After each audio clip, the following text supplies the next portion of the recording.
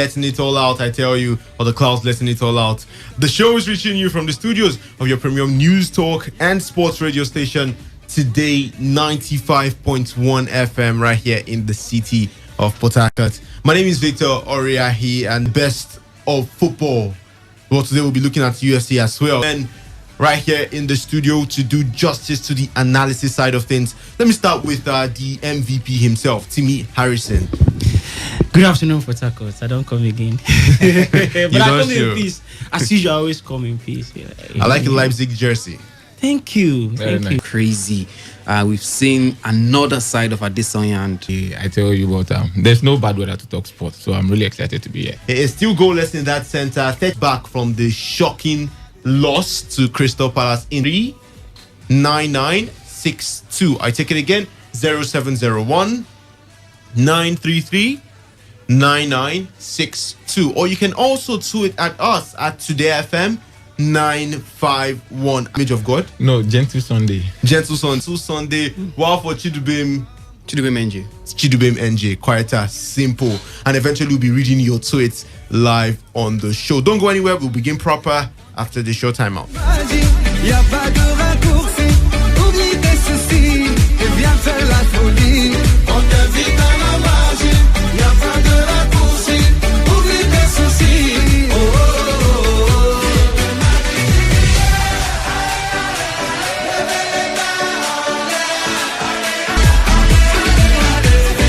Has just given Brighton and Hove Albion I think possible. It's under VAR. It's actually. Well, it was the penalty. The touch was minimal. He's been quite dominant at that right hand side. We're waiting to see if the decision will be final at the back of the net. And Neomope. He started the season on fire.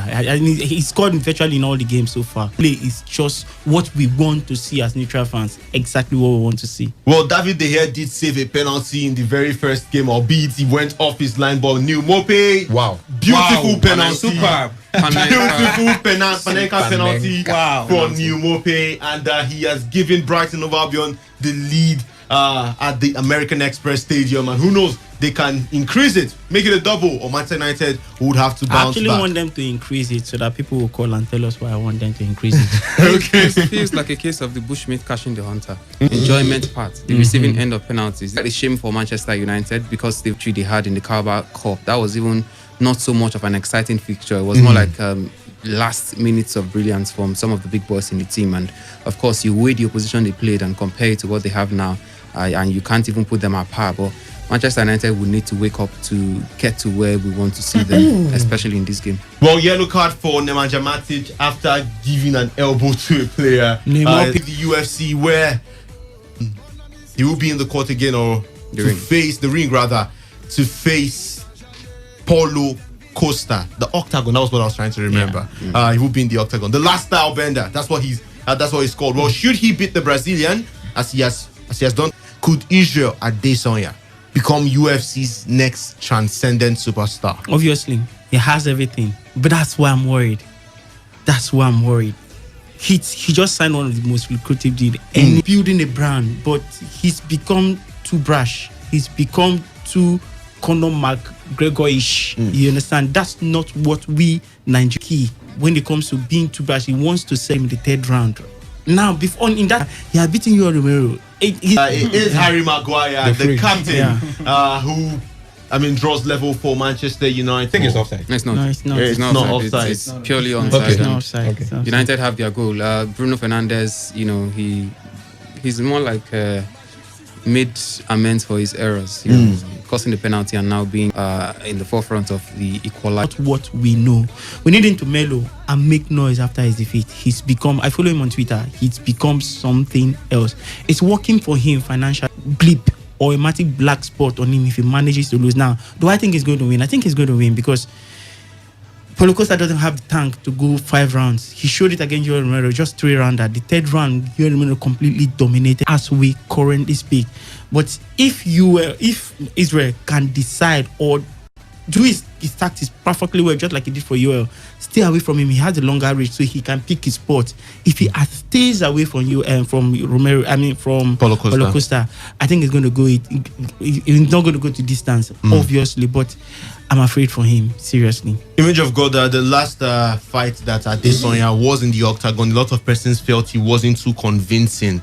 I think he had to rely on the judge's card killer fight, or he would try to. I'd like to start by, it was that, he came to Nigeria, he was just doing what was going on in the octagon, and then we saw what happened to him against Khabib Nurmagomedov. So at this point, I feel the PR stuff now, instead of he doesn't have the strongest punch in the punches that could just take him out of take out what's his name again? Paulo Costa. So I feel he's going to win this one. He has everything it takes. He has been doing it, and I feel this is 2 in the morning. Yeah, as of tomorrow morning, and that's when that fight will be going on. By the time we come for the first part of the show, we'll be letting you in on the result of that particular fight. But before we move to football, Chidubem, is Paulo Costa his biggest ever or his toughest ever challenge? I don't think so. Paulo Costa's talent, I don't think he's the strongest of opponents. To me, has already painted some picture about him already. I see him as more like a combination, or a watered-down combination now of Tyson Fury and Andy Ruiz. I say Tyson Fury because of the fact that Paulo Costa is a man that always goes at you. He's never drawn back. Yeah. He's always at you, but he's not got, and he's also got a strong punch of a certain Deontay Wilder, not Tyson Fury. Deontay Wilder and Andy Ruiz combination, it feels like that in the UFC now. So, I mean, the man Adesanya knows that this guy will always come at him, and also has a strong punch. But Adesanya is a wise boxer. He's got the tricks and flicks. I mean, that was a white belt and flung it at his face, and he returned the favor and did the kind like that. But I don't think Paulo Costa is that much of an opponent for him. Yes, the whole hype is there and everything. It's usual when it comes to combat sports. You have to keep to what the other guys have been saying. That, I mean, it feels like Adesanya is no longer the conventional guy we used to know. Quiet and drawn back, prim and proper.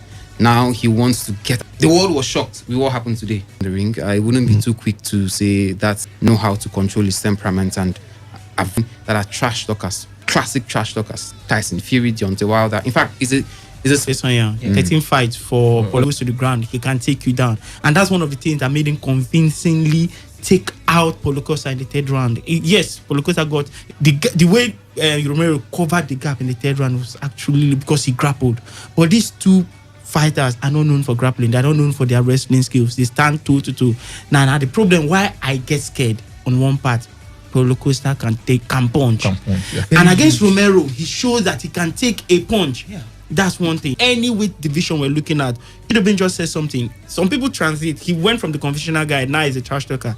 Now, some persons have transcended from being company Puma. He also graces Dutch. Well, we do hope. My most exciting moment, I was really so excited. It's Lincoln. Lincoln, yeah. Yeah, I'm wondering, it's Lincoln, so... Yeah, but they did their second team. Their second team, they played very well. Is it your moment? Yeah, that's my moment, so all right. I'm quite impressed. Okay. How about you? You eventually live in Barcelona and the climax of everything. You have players as far back as Daniel Alves. They're chipping in. Cesc Fabregas, they're chipping in. Like, this has been going on for far too long. Now, Bartomeu had a chance to come. Well, it's already halftime at that game. I asked myself if that was the only part of the play. Lamptey. Not too brightly. He didn't start so bright. Somehow equalized by Manchester United later. The youngster did dazzle like a million stars, and I could see some of them celebrating after he was taken out of that game. And, well, just a few days ago, he opened up on his decision. When you have fantastic people around you, he's always speaking to me about. He needed a new competition, he needed to be playing football, and so he decided to leave Chelsea. You said Lampard for choosing Rich James over Lamptey. I want to put it. There's something about Lampard. Anyhow, I'm just saying things. I did a setting Tariq Lamptey, not now when he came at sub. Graham Potter showed him that I want you. Remember they had Montoya, they had the former captain of Brighton. They were all playing that wing, but they brought him. They've restructured their team to fit him in his ways. He sees you sentimentally. He's too attached to you, especially if you're a pure British boy. He's done see football club, CFC, not Chelsea, British Football Club.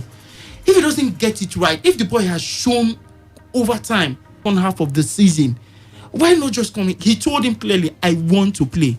Another manager, Cameron was running throughout the game 2003 seasons when brought in Phil Neville. He tormented Phil Neville. They moved Ronaldo. We all know the story how Sal never thought of Ronaldo. Good player. Because of his romance with United Academy, the boy never got to kick a ball. Zidane has 3 kids in Real Madrid. But you don't put sentiment to the detriment of a bigger picture. That's what Lampard is doing. That will be his bane in football if he doesn't realize himself sooner. Okay, well, Chidubem, Tariq Lamptey, do you think it's just initial gra-gra, or this guy is really a good player? Well, I think 3 games is quite a short time to know, despite the fact that he's shown us that he's a man to watch out for. He's a man that's... Would that be another penalty? It should be another penalty for Brighton and Hove Albion. Is it Connolly or Mbappe? Connolly. Oh my God. This another small boy showing himself. I think it was rough-handed there. Paul Pogba Another bringing hockey. down Aaron Connolly, and another penalty for Brighton and And a Hove yellow Albion card. with a The yellow two card holding for midfielders, yellow Paul cards. Pogba. It seems like you said it. Who said it? Was it Chidubem? That normally it's United in the receiving end of the penalty, but this season, Push me, don't catch Hunter. well, let's see if it will be. If New Mope will be able to make it 2 out of 2, and to just put Brighton and Hove Albion ahead of that one. I don't think it will be a VAR review, or there is a VAR. I think it's really soft, but they hardly change it. Give him machete, let him kill him before we know that it's soft. No, I think Contact, actually there's a contact. the contact is minimal, but they hardly change their decision. Yes, What's the the difference between this decision- contact and Christensen against Mane? No, Christensen is Jesus. very, very worse. No, Now. Christensen is no, too what's the hard. Don't difference? do that, please. Don't do that. Christensen He had his hug 2 hands. his on 2 Mane. hands over Well, Mane. the referee is going to the pitch side Yes. monitor to confirm if it's going to be a penalty. But I mean, what do you think about it, Chidubem? Was that a penalty for you? I think it was a penalty. Connor was faster than Paul Pogba in that instance, and he just gave him a nudge. You can see One. it there. You can see there was a nudge, a slight nudge, but these days we've seen softer penalties being given, and with He had his. he had To be fair to Pogba, he had his hand. He had his hand. It was First of all, he more held like- him back and took his hand up. That would break your stride. But just ask yourself, when I want to ask myself, it is a penalty. Ask yourself if it happens outside the. Foul is different from a penalty. No, you can no, give no, this as a foul. foul. so to speak, as an initial bloomer that would just particularly exceptional over a long period of time. The next big thing, they will become the next about them, but today it's not the same thing. One chance, 2 again. Okay, let me quickly disagree a little bit with Mr. Timmy, because any day A goal. He's I think offside. it's offside. He's offside. I think He's offside. it's ahead of the ball, right? He's ahead of the ball. Yes, He's that should be that goal should be. He called was off. offside and he didn't. Try to. The referee communicating with Cancelled in the space of 2 potential goals now. One was a potential goal, the other Okay. more like 2 key decisions. in Okay. 3 minutes. See any points? Keeping this guy on the bench. When my plan, you allow him to go somewhere else to. Loan now. If he's on loan now, he comes back. If this boy showed glimpses of himself, you could see a trajectory that the boy. Oh my goodness. goal over 3 Wow, players. it is still But then the goal still stands. Yes. And 2-1, it is United already back to do better than relegation battle. They bring in some good, fresh, little bit constructive in the defense. For me, if I were the coach, I would even tell Lam to, try. Defensive abilities Yeah, in their I life. think- against I think Newcastle You United. said just what happened. Yeah, It's because it right went back. too far. That is why that counter. Because they are passes playing that 3-5, they are playing 3-3, and he's playing like a wing back. He's Yeah. not playing like Yeah. a normal full back. That's the difference. No, he's asked to it's play, covering push from the up. two. No, he's asked to push up. It gives them an extra option when going forward. And if you check, most of the attack comes from his From him, wing. yeah. It's definitely. You understand? It's the way they are playing. They will definitely do well, and I hope they Okay. escape Let me the just relegation. say this about Brighton. Graham Potter took last season to figure out the team. He knows his team now. He knows how he wants to play. Now remember today they're missing Besuma. Yves Besuma. Yeah. Besuma Yeah. got a Who yellow card. did a scorpion yes, kick yes, a on scorpion someone's kick face. on Aaron's. I think Jamal Lewis. Yeah, Jamal Lewis, the former Norwich guy. The Lanana was. I think Lanana eventually, if he doesn't step his game up, will struggle for game time here because Besuma and I think it's match. They bust the midfield against Newcastle. And if you check the game against Chelsea, Lallana did well, but Besuma was the main. No. Oh my goodness. Brighton and Hove Albion keep falling down in the penalty area. Another calls for penalty, but it falls on deaf ears. Let me see. Game goes on. Let me see. I don't think it was a penalty. Harry Maguire. Nah, that's not a penalty. It should be. That is not a Look at penalty. it. But there's a push. Look at it. There's a push. That is not If a Connolly penalty. if he doesn't take time, he's going to get sent off in this game. That is not a penalty on planet Earth. Is- The defender has to do his Wow, job. it's becoming too much for him. That's a dive.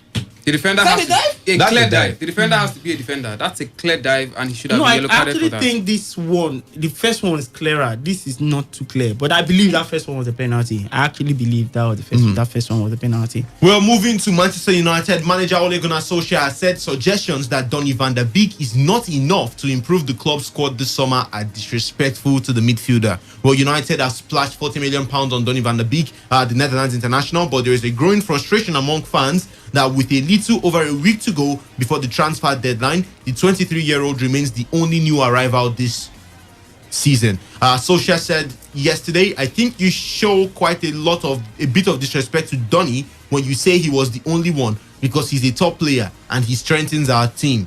Different clubs have to be allowed to do whatever they do and feel they can. We are working hard to have a competitive squad and a team. Well, let me start with you, Chidubim.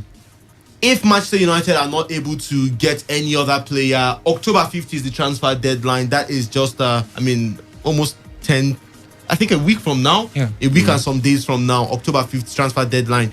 They are still chasing Jadon Sancho. We are hearing about Alex Telles from Porto. If United do not get any other signing, would Donny van der Beek be enough to help strengthen the team at least till January? I don't think so.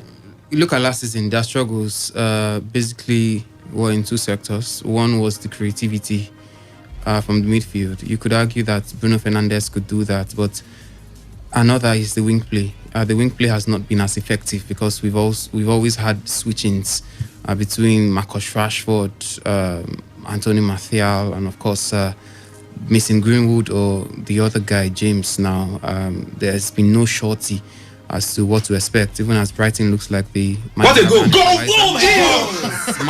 Smacks off the crossbar there. The crossbar. It's a match with that one, but unfortunately, Brighton, a second time unlucky there with the crossbar, denying them. I think they are going to get Actually, something out of guys this are game. pushing very This is hard. the I think they are third going to time. get something out of this game. The third time Brighton and Hove Albion are hitting the crossbar in this very game. lovely. Deep. So, It was. David knew absolutely nothing about that one. Stretched his leg to full length, but it couldn't be enough to stop that ball from hitting the crossbar. Brighton will count their chances and probably blame the crossbar at the end. Okay, well, still talking about United. I was talking about the wings, and I'm thinking they need effectivity. They need to be effective on that wing, and that's why I think Sancho. I'm talking like a reverse man now. Sancho, more like, is still an option, or more like a German. He's still an option on that wings. I think they need his directness and effectivity so that we can see Rashford and of course the other man Marseille get into action. But questions have also been asked about the goal scoring of Manchester United, which was a huge problem last season. Where are the goals going to come from this season? That question is still yet to be answered. I'm not sure. Martial and Rashford have never been players to give you 20 goals a season in the league, and I'm skeptical that that's going to be the position this time for them. Pogba himself plays too deep. Bruno Fernandes maybe has 1 or 2, 3, 4, 10 goals in him, but doesn't look like the man too that's going to be giving you 20 goals a season. So you ask yourself, can the pockets of 15, 14, 13 goals here and there be able to carry Manchester United throughout the season as a proper top 4 club they want to be this season? That's a huge question to be answered, and I think that with what they have, they are not yet at that level where they can score as many goals as would be enough to carry them, even as we see them on another rampaging counter-attack here, spearheaded by Paul Pogba, I think this time, but the ball was notched away nicely by Brighton and United. By Lamptey. Lamptey Well, in defensive duties. I tell you, it's been an exciting game. 2-1 it is in favor of Manchester United at the American Express Stadium. 62 minutes of action already gone in that center, and it looks like we will just be serving off some more goals. We're still talking about United. Solskjaer, who was forced to omit a number of senior players from the matchday squad for the defeat to Crystal Palace with Jesse Lingard, Guamata, Nemanja Matic, Andres Pereira, Chris Smalling, Marcos Rojo, Sergio Romero, Phil Jones, Axel Tuanzebe, Brandon Williams, and Diego Dalot, all missing out, has accepted that he will not be able to keep everyone happy, but insists he will need a big squad to cope with the hectic schedule this season. He said there are players here who don't get match time for sure, and some of them will not be happy playing as little as they do when they feel they deserve to play more. Then again, it is a long and hard season, so the team you pick in the first league game is not going to be the same as in the 10th league game, and definitely not towards the end. It's up to each and every individual to be closer to selection and getting into the team and working hard every single day. Timmy, you have such a big squad, but would you say it's quantity in United and not quality? Big bag of dead wood. Don't say that. It's actually funny you asking me to talk about Man United. So let me just try to keep my bias aside. First of all, Chris Smalling doesn't want to be close to Man United right now. He's pushing massively for his move. He wants to move to Roma. He had a fantastic season last season. Why keep him? You know the problem with managers like Ole. They don't have the charisma. They don't have the personality to hold a player that's not playing and stop him from throwing tantrums. That's what. If Ferguson will keep you on the bench for 15 straight matches and he plays you and he expects you to give 120% because he has that persona, because he has that characteristics. Ole doesn't actually have it, and that's what works against him. There are sometimes you just have to let some players go. The man is too goody two shoes. Sometimes I wonder why he's the manager. You check something else. Some of these youngsters that are coming in are actually really good. They're actually really good. So sometimes you just let those other ones that you know might cause rancor in your dressing room to leave. Why are you keeping Mata when you know he's not going to get game time? Why are you keeping Smalling? You have Jones, who obviously there's no offers for him, so he's going to stay. You understand? You have Bailly, so you already have six central defenders. So why keep one? You just have to let one go. If Chelsea, as at today, even contemplating of letting Rudiger go, because you need a dressing room that's harmonized. You don't want people frowning. You don't want people complaining. If you have positions like that you have issues, then it becomes a problem. Do they need Jandro Sancho? Absolutely not. What do they need? They need a proper central defender, a proper centre back. That's what they need, because at the wings they are spoiled for choices. And what's so important again, those wingers we're talking about are really young. Check their ages: 21, 20. Martial is how many? 23. How old is Rashford? How old is James? Greenwood is just 19. So you have players that even if they get a knock, it's not going to take them long for them to bounce back and come in. What they need, I think, for the first time that I agreed with just class of 92, when they said what Man U actually needs is a proper centre back or two. Then allow people like Phil Jones, allow people like Chris Smalling to move on, so that you can rotate the system. You see, one player, you saw Chelsea's game against Chelsea's game on Tuesday. Just the presence of Thiago Silva, you could see the lift. You could see a calmness in that defense. That's what they need. They don't need a Sancho because it's money that they don't have to spend. Don't waste it.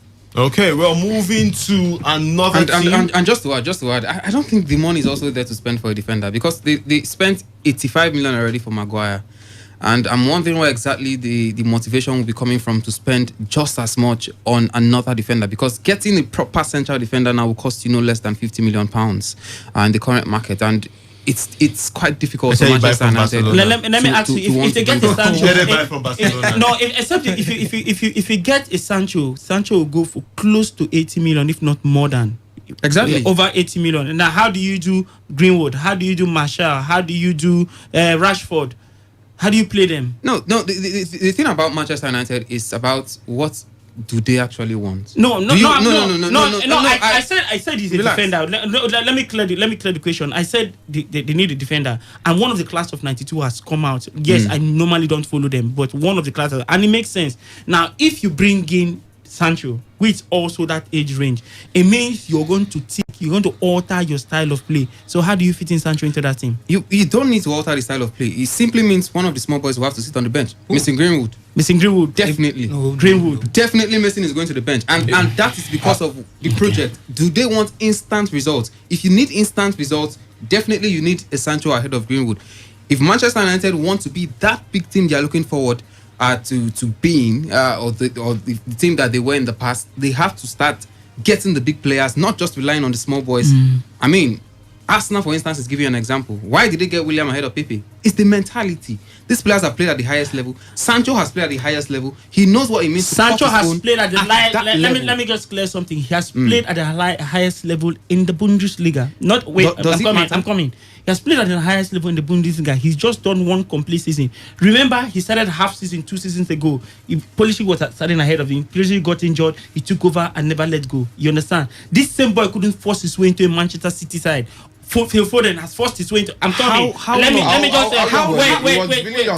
Wait. How old is Foden? What was how old is Foden? How old is Foden? Left. He was really young. He was 16 years old then. No. How old is Foden? Now let me just. Foden has not come in fully into the City side. Let me tell you something. You know Foden is not a mainstay in the City side. Right now he is. No, he's not. Because a lot of the players. All the big games he started. All the players. Right now, even before the Champions League when they got knocked out, he played. He played ahead of Mahrez. Silva was injured. No, Silva wasn't. Bernardo Silva wasn't there. Bernardo Silva wasn't there. Let me tell you why I'm saying this. Go on. If Foden has got game time in the Premiership, then I'll say that is instant result. Instantly he's going to perform. There is no guarantee that he's going to perform if it comes to the Premiership. You understand? The other persons you're talking about, you mentioned somebody. The name you mentioned who brought in William. Yeah, William has. It's 8 seasons in Chelsea. He already knows the league. Pepe came in from Lille. He struggled. So William already knows the league. He knows the tempo. He knows how to sort himself. It actually matters. Did Haaland know the Bundesliga before he went to Dortmund? We're talking about. Did Pulisic? No. We're talking about different leagues here. No. Did Pulisic know the English Premier League before he came here? Kai Havertz, did he know the Premier League before? Did Timo Werner know the English Premier League before he came here? You have to get into a league to get used to it. If you don't know manufacturer experience, if you are good, you can exactly. You can cut it anywhere. I don't buy into that sentiment of. Should I tell you players that are good that couldn't cut it? Sancho started from the English League. No, surely we can't forget the fact that Sancho was built up in the English Premier League. It's not like a player that started off in the Bundesliga. He's built up in the Manchester City Academy. Let's correct it. In the English Premier League, are they in Germany? No, Manchester City Academy. Is the academy in Germany? No, it doesn't matter. It's not the Premiership. Manchester City Academy is not the Premiership because the quality of opposition you get is different. That's why so many. I'm coming. Of the English style. Okay. English style of football now. Which English style of football? Piqué left Barcelona Academy, came to Manchester United, tried instantly. They sought for him back. Ferguson didn't want him to go, but he wanted to go back to his roots.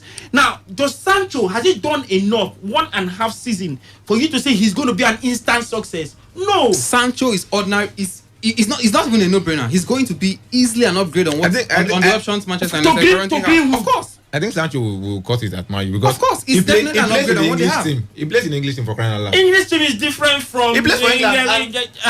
Most of the players in English team he's familiar with them. They play in the Premier League. What are we not talking about? I think a lot of us are being disrespectful to Sancho and maybe the German Bundesliga. I mean, why exactly would you think that because he's been in the German Bundesliga he's not going to cut it here? I think as much as they need a central midfielder, which I think is also priority, they are cautious of the spending, and they are also cautious of the fact that they spent on Harry Maguire and they think he's yet to get them what they spend the money on, and they are waiting for him patiently to get to that level where they expected him to be. You need Maguire two central defenders, not one. No. The issue is not with Maguire. The issue is others around him. Hold on. Ole doesn't have the faith in Bailly. Now, obviously, Lindelof is not giving him the goods. That's why you need another person. It's about the timing. Which timing? It's about the timing. You want to pay 80 million when your back is leaking. Who is Van Dijk's partner in Liverpool? Gomez. How good is Gomez compared to Van Dijk? Come on. Gomez struggled before Van Dijk came in. Huh? The same thing, Manchester United were expecting that when Maguire was going to come into the club, he was going to bring that stability that he lacked, that figurehead, the leadership they lacked in that defense. That's what they expected of Maguire. But unfortunately, he's not gotten them that, and they are trying to give him some time, see if he can stay out this season, if he can come up with the goods again this time around. If he comes up with that, good and fine. If after this season that doesn't happen, then they can move ahead for the next season and sell him. Probably sell him or get someone else. That's if it's not working. Just like other clubs, maybe we'll be thinking about selling their big players, which I wouldn't even subscribe to in the first place, because the kind of money he spent on him, I don't think it's going to be wise to sell him. But I'm saying at this point, they should be concerned about getting the goals, because it was a major worry for them last season. It wasn't a major worry. It was a major worry for them last season. It wasn't a worry. Enough goals. Let me tell you something. Carry them along. If you check your stats now, which I rarely do, if you check them, Manchester United was one of the top scorers in the Premier, top 5 top scorers in the Premiership. Now, this particular season, and if last season, issue of conceding goals was just a problem. It has been their bane. How many goals did Rashford? Rashford scored 23 goals, I think. But Martial scored 23 goals. Not in the league, generally. Now, throughout. How many did Rashford score? 22. So you have two players already contributing 45 goals for Greenwood. you. And add Greenwood that went into double figures. Goals was not their issue. Their issue has been defending. Clear. You have a team that has. How many goals did Bruno Fernandes come late, mid-January? How many goals did he contribute to the team? So you look at that, their front four contributed over 60 goals. And you're telling me goals is a problem? And you think 60 goals is enough to carry Manchester United? No, but when it comes to the front line, it's enough. At least it's okay. Okay, well, we move on to Stamford Bridge this time.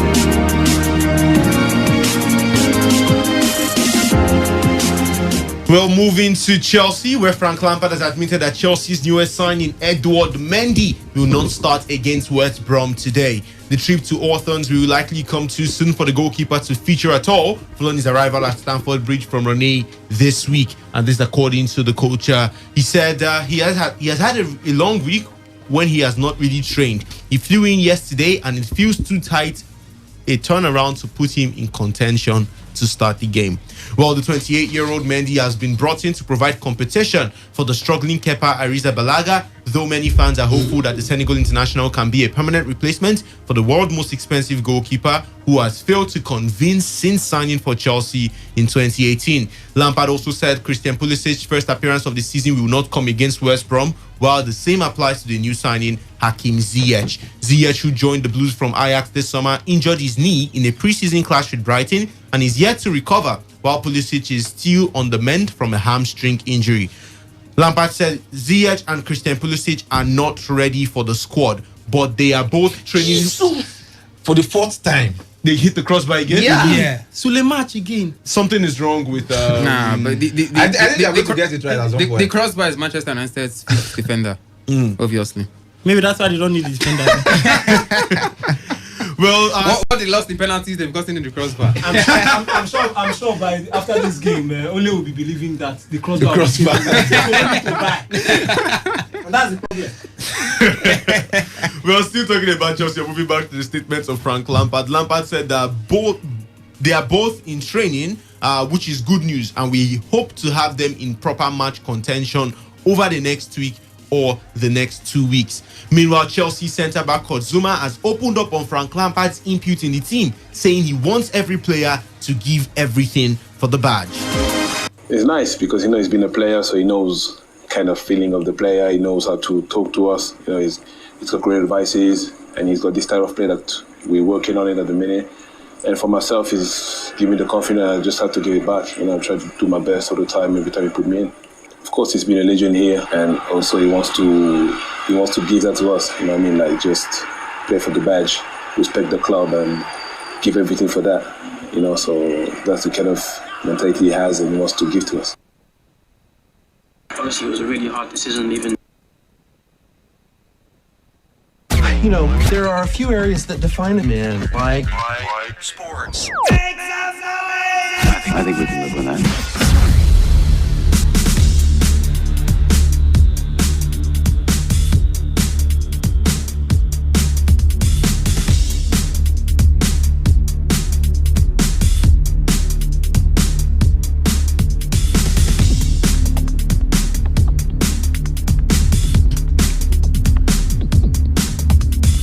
Well, the Frenchman, Kurt Zouma, also spoke about the new signing as well as goalkeeper Edouard Mendy. A lot of new players, you try to help to come there to make them fit in very well, very quick. We don't have much time, but at least they all speak English, so it's easier, which is good. Okay, Thiago is English, he's not good. Yeah. We speak French, so I can speak French to him and understand very quick. Hopefully he's going to bring all of his quality in the team. There will be more competition, and that will make everyone better, I guess, and I hope. So just we've got to help him fit in the team too. Hopefully he speaks English. I don't know if he talks English yet, but we'll help him. I know he speaks French, so I'll be one of, maybe me, NG, and all the guys here. We'll try to help him. Zouma further reviewed the team's targets for the new season. Well, we see big. We got a great team. Like I said, new players came in, great qualities. You want to reach the top. We got the quality for that.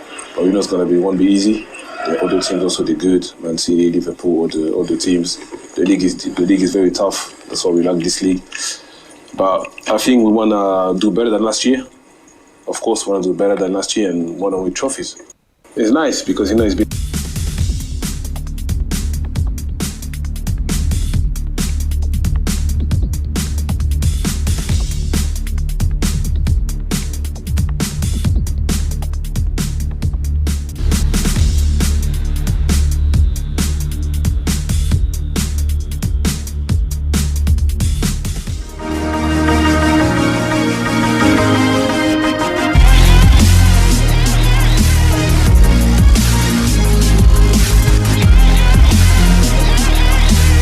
Well, that was Kurt Zouma speaking about a number of things going on in Chelsea, talking about the new signings as well. It says, thankfully, they all speak English. Let's start with the new guy, the one who arrived just a few days ago, Edouard Mendy.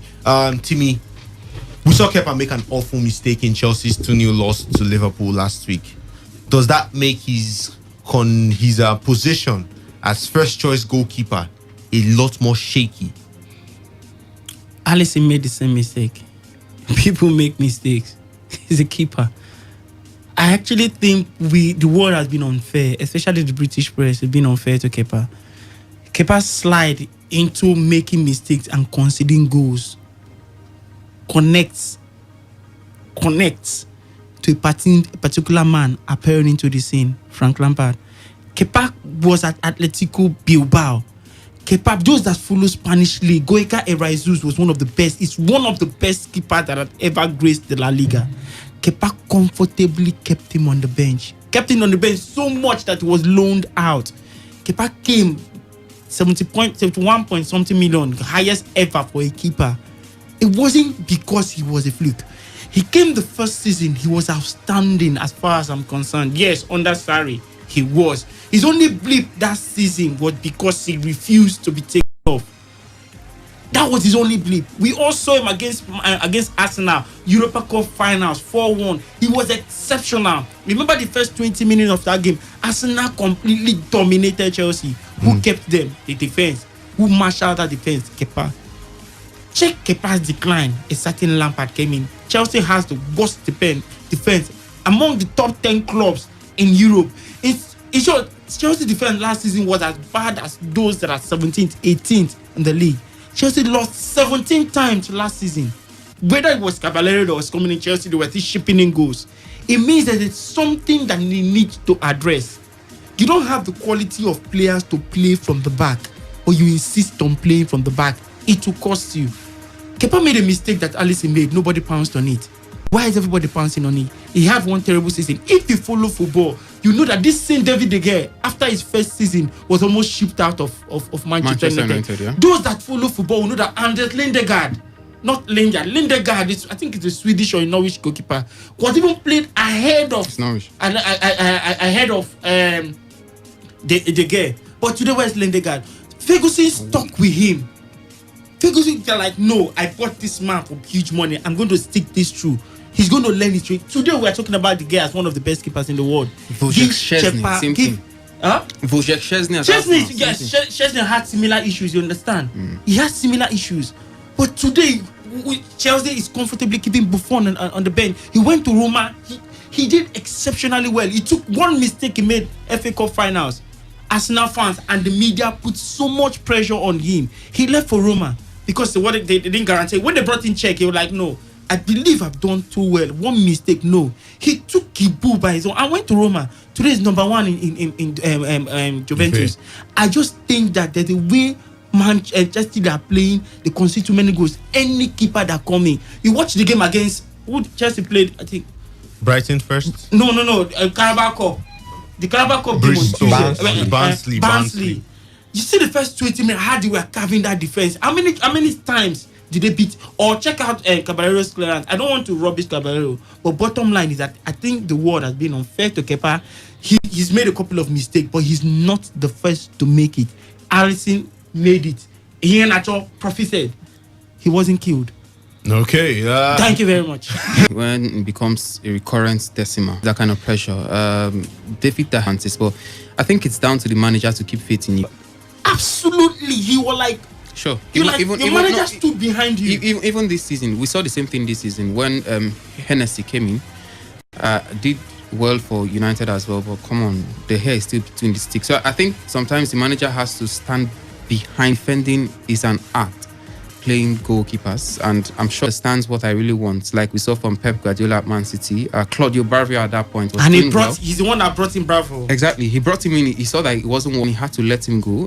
Caballero playing from the back, so maybe main goalkeeper from the little I've seen of him. Chelsea wants to keep the three of them. Chelsea wants to keep it. They're playing further. Peter Cech now trains with the team. He trains with the team back, and that's all he needs. Peter Cech now is not his role. But he just came to Manchester, like he was so confident.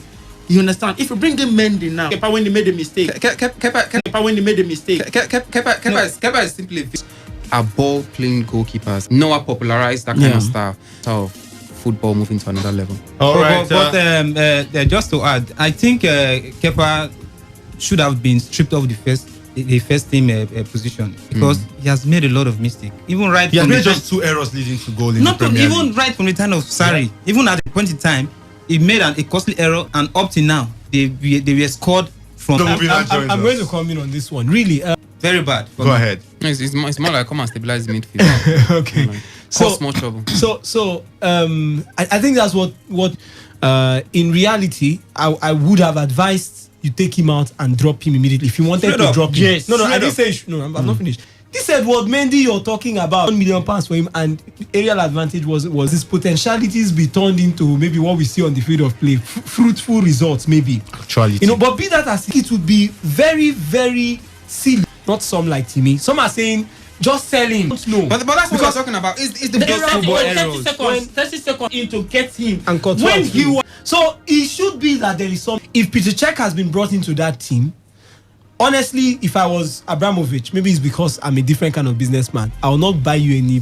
Maybe I'll buy. I'm not saying it's one thing or the other, but in reality, it could also mean. I'm really on this side that young man is lacking of the fact that maybe could have made it 2-2 in the point in this game. Bad finish Might be confidence, and I'll put my bet on this particular thing I'm saying, that the problem might just be either confidence, strength. At 19, 20, 21 years old, this will actually drop the confidence of the confidence. I'm still saying it. I have no doubt that Kepa has the quality.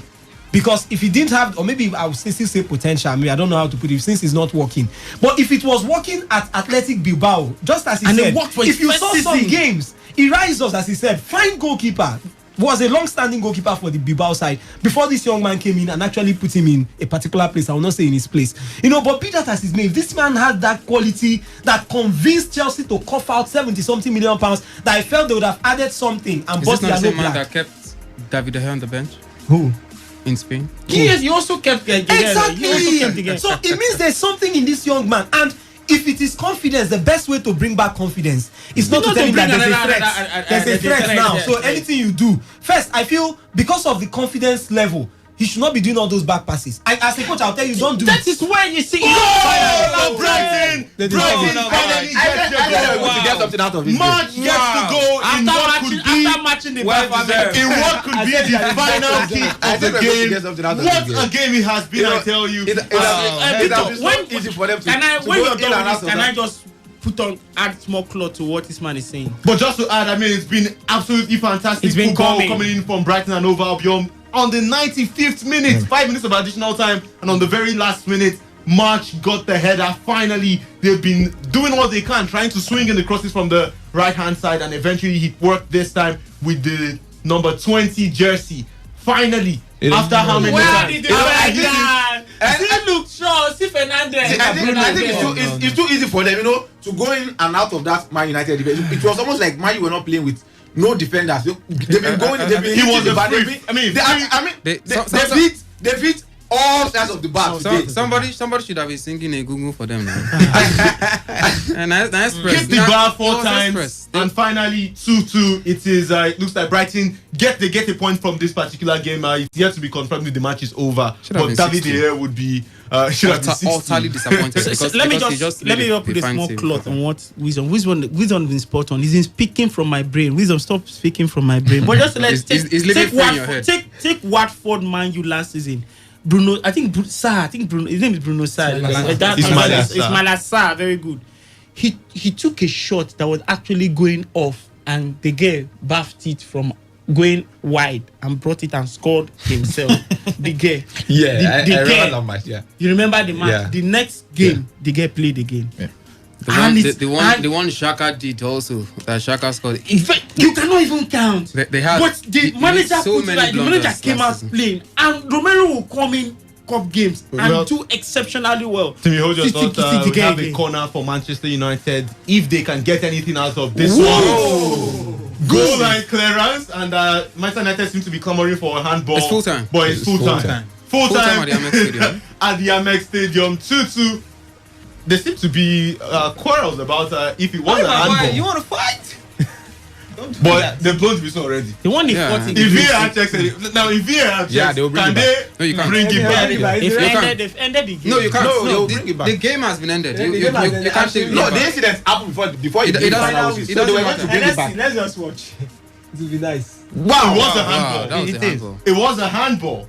I think but then the final whistle is blown. They are going to give the penalty. That's why I said they should wait. Let them check. We wait to see what would happen if the penalty would be given to Manchester United. So the referee is going to the pitch side monitor. They are going to give the full time. It's already full time, but the referee is currently going to the pitch side monitor, and things could just go from bad to worse for Brighton and Hove Albion. How else to define disappointing? How else to define heartbreaking? Neil Mope from hero to so much to talk about. It's a mistake. The Brighton guys will be wondering, the final whistle should have been blown a few minutes ago. It was 95 minutes. Now it got into 97 minutes before this incident. That's a penalty. It's a penalty. The hand is raised. That's a penalty. It's not supposed to speak in a natural position. Every single person, every single player. It's a penalty for United after the full-time whistle. They record the game back. A penalty for United. Neil Mope is shell-shocked, and then it will see who would be the hero of the game if whoever takes the penalty. Bruno Fernandes. Bruno, obviously. Or maybe the goalkeeper of Brighton and Hove Albion can pull up a save. You never can tell, but amazing drama right there at the American Express Stadium. So sad for Neil Mope after fighting so hard to get that to get the second goal to draw level, and finally a penalty awarded to. We should be saying how come that Connolly's own wasn't the penalty? because there was contact. That is it. In the land, in the land of let's not go back. in the land of England, the destiny.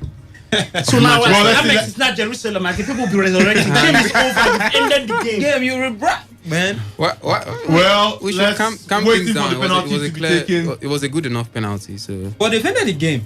it doesn't matter. It doesn't matter. In hindsight, now I think it doesn't matter because it actually happened during the game. Would Fernandez be able to score? I told you That don't bring is back going the to game, be man. the big question. He would have to. He ought to finish off what they started.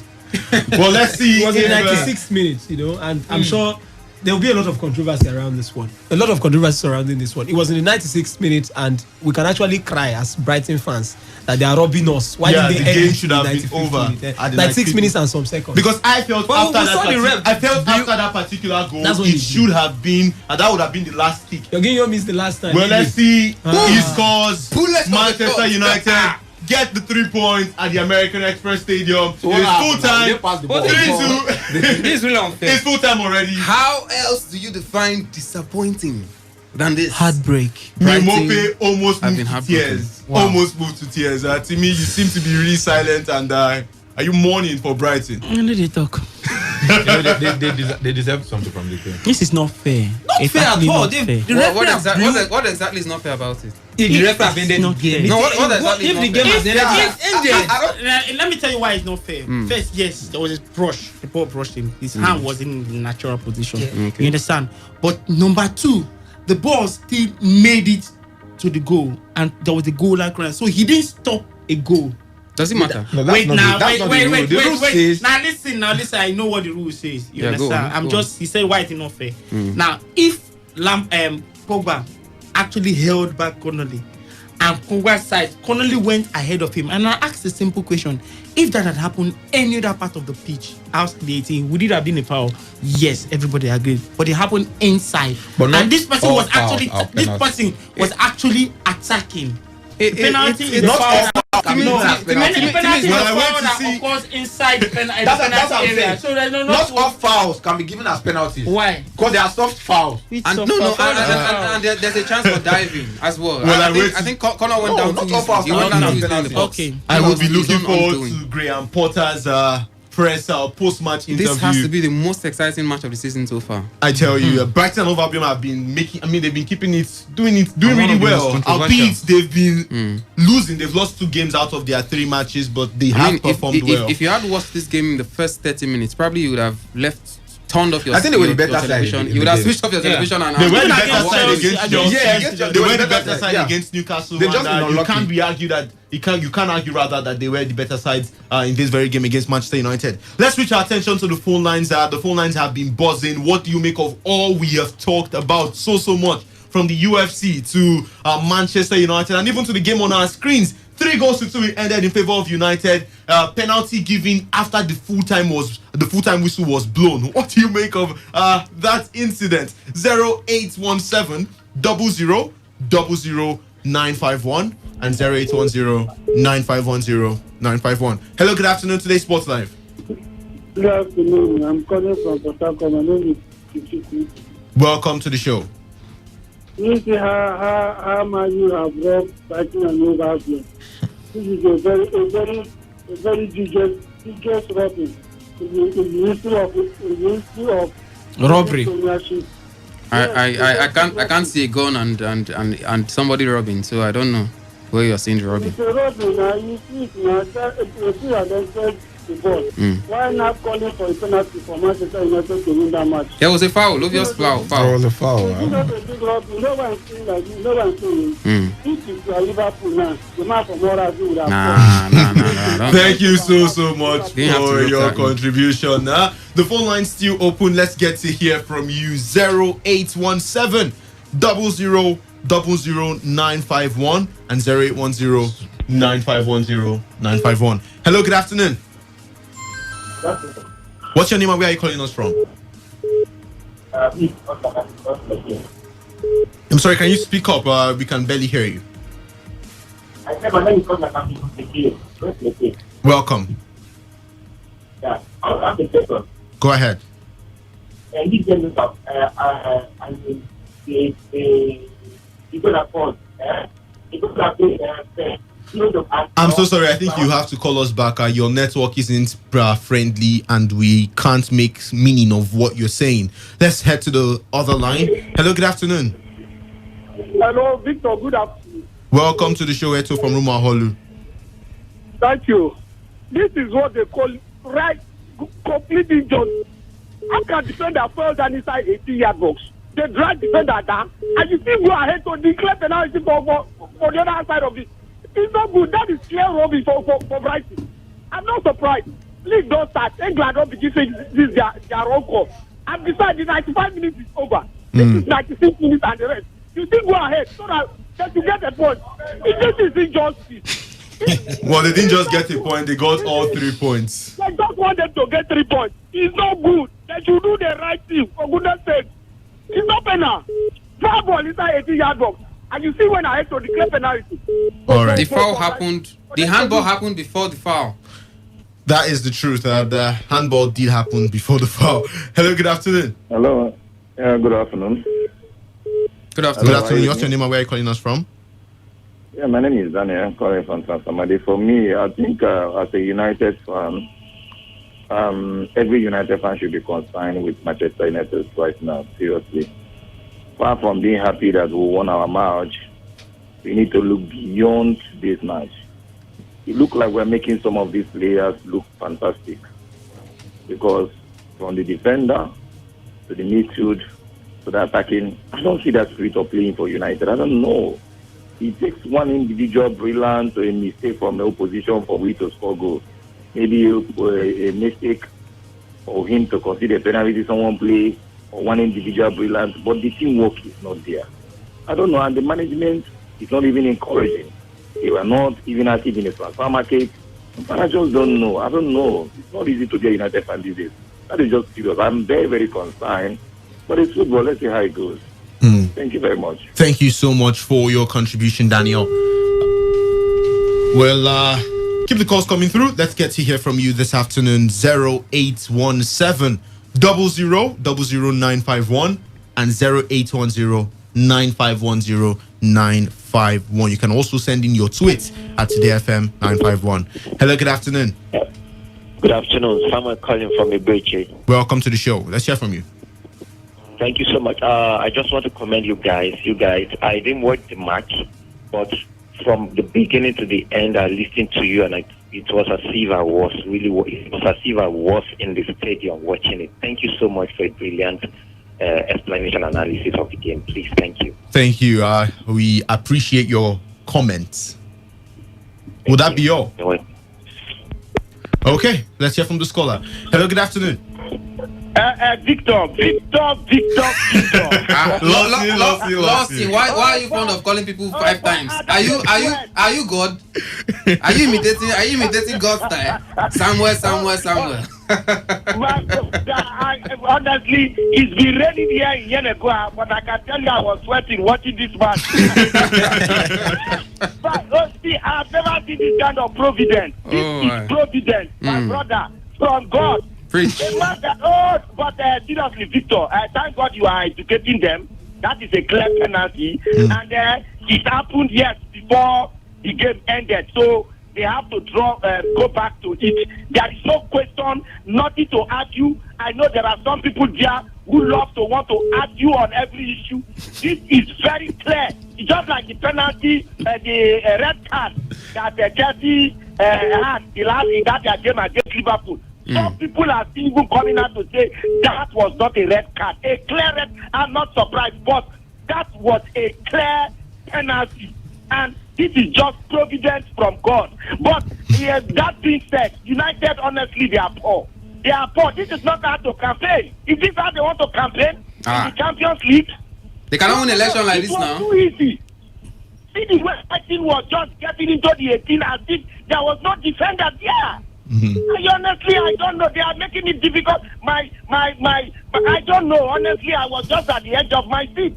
Early in the season, they have to do something. Ole has to do something. United but has to do something. This is not how to campaign at all. If we keep struggling like this, even in the Premier League, we can't the way the Premier League is right now. There are a lot of people who want to make top 4. If we play like this, I can tell you, yes, we can. Even Everton, when I look at Everton most times, I'm even afraid.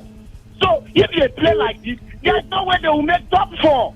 Honestly, I'm not impressed. Victor, yes, I take the 3 points. I'm happy. At least I can eat well now. But it is not a good thing. And Victor, please see. You know, Obasanjo just said something. The former president. He said when he was in the army, one of the lessons he learned in the army was that you do not reinforce failure. Don't reinforce failure, because if you try to reinforce failure, that organization will never make progress.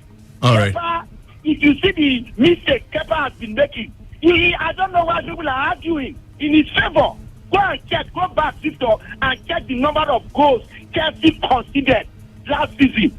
Then you will know that guy is not good enough. You understand? He's not good enough. So either you sell him, keep him on the bench, and then use the Mendy that they said 22 million. It's not joke. Okay. Use him and last fee. Thank you so much. It's a failure. Lawson from Yenugoa for your contribution. Let's hear from this caller. Hello, good afternoon. Yeah, my name is Martin, calling from Port. Welcome to the show. Okay. Well, I'm quite surprised to hear that today is the first day that all they have played a match and exhausted the extra time and the match is still going. I'm so surprised why people are saying, because we are watching the match from day one, and sometimes they can give 4 minutes and the game still continues even 7 minutes. So I don't know why we are complaining about this. Is it because it's Manchester United? So let me talk about the Chelsea goalkeeper. I still remember when the year came in and he wasn't performing well. They still give him some time. So I think he's very under pressure, and the way and every day this thing is just going on, and I think his confidence is going down. I think they should just give it and maybe one more season. If he doesn't perform well, then they should throw him off the chart. Thank you very much. Thank you so much for your contribution. Hello. Yeah, good afternoon. Good afternoon. What's your name and where are you calling us from? Yeah, it's Moses. I'm calling from Port Harcourt. Moses from Port Harcourt. Go ahead with your contribution. Please keep it, Moses, keep it civil. Thank you. Okay, okay, please, I think that penalty shouldn't have stand, because I used to play PSG. I wanted to win in Champions League in PSG when I was playing the ball touched the penalty. I wanted to take it, but they blew the referee, so I did not even score. The game ended like that, so it shouldn't have stand. So I think that ref, they should swap that ref. Thank you so much, Moses. It's PS and football. That's nothing different. One and game, one and real life. But I feel your frustration. We needed that comic break. Well, you can also send your text and WhatsApp messages to 0701 933 9962. The phone line's still buzzing. Let's hear from more callers. Hello, good afternoon. Hello, good afternoon. What's your name and where are you calling us from? My name is Justin. I'm calling from Oyibo. Go ahead with your contribution, Justin. Actually, I'm a Chelsea fan. I want to talk about Kepa and his lack of confidence. Go ahead. Yeah, the issue concerning Kepa lack of confidence was because of the defenders. Kepa lacked defense. Hello? Justin? Hello? Okay, go ahead with your contribution. Kepa lacks defenders. That's why he doesn't have confidence with the ball. He doesn't trust those defenders anymore. So he's afraid of any shot coming because there's no defender to block it. Okay. All right. So that's my point. Thank you so much, Justin, for your contribution. Hello, good afternoon. Good afternoon to you, Savi. All the way from the Taproots, the real gift. Thank you very much. Good afternoon to my teams in the studio. Good afternoon, the real gift. Thank you very much. For my good friend, Mr. Lawson, I want him to remember that the cane used on the first wife is not thrown away, but reserved somewhere for the second wife. Today, you don't get them their way, but eventually it happens against them tomorrow so that they won't complain. Because for me, yes, an incident occurred. Now, at what point, looking at the time, extra time is 5 minutes. Brighton scored exactly 95 minutes, is it not? Yeah. Between that time they scored How come the final whistle was not blown? And then after the handball, the final whistle has gone. And then you now tell me you have to reverse the game. For goodness sake, what are we talking about here? I'm not saying it wasn't a handball. But looking at the time, for goodness sake, is it that you cannot shift the time to suit you at every point in time? No, now. That's why sometimes we complain about the UK VAR, because their own VAR is as though their rule they come before the V. Let me talk about Chelsea. Go ahead. Or whatever. As far as I'm concerned, I said it from the outset. Spending that amount of money to get that goalkeeper was outrageous. Chelsea performed in his first season. They say in my community, when your father asks you to go and steal, you steal with confidence. How come Kepa is no longer with confidence when it comes to when he mounts the stakes for Chelsea? It tells me that indeed it is either Lampard is not living up to expectation, or you look at the defense line. Sometimes the goalkeeper performs better when even the defense is good. It's not a question of when the defense is porous and then you expect the goalkeeper to perform magic. If you want to offload him, offload him. If you don't want to, don't tell me that because of competition, you bring in Mendy. Okay. If Mendy now take over, what happens? As far as I'm concerned, Lampard should look at his defense line also and employ a psychologist. All right. For this guy, not to tell me what he's telling me. Thank you very much. Thank you so much, the real gift calling in from Yenugua. Let's hear from the caller. Good afternoon. Welcome to today's Sports Live. Faith, you are welcome to the show. Thank you. Good afternoon to your colleagues in the studio. Good afternoon, Faith. I'm not really happy for what they did against Brighton. Though. It was not fair at all. It's just I was one of the players. I would just roll on that pitch and start crying. I'll go on that strike for what they did against. It's not right at all. As for Lampard and the player he allowed to be sold to Brighton. Lamptey. Yeah, I think, if this player is not working according to, let's see how you want your team to be set up. Yeah, I think it's just right that you let go of him. Although, I don't know, but it seems like to me it's probably right with what's said about Lampard being sentimental about English people, and I think it's really going. Caller, before we move to other games. Hello, Victor. Please, I called back briefly. When I first called, I didn't even greet the sports crew. Please, sports crew, I greet all of you. We salute you. Yes. Seriously, Victor, let it not be that now that I was just thinking. Now that Mendy has arrived, let it not be that it is now. Don't forget what happened between Drogba and Shevchenko. Let it not be that now that this young goalkeeper is here, that is when Kepa will now begin to perform. You understand? So that is the fear now. Yes, maybe when there is competition, who knows? Maybe he will start performing. So maybe Lampard can just put him and see how far, whether maybe he can start performing. But otherwise, I think it's a failure and it should be kept on the bench. Thank you. Thank you so much, Lawson from Yenugua. Well, in just 15 minutes' time, another game will be played in the English Premier League. Crystal Palace will be up against Everton. The lineup of that match is already out. Crystal Palace will be playing in a 4-4-2 formation. Vicente Guaita starts and goal for them. The four-man defense is Joe Ward, Chiku Kuyate, Mamadou Sakho, and Tyrick Mitchell. While Eberechi Eze makes his debut start, you want to say, to the Premier League. Normally he comes off the bench, but this time he's been given the nod to start the game.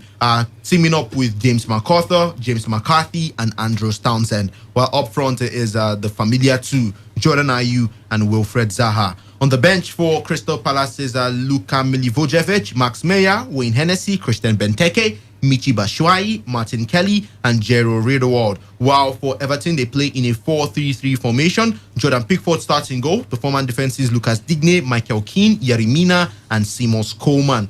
Andre Gomez, Alan, and Abdullahi Doucouré makes up the midfield trio, while up front is Richarlison operating from the left flank, James Rodriguez from the right flank, and Dominic Calvert-Lewin being the number 9 striker. On the bench for Everton is John Joe Kenny, Garfield Sigurdsson, Alex Iwobi, Bernard, Tom Davies, Moise Keane, and Jonas Lucy.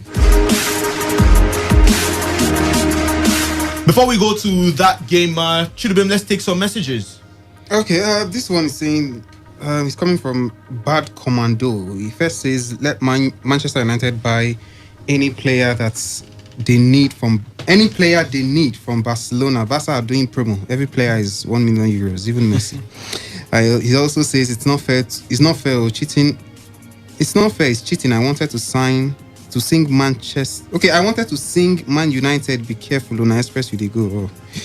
Okay, that was quite complicated. This one is saying I'm not shocked because I know that they are Manchester United. That's coming from Igalo from Eneka. Hello guys, please I want to ask a question and please I need an answer from you guys. Chelsea needed a keeper to compete with Kepa or replace him.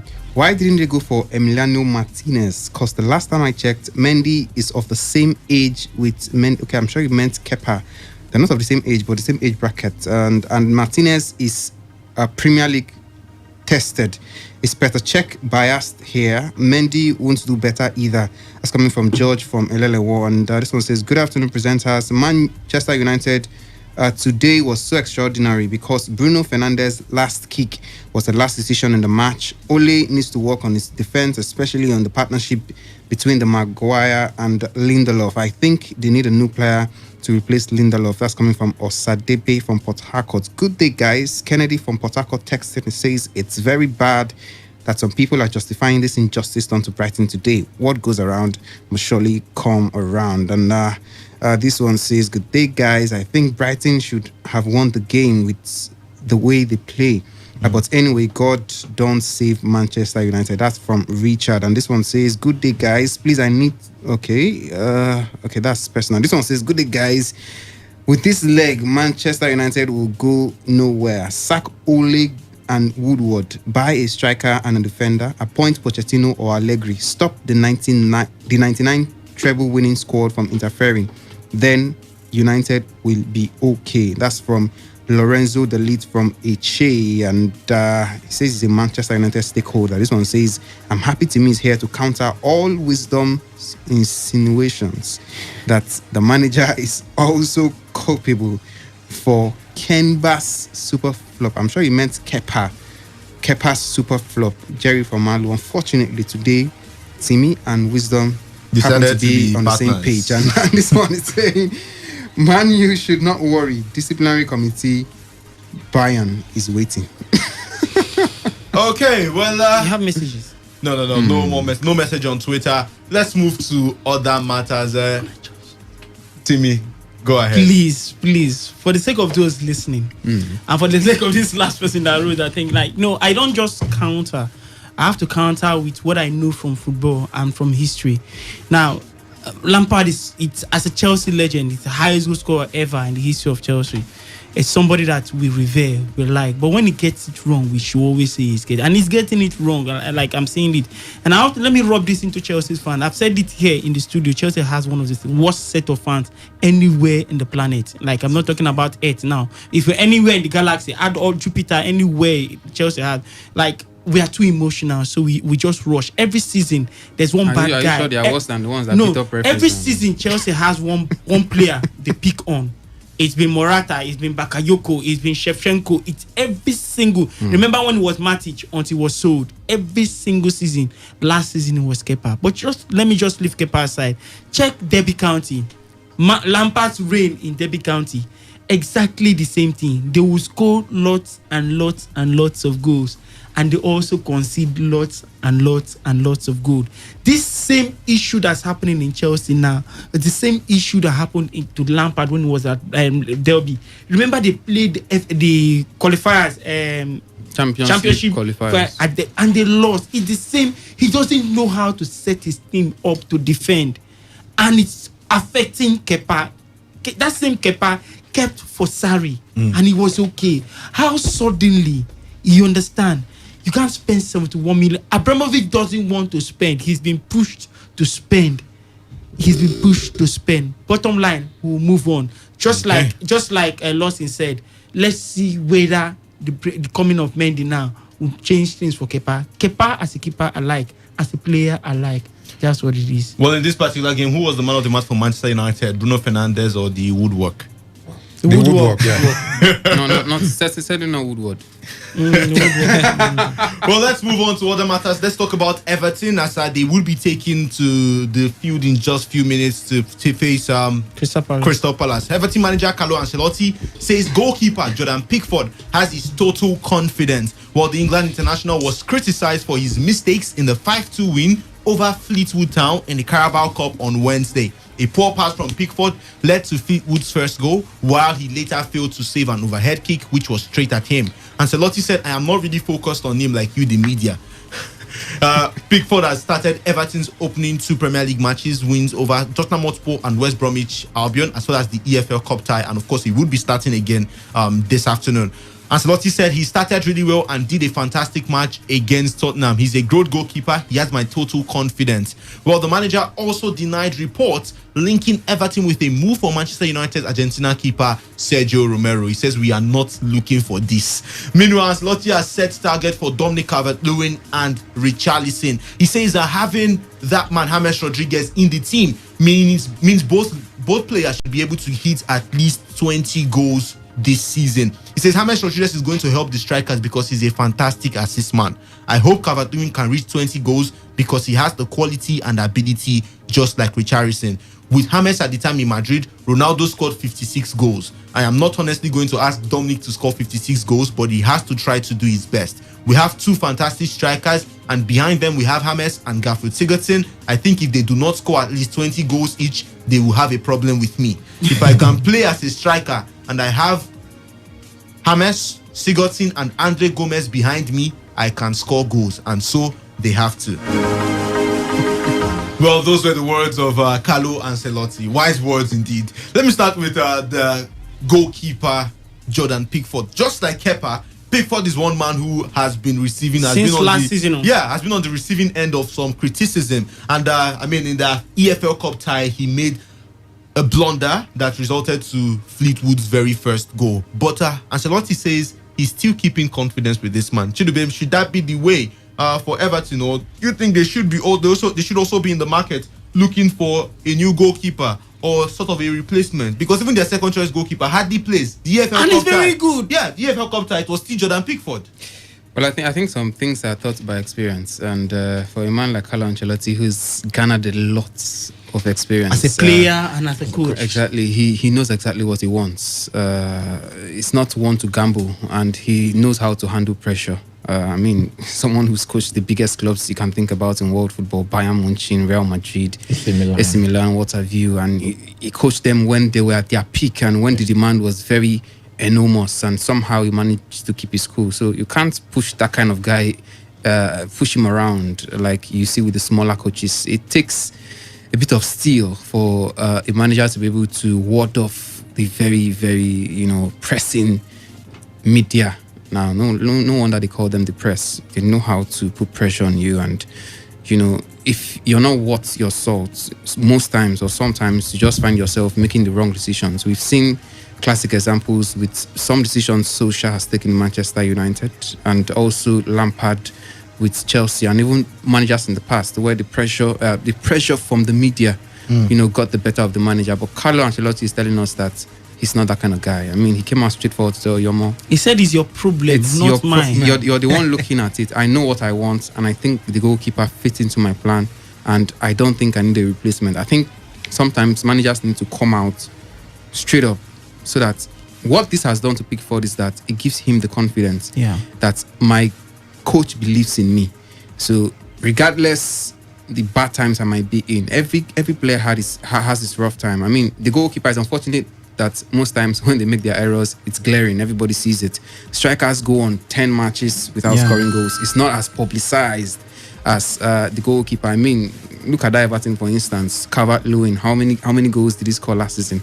The media didn't come out to shout, "Oh, Calvert-Lewin is not scoring goals every other match." But Pickford, 1 or 2 pockets of errors, and everybody just goes, "Wow, he's no longer good." Perhaps because he's English number 1, but I don't think it's enough. And I think Ancelotti has done perfectly well. Come out straight up, tell us, build the confidence on the goalkeeper that he's actually the man for you, and also it gives that air of confidence, not just for the goalkeeper now, the players. The players now know that they have a manager who trusts in them, who can protect them, who can protect them, who is not just bullied by what other people say about them, and it's a good thing for the club.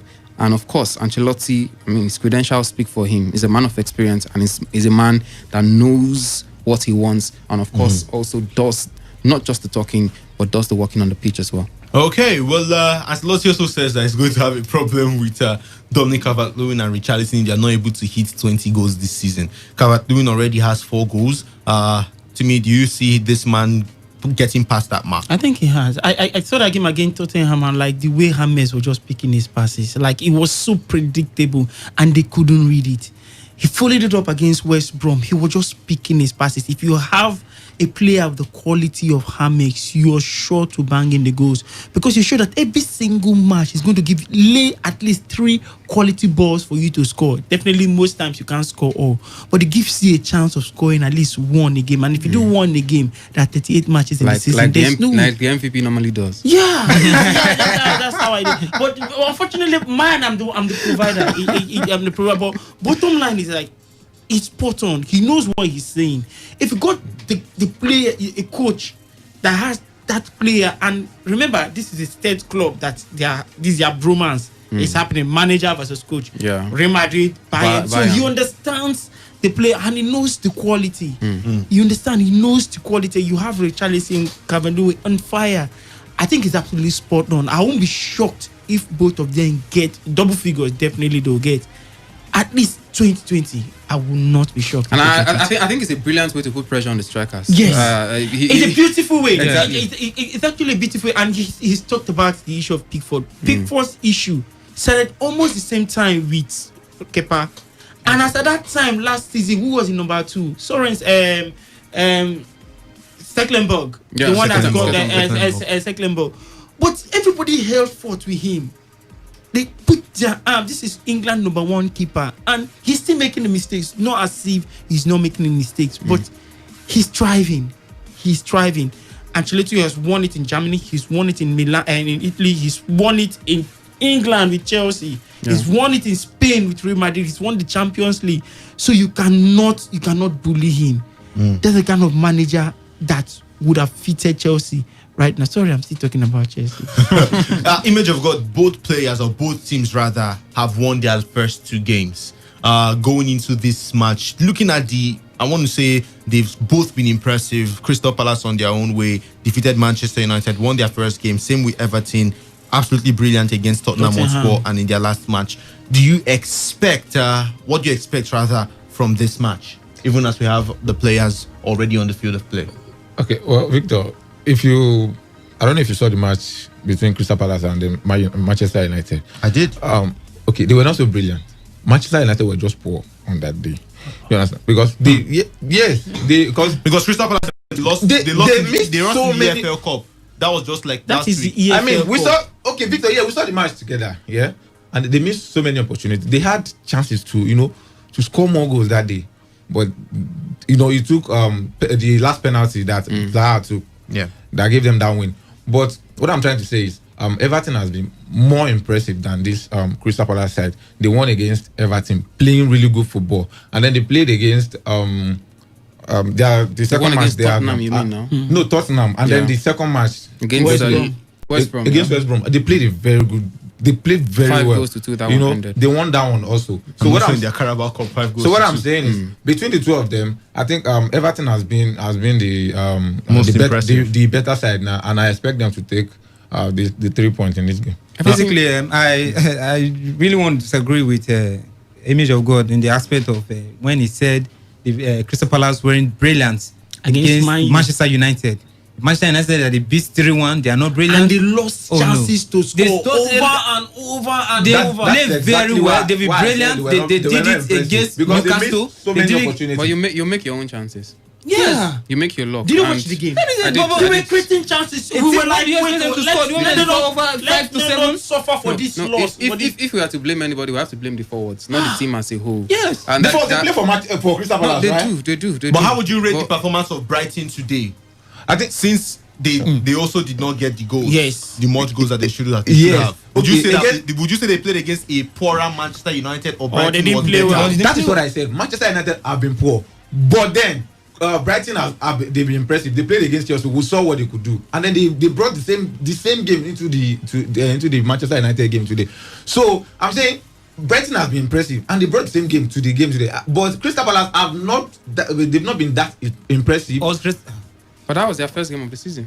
Does it matter? No, they've been playing against you watch the match against Southampton? Southampton dominated that game. Did you watch that match? They won Southampton. No, I'm talking of Manchester United, not what's it called? Crystal Palace. Not Crystal Palace. Yeah, that was their first game now because of their they've been poor. We saw it today also. So what I'm saying is, Crystal Palace, they also have been poor. They are not on the same level with Everton as at now. That is my point. I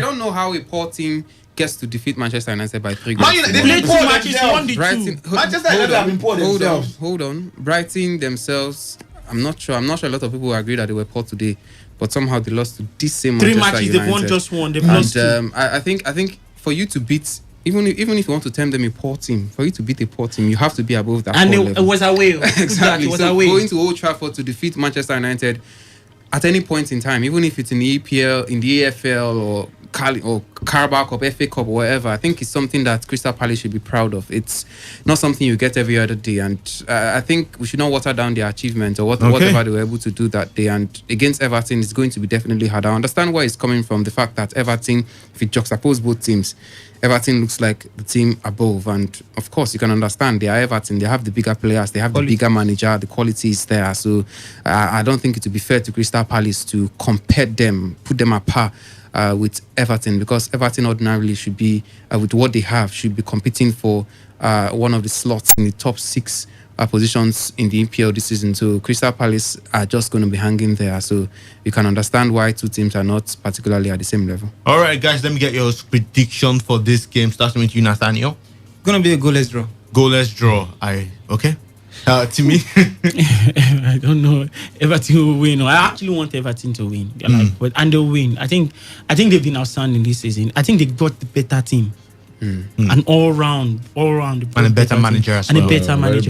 No, I won't say better manager because that would be insulting to Hodgson. Roy Hodgson. His man is 73 years. This man has been coaching for 45 years now. 45 years. He's been in top flight for. Let me just clear. Clearly the better manager. He's been in top. He's been in top flight football now for 45 years. At 45 years, so let's be clear on that. Okay. So, he has longevity without quality. But Everton, no, he has quality. He coached Inter Milan. He's coached some of the big things, some of the biggest teams in the world. It's just that there are ways. He's coached the England team. Yeah. He took. No, he has quality. I'm just saying compared as to we speak now, Ancelotti. The quality is no longer there. No, not no longer there. For as we speak now, but why is he coaching Fulham and not the bigger club? As we speak now, Ancelotti is a better manager. That's what we've been saying. That's what we've been saying. That's confidential. If you want to use Everton, then we say as we speak now, Ole Gunnar Solskjaer is better than Ancelotti. It's good. Lampard is better than Ancelotti. Because one coach. I'm sure you agree with me that to me is the kind that will write like 20 love letters to one girl. You see, he's good. I'm a very romantic person. So why obviously, it's obvious. Well, let's talk about some games currently ongoing. Well, I will give you my prediction. The English Premier League. I would get back to yourself and Image of God, of course. By 5:30 p.m., West Bromwich Albion will be up against Chelsea, and by 8 p.m., Burnley will take on Southampton. The first game of the day ended in a 3-2 defeat to Brighton and Hove Albion, coming in from Manchester United. In the Spanish La Liga, one game already concluded. Deportivo Alaves played out a goalless draw with Getafe, and by right now, game is ongoing. Valencia are currently playing out a goalless draw with SD Huesca. By 5:30 p.m., Elche will be up against Real Sociedad, and Real Betis will face Real Madrid by 8 p.m.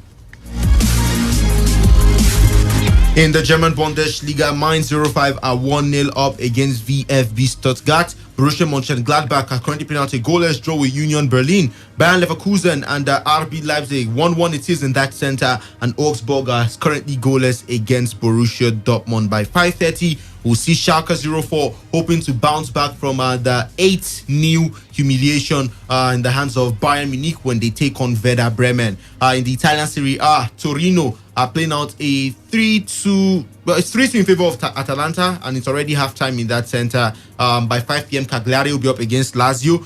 Sampdoria will play Benevento, and by 7:45 it will be Inter Milan up against Fiorentina. In the French Ligue 1, by 4 p.m. Saint-Etienne will be up against Rennes, and by 8 p.m. it will be Marseille versus Metz. One game was played yesterday, and that is in the German Bundesliga. Eintracht Frankfurt did defeat Hertha Berlin 3-1, and in the French Ligue 1 it was Lille who took all 3 points when they defeated Nantes 2-0. Chidobe, let me get your prediction from this or for this match, Crystal Palace versus Everton. And for a team that has scored 11 goals in 3 games, that's talking about Everton now. I think are definitely going to get the goals today.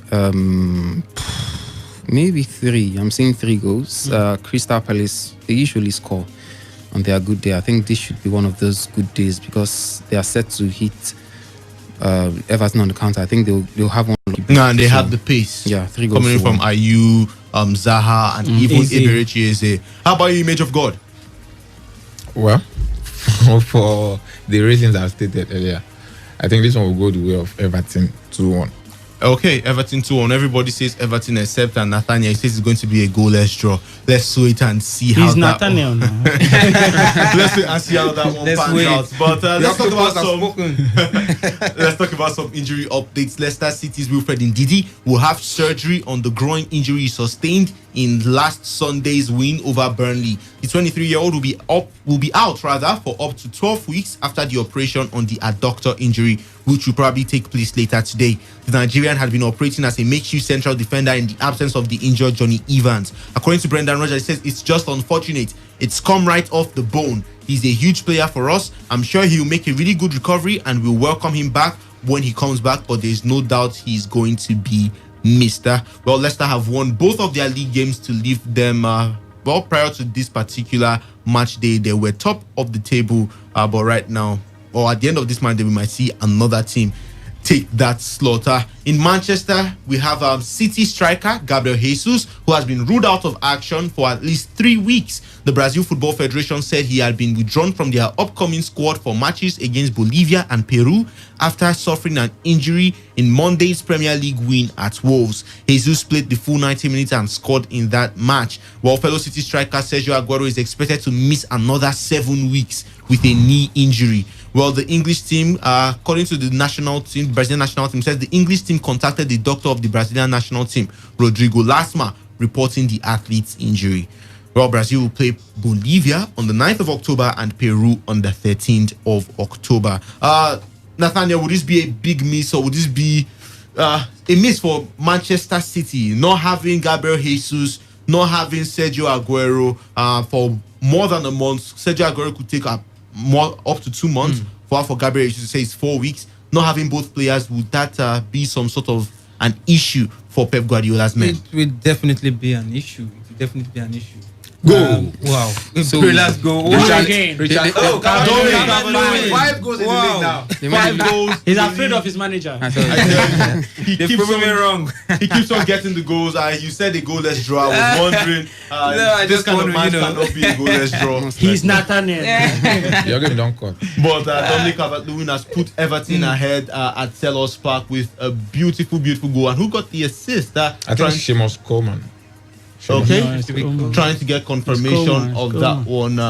Easy finish. Right, the injury issue will definitely affect Manchester City. Manchester City, I beg your pardon, because looking at the whole thing now, they don't have a top 9 that will go in there to get the goals, and they really needed to compete with different competitions right there in the competition. But look, my major fear is that how would they go forward? But maybe they can just improvise in terms of shifting Sterling into the top 9 position to see how far. Well, Phil Foden. Yeah, we've seen Guardiola put Phil Foden as top 9. What are we even they can bring in this open for crying out loud. They can go into the market and get it. You think City will do that? They can even bring in this Delap son, the Liam Delap or something like that to fit in that position, but it will definitely affect them. I think Guardiola has hinted on that already, that he's bringing Delap to the side. He was supposed to be let out on loan, but Guardiola has said he's keeping him because of the injury worries. They've got just 13 players in their team, and that's very worrisome for those that are not injured are out with coronavirus. Exactly. That's what I'm saying. So it's difficult for them at this point. Definitely, you have to miss those two players, Aguero. And of course, 4 weeks, 7 weeks. That's it's 1 month huge. and It's almost huge. 2 months. It's huge. I think Landela is the answer. He might not start. Sterling will get to start. Keep him there. Sterling will start. Now you understand the benefit of bringing in Ferran Torres. Ferran Torres will definitely start. You have Mahrez coming back to form. You understand? But Gundogan is out, so things are tight. But I think Landela is the answer. You could see the way he took his goal, during the Carabao Cup, and his overall play. And besides that, I listened to Pep. Pep said his kind of play, they don't have that mode of attacker in City presently. He brings energy, he brings power, which Aguero and Jesus do not bring. He might not get to start, but I think he's going to be a super sub. He comes from the bench and will be an impact player. I think it's just a way to open the door for him, just the right time. How about Leicester City's image of God? They brought in Wilfred Ndidi to be a makeshift central defender because of the injuries to the central defenders, and right now he is injured. Johnny Evans has still not recovered from his own injury. How would this affect the entire chemistry in that team, particularly the defense and midfield? No, it goes without saying they are going to miss him a lot. Last season we saw what happened when Ndidi was out injured. They lost so many games. Towards the tail end of the season. In fact, that was when they even they dropped from that top 4. They were comfortably. I think. Yeah, they were in the second position. Second or third. But where Wilfred Ndidi got injured, and then things went south for them. So now they've been trying to play him from the centre back this season, and then now he's out. So I can only worry for them. But like I said, the transfer window is still open. They can actually go into the market and get one or two players to fill in those spaces. Okay. Well, let me just take a quick turn. Something is wrong with Ndidi. Last season he had an operation. Again, he's on, but different portion of the body. But I don't think they will miss him as much as they missed him last season. Last season they set up the team to play in a particular way, 4-1-4-1. You understand? So he sits just in front of that defense. So he plays as the 5th defender. But this particular season, they've brought in somebody. Okay, they didn't bring him. He's been there. And the Paus Mendy, he's been there for a while. Yeah. He's doing that job and he's doing it really, really well. Remember the first game they even played? I think it was him and Ndidi before Ndidi finally went back. And remember, they even have somebody that was slotting. It's just because of issue of pace. 36-year-old captain of the team, West Morgan. Morgan can still play there. So they're not going to be as hot as they were last season. Because last season, Mendy was struggling and the team was just set up to suit Ndidi. But somehow that transition, Mendy now understands how to play it. Now, because we still have October 5th, it doesn't mean you dip on. They just brought Onda on loan. You understand? They brought Castagna.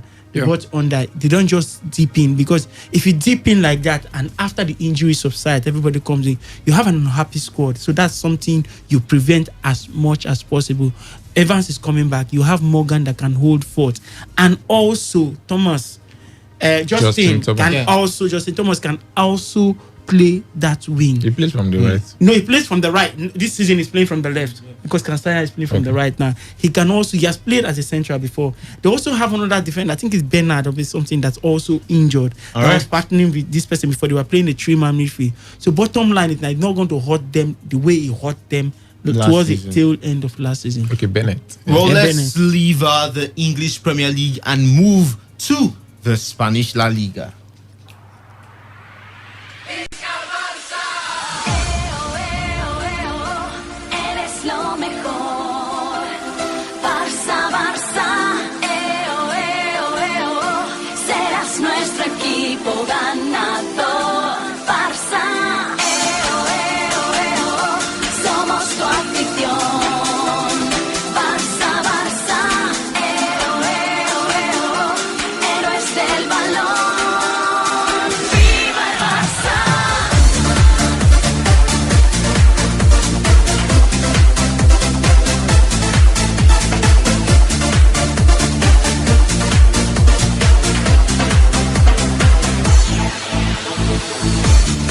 Well, Atletico Madrid have completed the signing of striker Luis Suarez from La Liga rivals Barcelona. The Uruguay international signed a 2-year contract with the club yesterday after passing his medical. The 33-year-old joined Barca from Liverpool in 2014, winning the Champions League title in his very first Barca to 4 league titles, scorer in Barcelona's history. Meanwhile, Lionel Messi says Luis Suarez deserved a better send-off from Barcelona, but that he's no longer surprised by the club's behavior. Well, earlier this month, Messi said he would stay at Barca despite wanting to leave because he felt he had no option. He later added that he felt he had been deceived by the club president, Josep Maria Bartomeu. In a post on Instagram, Messi paid tribute to Suarez, saying it will be strange to see you with another shirt and much more to face you. You deserved a send-off matching who you are. You deserve a send-off matching who you are, rather, one of the most important players in the club's history, achieving important things both as a group and individually. Not to get thrown out like you have been, but the truth is at this point, nothing surprises me. Let's start with Luis Suarez making that move. Chidubem, you've been itching to talk about this. Luis Suarez making that move from Barca to Atletico Madrid. Did you see it coming? And would this affect Barcelona? Would it affect anything that affects Messi affects Barcelona basically, and Messi is the driving force of Barca.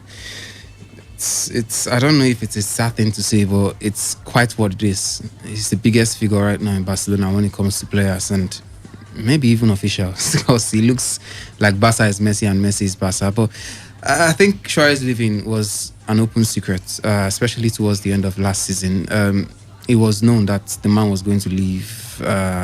Lots of persons in Barca hierarchy now were not particularly comfortable with him staying, and they thought it was time to leave for them to freshen up the squad. Maybe because they wanted to buy into what Madrid has managed to do in the past 2-3 seasons after the departure of their iconic player, now highest goal scorer of all times, Ronaldo, probably their best even.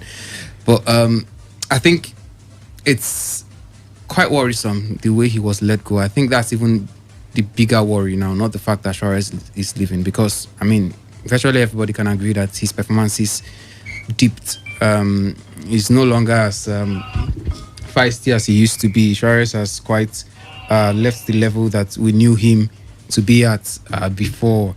So I don't think many people will be so much bothered about the fact that he's leaving Barca at this point. But I think the way he left unceremoniously, it's something that should bother anybody. He was more or less pushed out of the club, and it's not a good thing. I think he should have deserved better. I think it's not that bad to have been taken away from the club at this point. Yeah, the club might be thinking of rebuilding something, but I think the whole press about the media following, it looked like there was a cloud around the whole situation. I thought it could have been handled better. And judging by the fact that you have a dissatisfied Messi in the squad, I was thinking they should have done better. Keep Suarez in the squad just because you have Messi. As much as it doesn't sound so professional, but I'm thinking you're thinking about the general good of the squad, how to maintain that synergy, and you're bringing new players into the side. Perhaps you think of keeping the old heads for the sake of what they bring to the side. Number one, the synergy. Number two, the experience.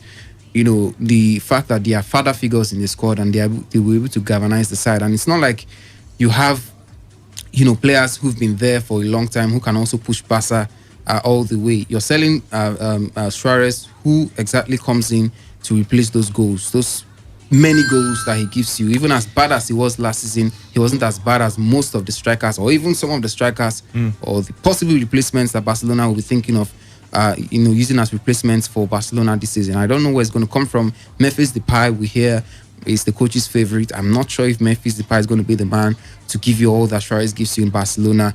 I don't know. I wish for the best for Barcelona, but it looks like wishing is not going to do the job for them this time, because they are not even thinking. It looks like they're not thinking about the consequences of some of these actions.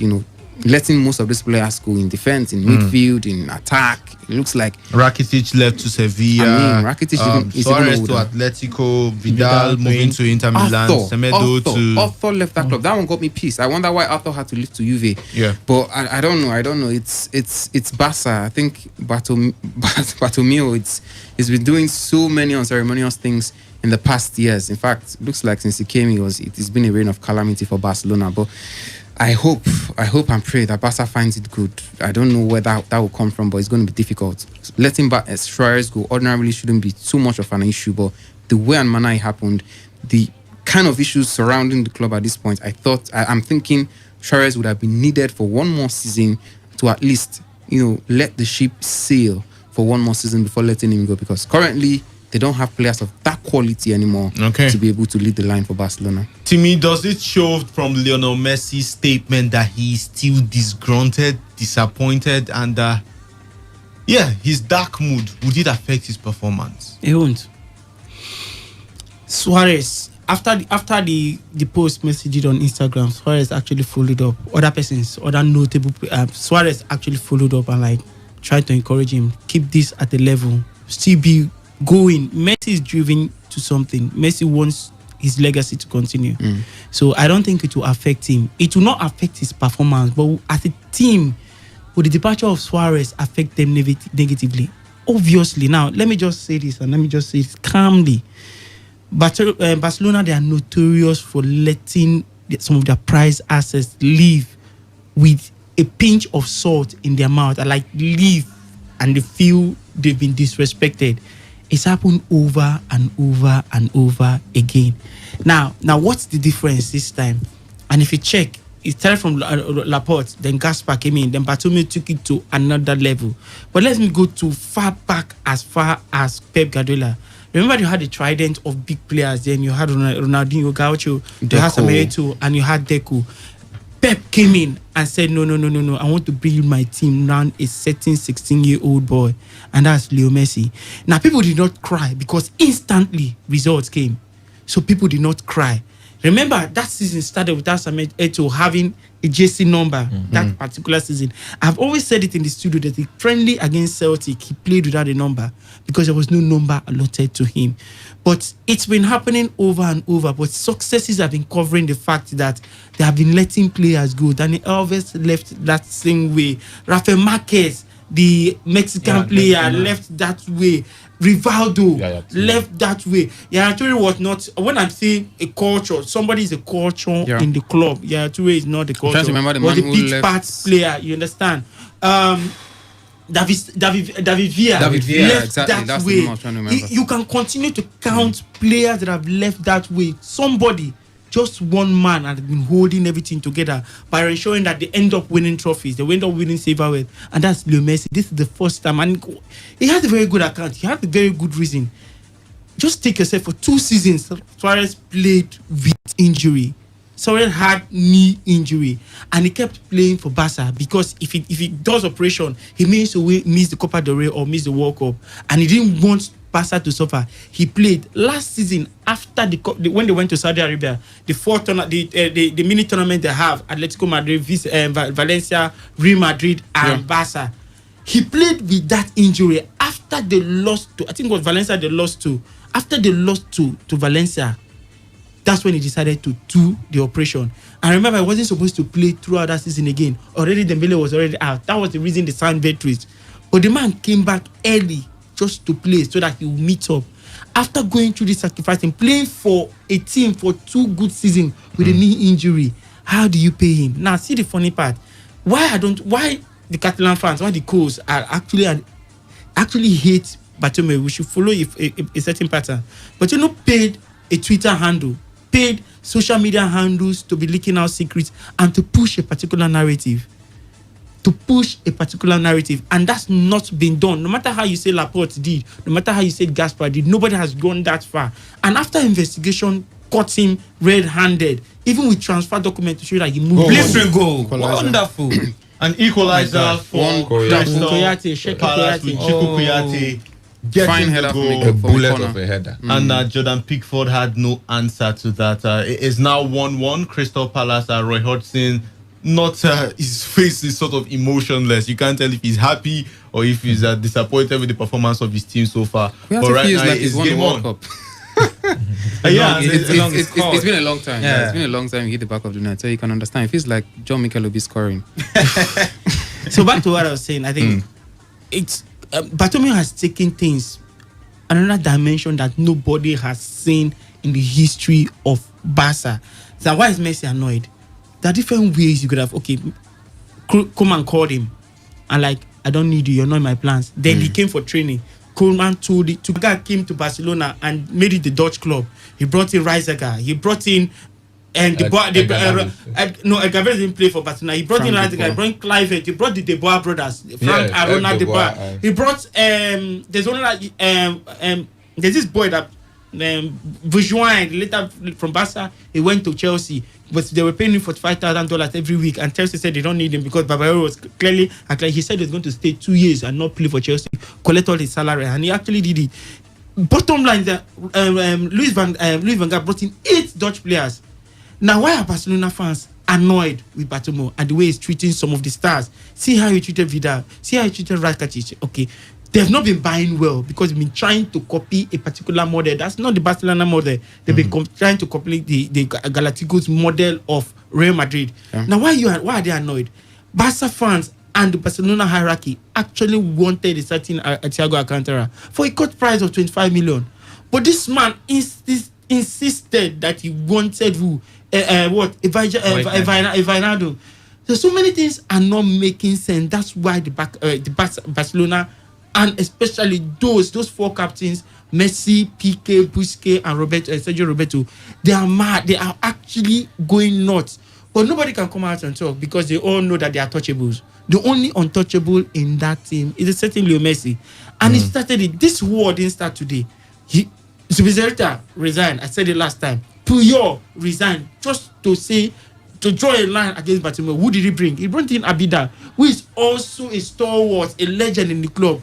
Made Abida to do the biddings for him. He came out like some players are not giving their own. Messi says, say it out. If you believe it, just say it out. So this battle has been running and running and running. But okay, they said 16,400 signatures.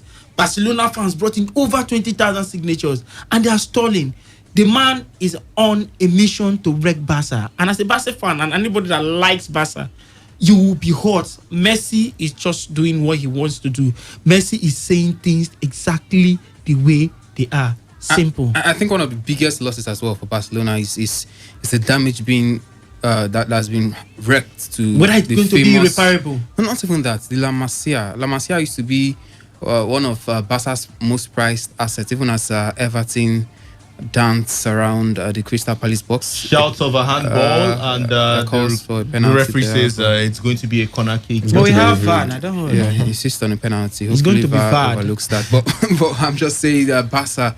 The death of the La Masia is something that really should concern Barca fans and the club as well, because this is an academy that has brought in so many stars. In fact, most of the stars we celebrated in that Barcelona side were mostly products of the La Masia, and it feels like Bartomeu has consistently and consciously seen to the death of that La Masia.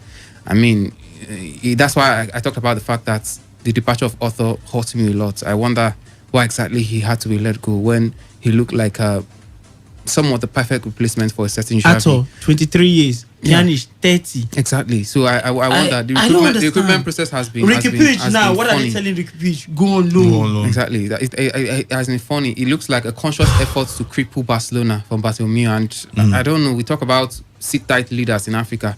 We have a perfect example over there in Catalonia.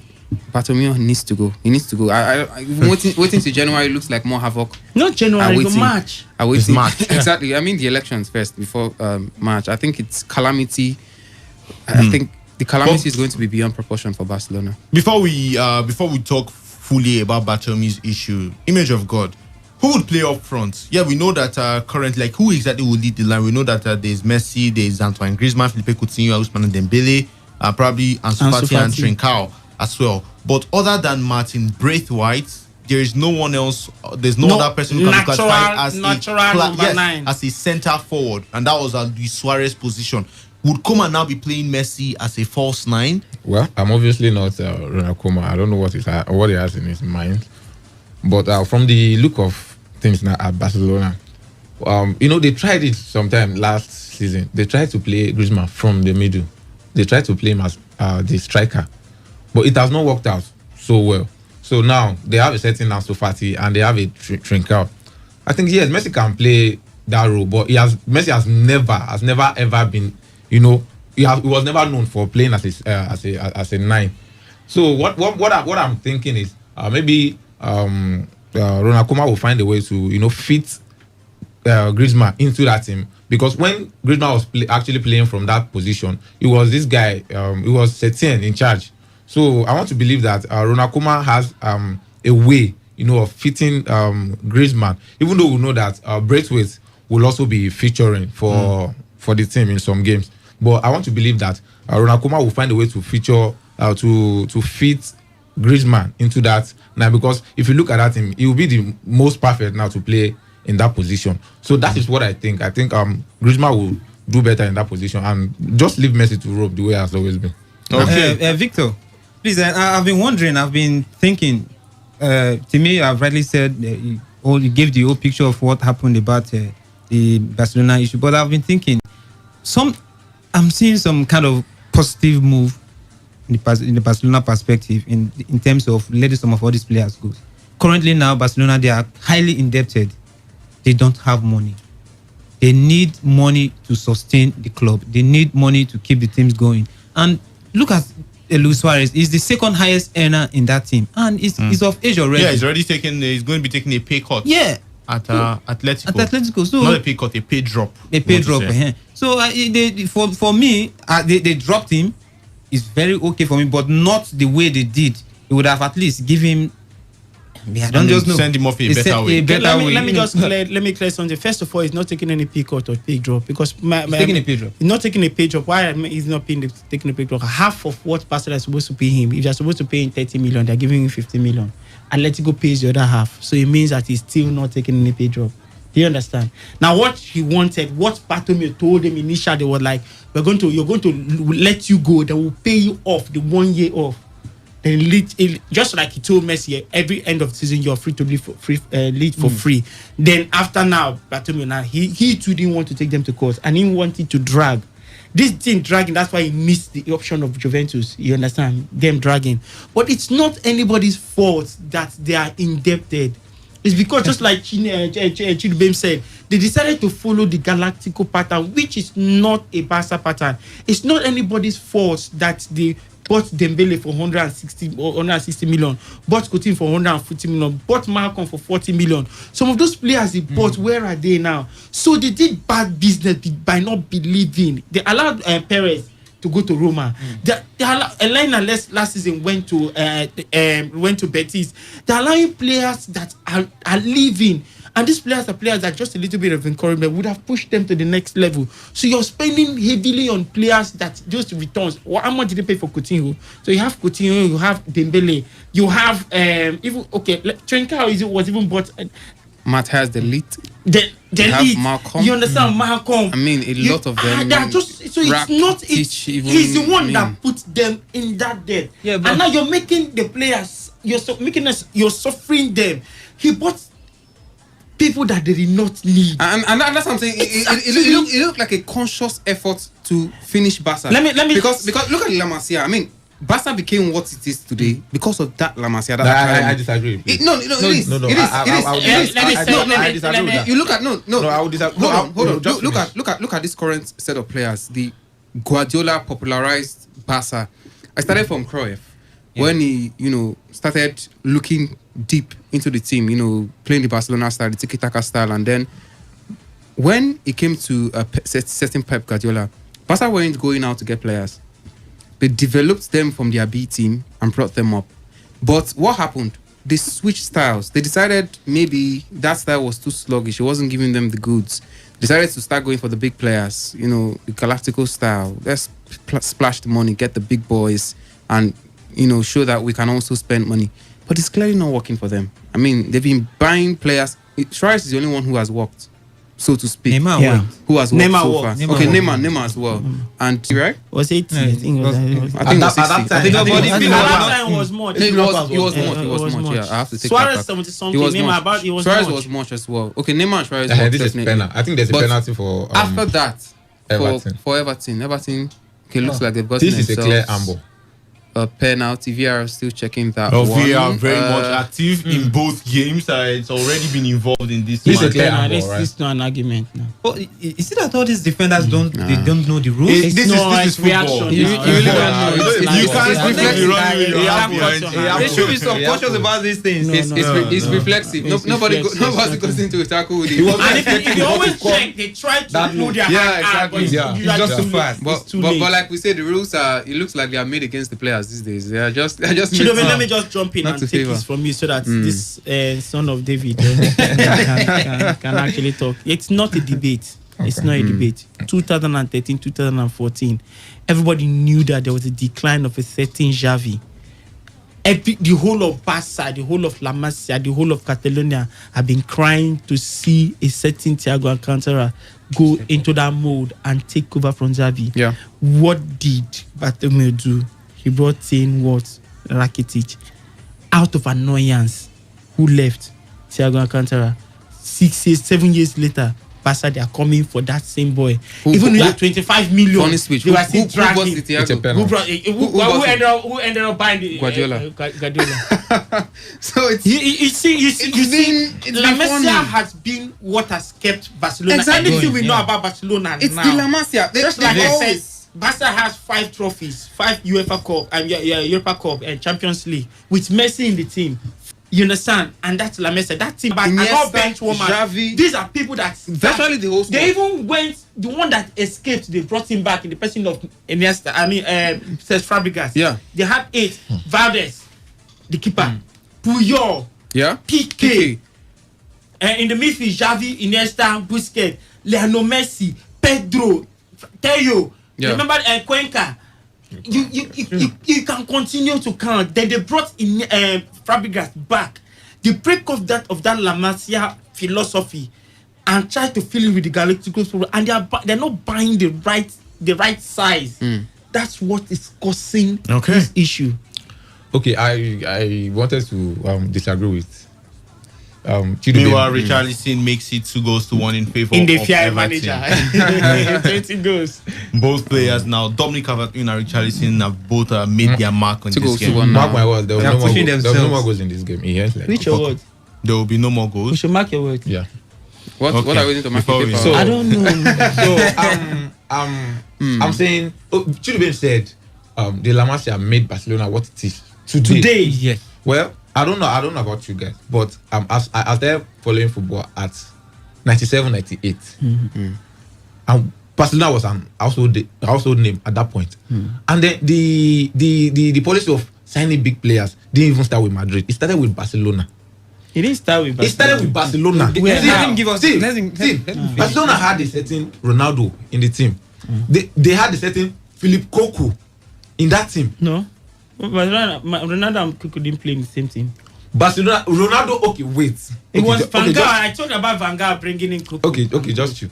There was a certain Philip Cocu in the team. These were big players. These were big Netherlands players. There was a certain Ronaldo played in the team. Luis Figo played in that team. Rivaldo played in that. These were big players. Rivaldo was playing for, I think. Okay, Rivaldo was in Brazil before. No. Where was he playing? Let me tell you. No, that is Let me tell that is not the point. No, that is not the point. That's not the point. What I'm saying is, these guys, they were big players, but Barcelona brought them in. They splashed the cash at that point in time. So the issue of splashing cash is not a thing of the Madrid style, the Galacticos style. They only brought those big names in Madrid. I think in 2005, when the captains of Europe, as they call them, the captains of Europe, David Beckham, the Luis Figo, the Zidane, because they captained the biggest teams in Europe at that point. They assembled these guys in that team at 2005. So that was why they called them the Galacticos. But before then, Barcelona had big names. Okay. So In Barcelona. please let me just. I Let think the Masia team was when Guardiola came. He saw players that he liked. He was their coach, at La Masia. So when he was promoted to the Barcelona manager, he saw players that he liked. He promoted them, and then he worked for him. Don't tell me that is what. Guardiola wasn't the genesis of La Masia. Let me just clear something. You know when radio. Okay, please tell me a big player that made his mark at Barcelona that came from La Masia before Guardiola came. Can you let me talk? Okay, I'm hearing you. First of all, we're on air. Now, when we're on air, a lot of people take our words to the bank. Yeah. It's always important for us to hit things the right way. So somebody quoted, like I heard it on Today FM, and yes, I trust that person. So let's clear this. At 2005, Zidane had 1 more year before he retired. He retired from football 2006. So you can't say Atletico, Real Madrid started calling them at Galactico 2005. No, I'm coming. 2006 after the World Cup against Italy. True or false? True. Yes. At 2001, 2002. Real Madrid were beaten at Bayer Leverkusen with a certain Michael Ballack. You're the right Bastuk in that team. Yes. So that team already had Zidane, Roberto Carlos, Santiago Solari. You can count. Makalele. Soldado. That's where that name, McManaman, that's where that name came from. They started buying the best from different leagues. Okay. That's where. So it's far predates. But let me just tell you, Ronaldo, the real Ronaldo, played 1 season for Barcelona. Okay. 1 season. Okay. After the Atlanta 96, he played 1 season. Okay. After that season, he was shocked when Barca opted, when Inter Milan came and met his price tag. He didn't want to leave. But Barca, they gave, we can pay this money. And he accepted it. That squad, you cannot call it a Galactico because it was already settled. However, that squad was not brought from La Masia. Wait, listen. Ronaldo didn't even win a league trophy with Barca because he did just 1 season. When Barca won most of the trophies and became the got into the consciousness of most people as we speak recently, Indomie children, as people know it, it's La Masia. La Masia gave them over 80% of credit. Now, when we say you can say some teams have history, but you cannot compare the history of then and now. No. But as Barcelona 94-95 season, Barcelona 94 Champions League, Barcelona lost to AC Milan 4-0 with a certain Romario in that team. They've always been a household name. However, they've always been a household name. However, the bringing La Masia into it, it gave them a kind of dominance to another level. And if you're listening to me, I said, hold on, if you're listening to me, if you actually listened, I was talking about the fact that the Barca we see now, I said that's why I said this Barca, the Barca we know today, Barca has always been there. Barca has always been Barca. But this period of dominance, we've never seen it before from Barcelona under Guardiola. In their history, it has never been seen from Barcelona. Well, I tell you, the arguments could go on and on, but we have just 15 minutes to the end of the show, so let's head back to the phone lines to get to hear from our callers one more time. The phone lines are open 0817 00 951. I take it again 0817 00 951, and you can also reach us on the other number 0810 9510 951 0810 9510 951. Please keep it short and keep it simple. Alternatively, you can send your text and WhatsApp messages to 0701 933 9962. Let's hear from the caller. Hello, good afternoon. Hello. Thanks to call back from Eto, welcome back. I beg, to me. I know this is my fellow Chelsea fan. He should not always say the real Ronaldo. The other one is Ronaldo de Lima. True, Ronaldo de Lima. This one is Cristiano Ronaldo. How can you identify? You say this one is real. It hurts me to hear that kind of comment. He should say Ronaldo de Lima. Okay. Cristiano Ronaldo. Noted. Be calming down. Thank you so much. Well noted, I tell you. Timmy, take note. Hello, good afternoon. Hello. Good afternoon. Let's hear from you. Afternoon. This is Mwala Franklin calling from Abara Eche. Welcome to the show. Let's hear from you. Well, I just heard what the last speaker just said. He said he should call the Ronaldo de Lima and Cristiano Ronaldo. They are not fighting now. It's just it's not a fight. Yep. So what I'm saying is about I heard what even we were talking concerning Barcelona and the way they are letting their good players to leave the club without a replacement. Actually, it's bothering me because I'm a core Barcelona fan. And I'm not happy that this man is letting people go and not replacing. Because if we are not replacing, we will find it difficult to perform well this season. No doubt about it. Because we also need experienced players in that team. Even if you want to let go some players, you should also know that experience matters. The way the man is doing, I don't know. And our president, I don't know if the man come to leave Barcelona, to finish Barcelona or to uplift Barcelona. I don't know. I don't know the kind of the president we have. Okay. I don't know if this our analysis they do here. If they do here our analysis, I think they're supposed to be making use of some of our analysis we are making here in Nigeria. If I did exactly well, I'm telling you, what you just saying in the studio, that is the right thing. Okay. Not doing well. I think I'm not happy. I'm not happy at all. Thank you so much. I feel your pain. Let's hear from another caller. Hello, good afternoon. Yes, Victor, please. Lawson, welcome back. Barcelona fan. This is Lawson. Welcome back. That is Barcelona fans that Barcelona is broke. There's no money. They can't. All these players are shipping out. Are players with big wages. Where will they get the money to pay for those wages? So you can't blame the coach for shipping them out. There's no money at all. Now, I think what people are complaining about is the manner, Lawson. I think it's the manner with which the players are being shipped out. For example, that was like Lionel Messi's issue. Yeah, no, I know.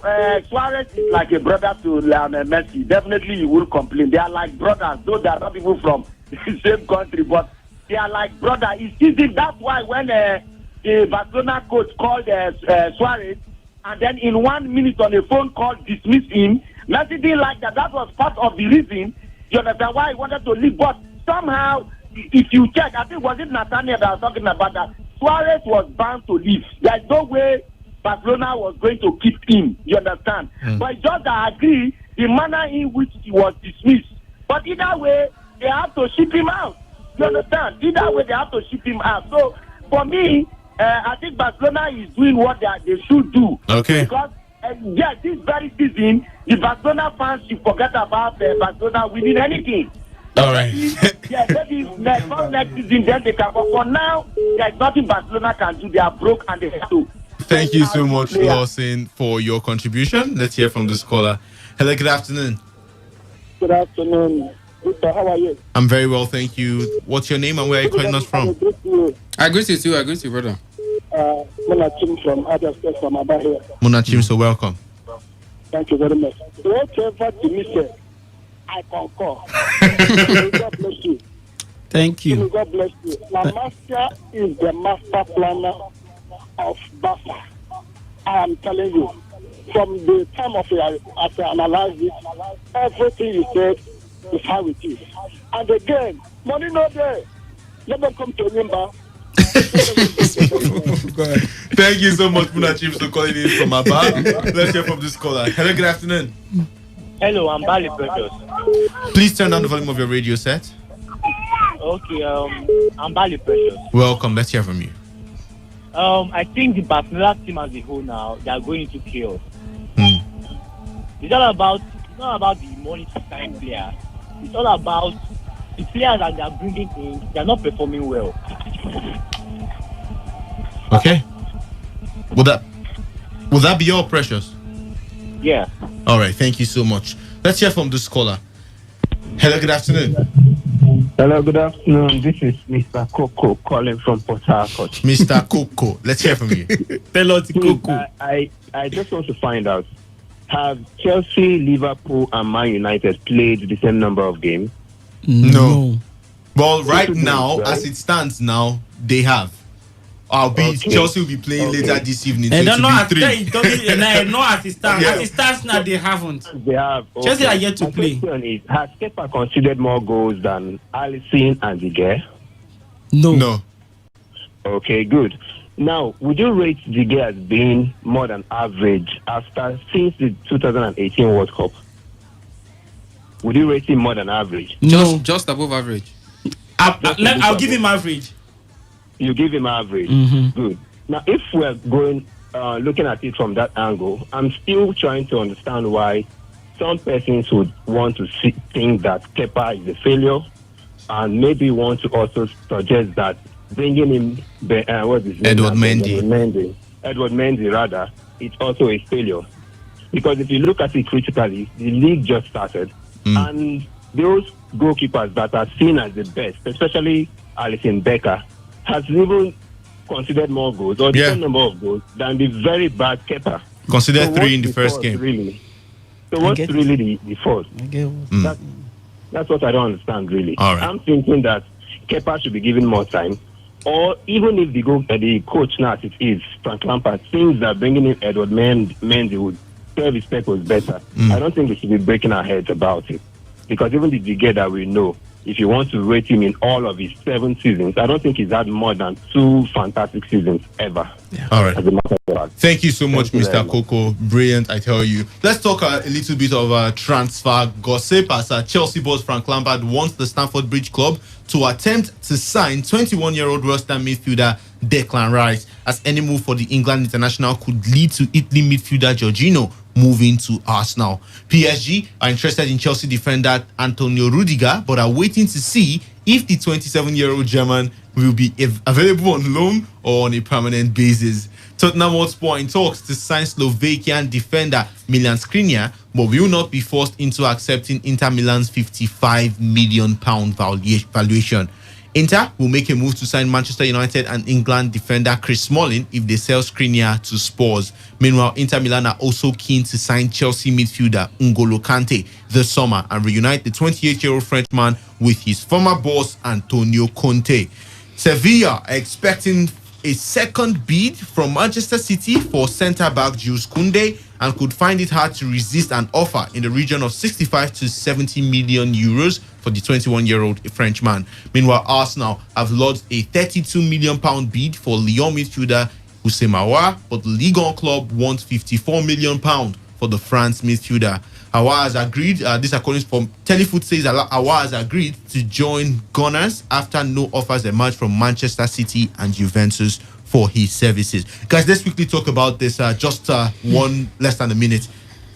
Let me start with you, Chidubem. Houssem Aouar to Arsenal. Do you think at the end of the day, this one would be complete and we'll be seeing the man playing for the North London side? I think it's a deal that will happen. It's the club has not hidden their love for especially the manager, Mikel Arteta.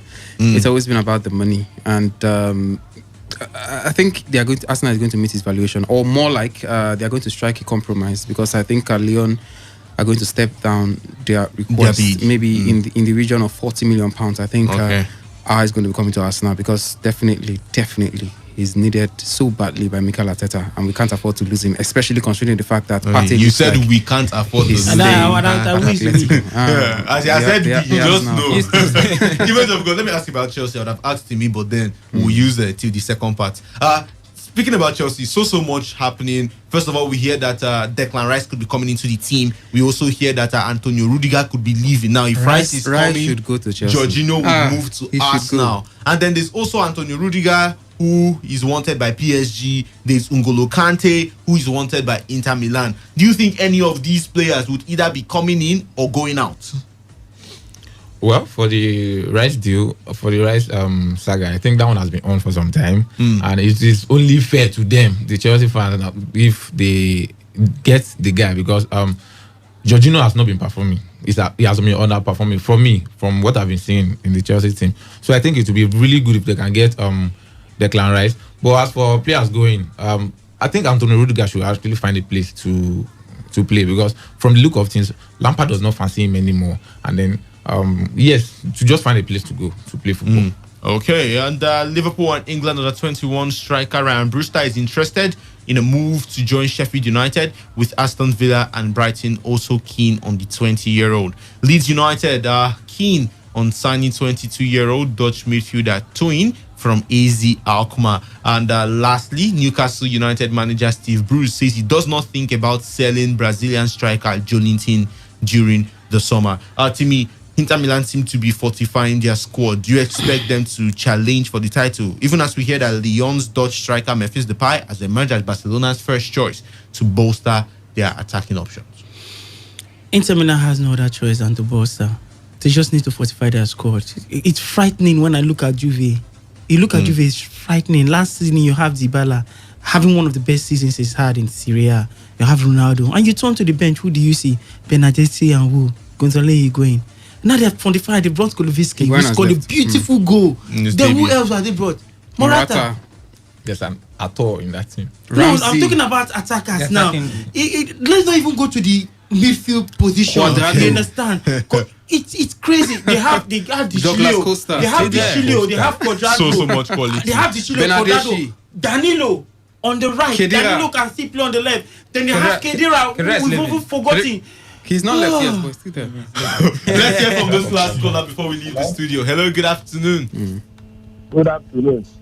This is no photocopy. No photocopy. Make it short, make it sweet, make it simple. I think you people, the media, to stand up and condemn that thing that happened in 1960, not to repeat itself this 2020 concerning Manchester United match. I will speak more in that regard tomorrow. That is very, very uncalled for. It is a massacre that they did to Brighton, which I didn't like. That match is supposed to end 2-2. It is not something that should be recommended or accepted in this league season. Thank you. Thank you so much. Well, there's only much we can do. It's not the NPFL. Else they would not be hearing us. Children, let's take some messages before we leave the studio. Alright, this one says, man, you should not worry. Okay, we've taken that one before. This one said, good day, guys. Please help me tell Manchester United to help carrying their Manchester both. Okay, I think that one is quite complicated. It's coming from Etu from Rumahola. I think you're trying to say Bayern is waiting for them when breeze blows, something will open. I can't say that. Please give me scores on Serie A and German Bundesliga games. I think we've done that already. Any transfers, we've done that as well. And someone says, to me, I always respect your opinion, but not only La Masia worked well for Barcelona. Do you know Mark Overmars played for Barca as a big player? Was he a La Mario project? I have been a Barcelona fan for more than 20 years. The current problem of Barcelona is the Bartomeu. That's coming from Tonye. Earlier he said, whenever I think of the actions of Bartomeu, I am heartbroken. We all are really. I'm waiting for Messi to leave for free. And lastly he says, please ask Lawson if Barcelona is broke. Was that caused by Bartomeu or by Tomeu? That's not sufficient reason. Well, thank you so much to Chidube Munjoku, to Image of God. I wanted to try his surname again, but I decided to not do that. To Timmy Harrison and to Nathaniel Igere.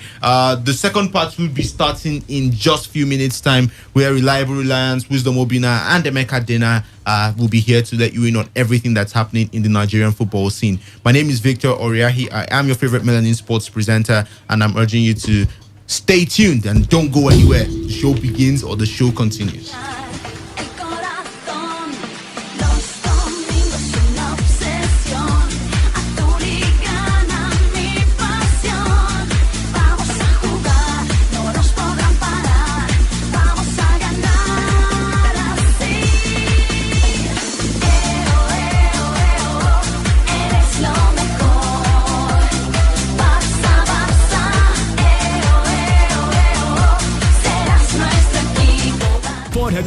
Are you ready? Today, 95.1 FM, the voice of the people.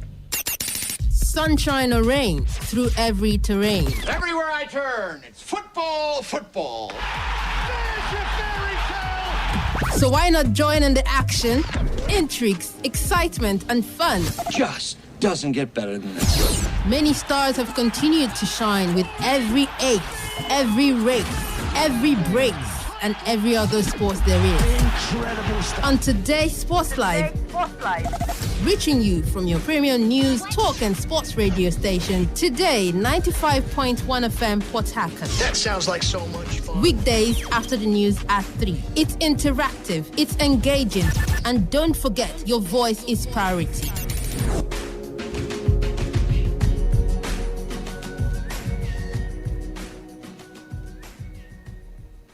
What a goal! Hangs it up for Ronaldo. Oh my God! Experience the glorious goals rush. The heated verbal jabs and even moments of madness. Experience the sensational swings, strokes and shots. The moments of victory and despair. Experience lights out on a majestic night in Singapore and a whole lot more. On your premium talk news and sports radio station. Today, 95.1 FM, Port Harcourt. Listen to Sports Attack every weekday from 7:30 a.m. and Today Sports Live after the news update at 3 p.m. Stay tuned on Saturdays and Sundays for a bumper edition of Today Sports Live from 1 to 6 p.m. Experience sports in its entirety on your premium talk news and sports radio station. Today, 95.1 FM, Port Harcourt.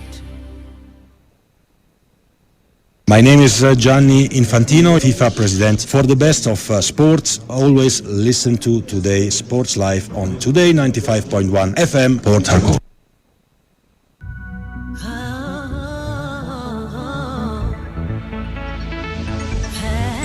Here I come with my voice, here to win. It's my choice. You can dream if you believe. Give it all you've got. They are fast, I am faster. They are strong, but I'm stronger. I'm the best, so I pick up my chest. My dream, my speed, and my strength. Give me the power to win. We're flying higher to the top. Can't stop me now. Give me the power to win.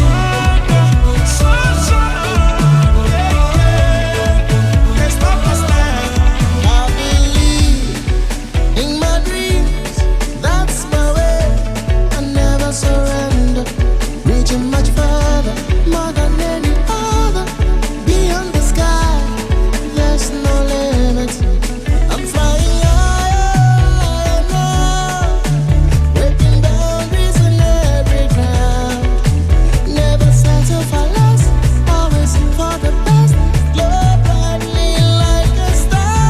Yo, listen, losing was never an option. I've always been destined to win. Yo, my speed and stability, all my ability came from within. As long as I see my potential, there's no limit to what I'll achieve. Yo, give it up for the master. See how I master my dreams.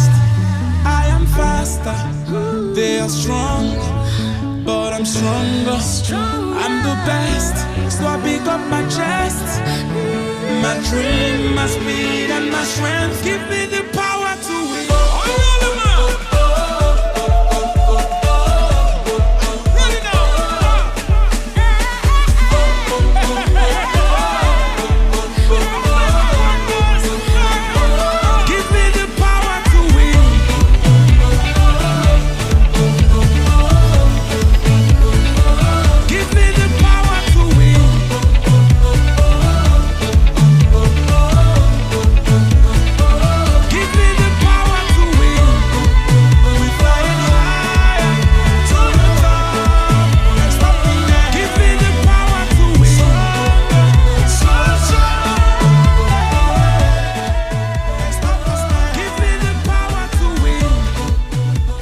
Hello, my name is Kanu Wanko, aka Papilo. For the latest and trending sports stories, always listen to Today Sports Live on Today 95.1 FM Port Harcourt.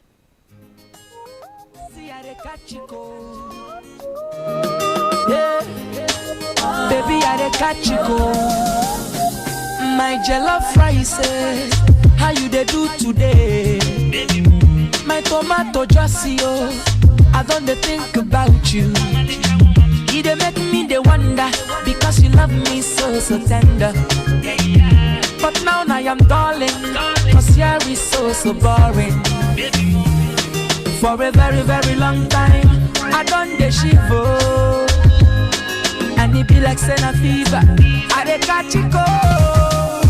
Oh, you not too. Am I the only one feeling the cold, or you on the other side of the divide is also feeling the cold? I don't know, it's a little bit under the weather, but of course nothing stops us from talking football, talking sport. And when it comes to discussion about sport and football generally, there seems to be some sort of how should I put it now, warmth. All right, something to make you feel warm. Yeah, because I mean, if you're seeing a particular football match at this moment, I'm pretty certain that you will be able to shake off the cold and then, you know, continue and have fun and enjoy and all in all. That's the beauty of football, isn't it? It's great to have you join us. Good evening to you. Second part of today's Sports Live, reaching from this particular frequency, Today95.1 FM, right here in the Garden City of Port Harcourt. At this point in time, we are not going to be discussing in details what is happening over there in Europe. Rather, we are going to focus our attention on what is happening down here in Nigeria. Charity, they say, begin at home, isn't it? So if we don't talk about ours, who will? 95.1 is the frequency. Today's Sports Live is the program. You're hearing the voice of the reliable radio spokesman, the classical gentleman. My name is Reliable Reliance Odonyin, alongside Priye Izuagu, unofficially known as Priye PZ. It's great to have you join us, Priye. Good evening, the classical gentleman, and of course the Superman on radio. It's always great to talk Nigerian football, especially with the whole on 23-man list of the Super Eagles, and indeed not being part of it. And it's great to always talk Nigerian football. You can't take that away from us. I have the Superman as well in the building. Superman, how are you feeling, cold? Good evening to you, Reliance. I just asked you a question. Well, I was wet a little bit. And definitely I would have to be feeling cold. Good evening to you, Priye. And of course, you listening. It's always a pleasure to be here. And it's a day where we have something or some set of things that we'll call huge talking points in Nigerian football. A list was released earlier in the week. The matches and whatever had changed. Côte d'Ivoire pulled out, even though we now have a bigger fish in the mix. But it's great to be here, classical gentleman. And all right, you've heard it from the guys, giving you a tidbit of what we shall be discussing on the show this evening. We were supposed to play Ivory Coast and Tunisia on the 9th and 13th of October. I beg your pardon. Those expected friendlies. But right now, we're not going to be playing Ivory Coast anymore. We have another opponent scheduled to take on the Super Eagles of Nigeria on that expected and anticipated friendly. And I'm pretty certain that you want to know who that opponent is. That's why you want to stick around on the show this evening for you to get the full details as well as analysis accompanying that particular opponent that will be taking out Nigeria over there in Austria. And why did Ivory Coast pull out? You're gonna certainly, you will also find out. And over the week as well, I think just about yesterday, we had a release of national team coaches from the under 20 down to the under 13, both male and female. And we'll be letting you in on all the coaches appointed, their team head coaches as well as the assistant coaches as well on the show this evening. And then they'll also look at the absence of Wilfred Ndidi in the schedule friendlies, because yes, he's not going to be part of it due to injury. I think about all right, can't get the duration at the moment, but there are talks that he was supposed to undergo surgery somewhat later today, or hopefully earlier hours of today before now. But we'll be letting you in on that, and then also look at what did the Super Eagles stand to miss with the absence of that man Wilfred Ndidi. So a lot to be discussed. Our eyes will also be on fixtures and matches ongoing in Europe. On our screen right now, we have Crystal Palace taking on Everton. 15 minutes of football played already, and Everton are leading 2-1 in that encounter. Doesn't look like this is a team that defeated Manchester United just a match ago. Right now they are down. Maybe, just maybe, before 90 minutes or before additional time, they will be able to see through this one and then maybe even the result over there. But that is what it is today. Sports Live is the program, and of course the domestic aspect of it, where we discuss everything concerning us primarily. And you're hearing reliable Reliable Relance's voice on the show this evening. Let's get the show on the way. But before then, remember that we always have our feedback platforms for you. SMS and WhatsApp portal is open 0701 933 962. That is 0701 933 9962. That is our SMS and WhatsApp portal. On Twitter, we are at Today FM 951. At Today FM 951. Phone lines much later be thrown open, and you're gonna call in for those that love talking instead of sending messages. Because you love me so tender. But now I am darling. Cause here is so boring. For a very long time, I done the shiver. And it be like Senna fever. I dey catch it cold. Oh, you not tomorrow. See, I dey catch it cold. Oh, you not. The cold should be out at this point because we are about to dissect and discuss sports and football generally.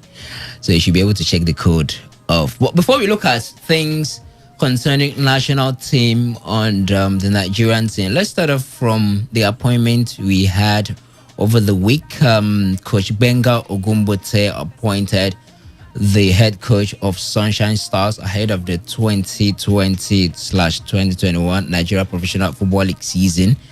And earlier on, we had Isaac Ladamboso, who also doubles as the president of the Nigerian Coaches Association, being appointed as the sporting director of Yobe Desert Stars. And there have been a couple of appointments of coaches in the Nigerian team in preparation for next season. You recall that Heartland, the Nazi Millionaires, also had an appointment of an experienced coach who had a stint with the Super Eagles at some point, Coach Imama Amapakabo, and players are being signed into different clubs. Players are being let go at the same time. So we'll start off from Sunshine Stars Wisdom.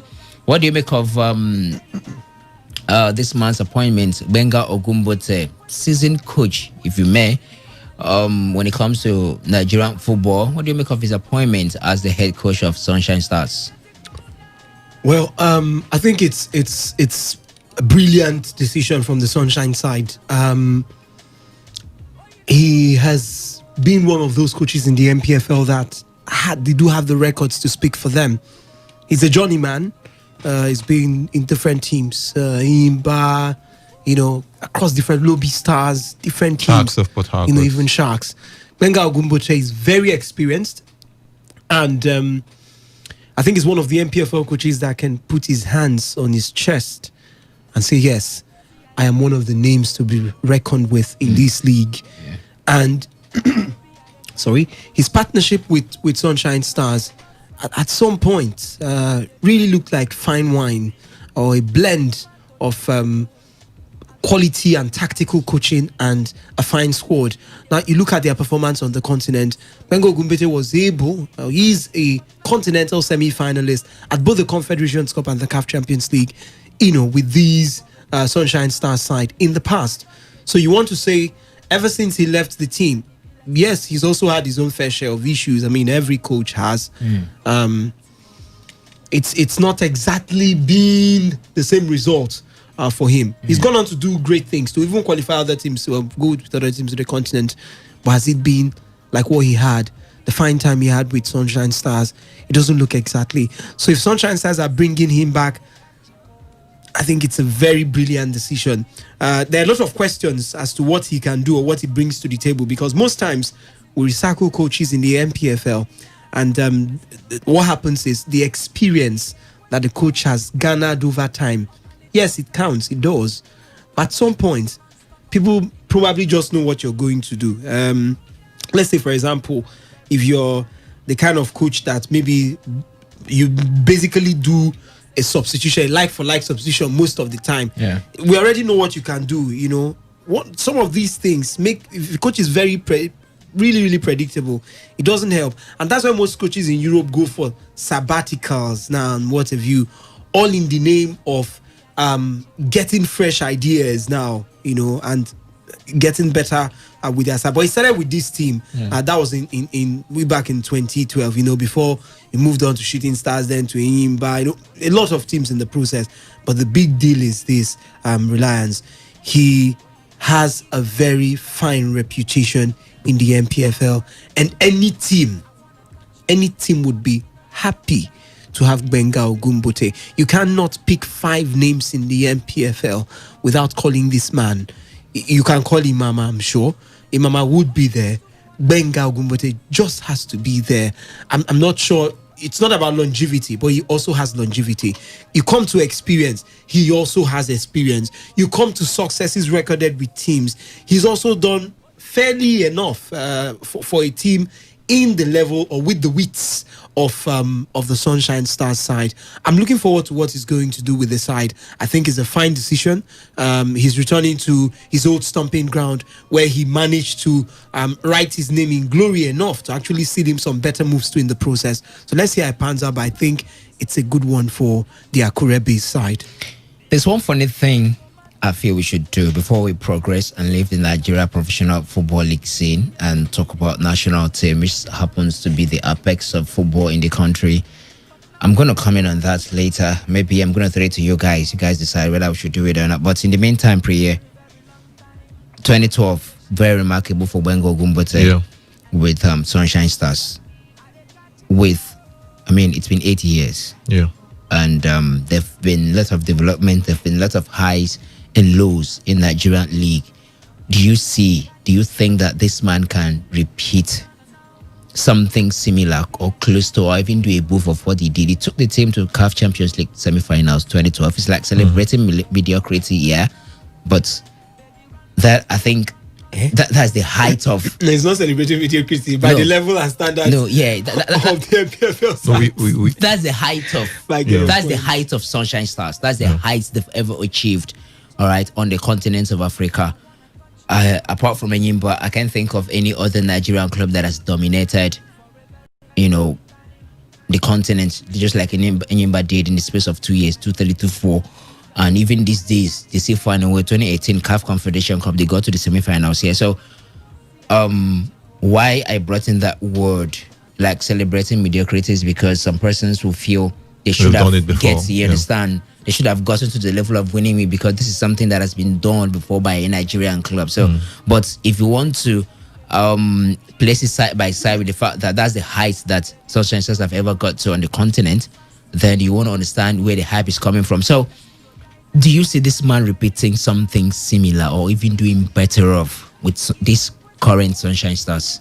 Benga Ogumbote, definitely an experienced manager, but there's something I always say.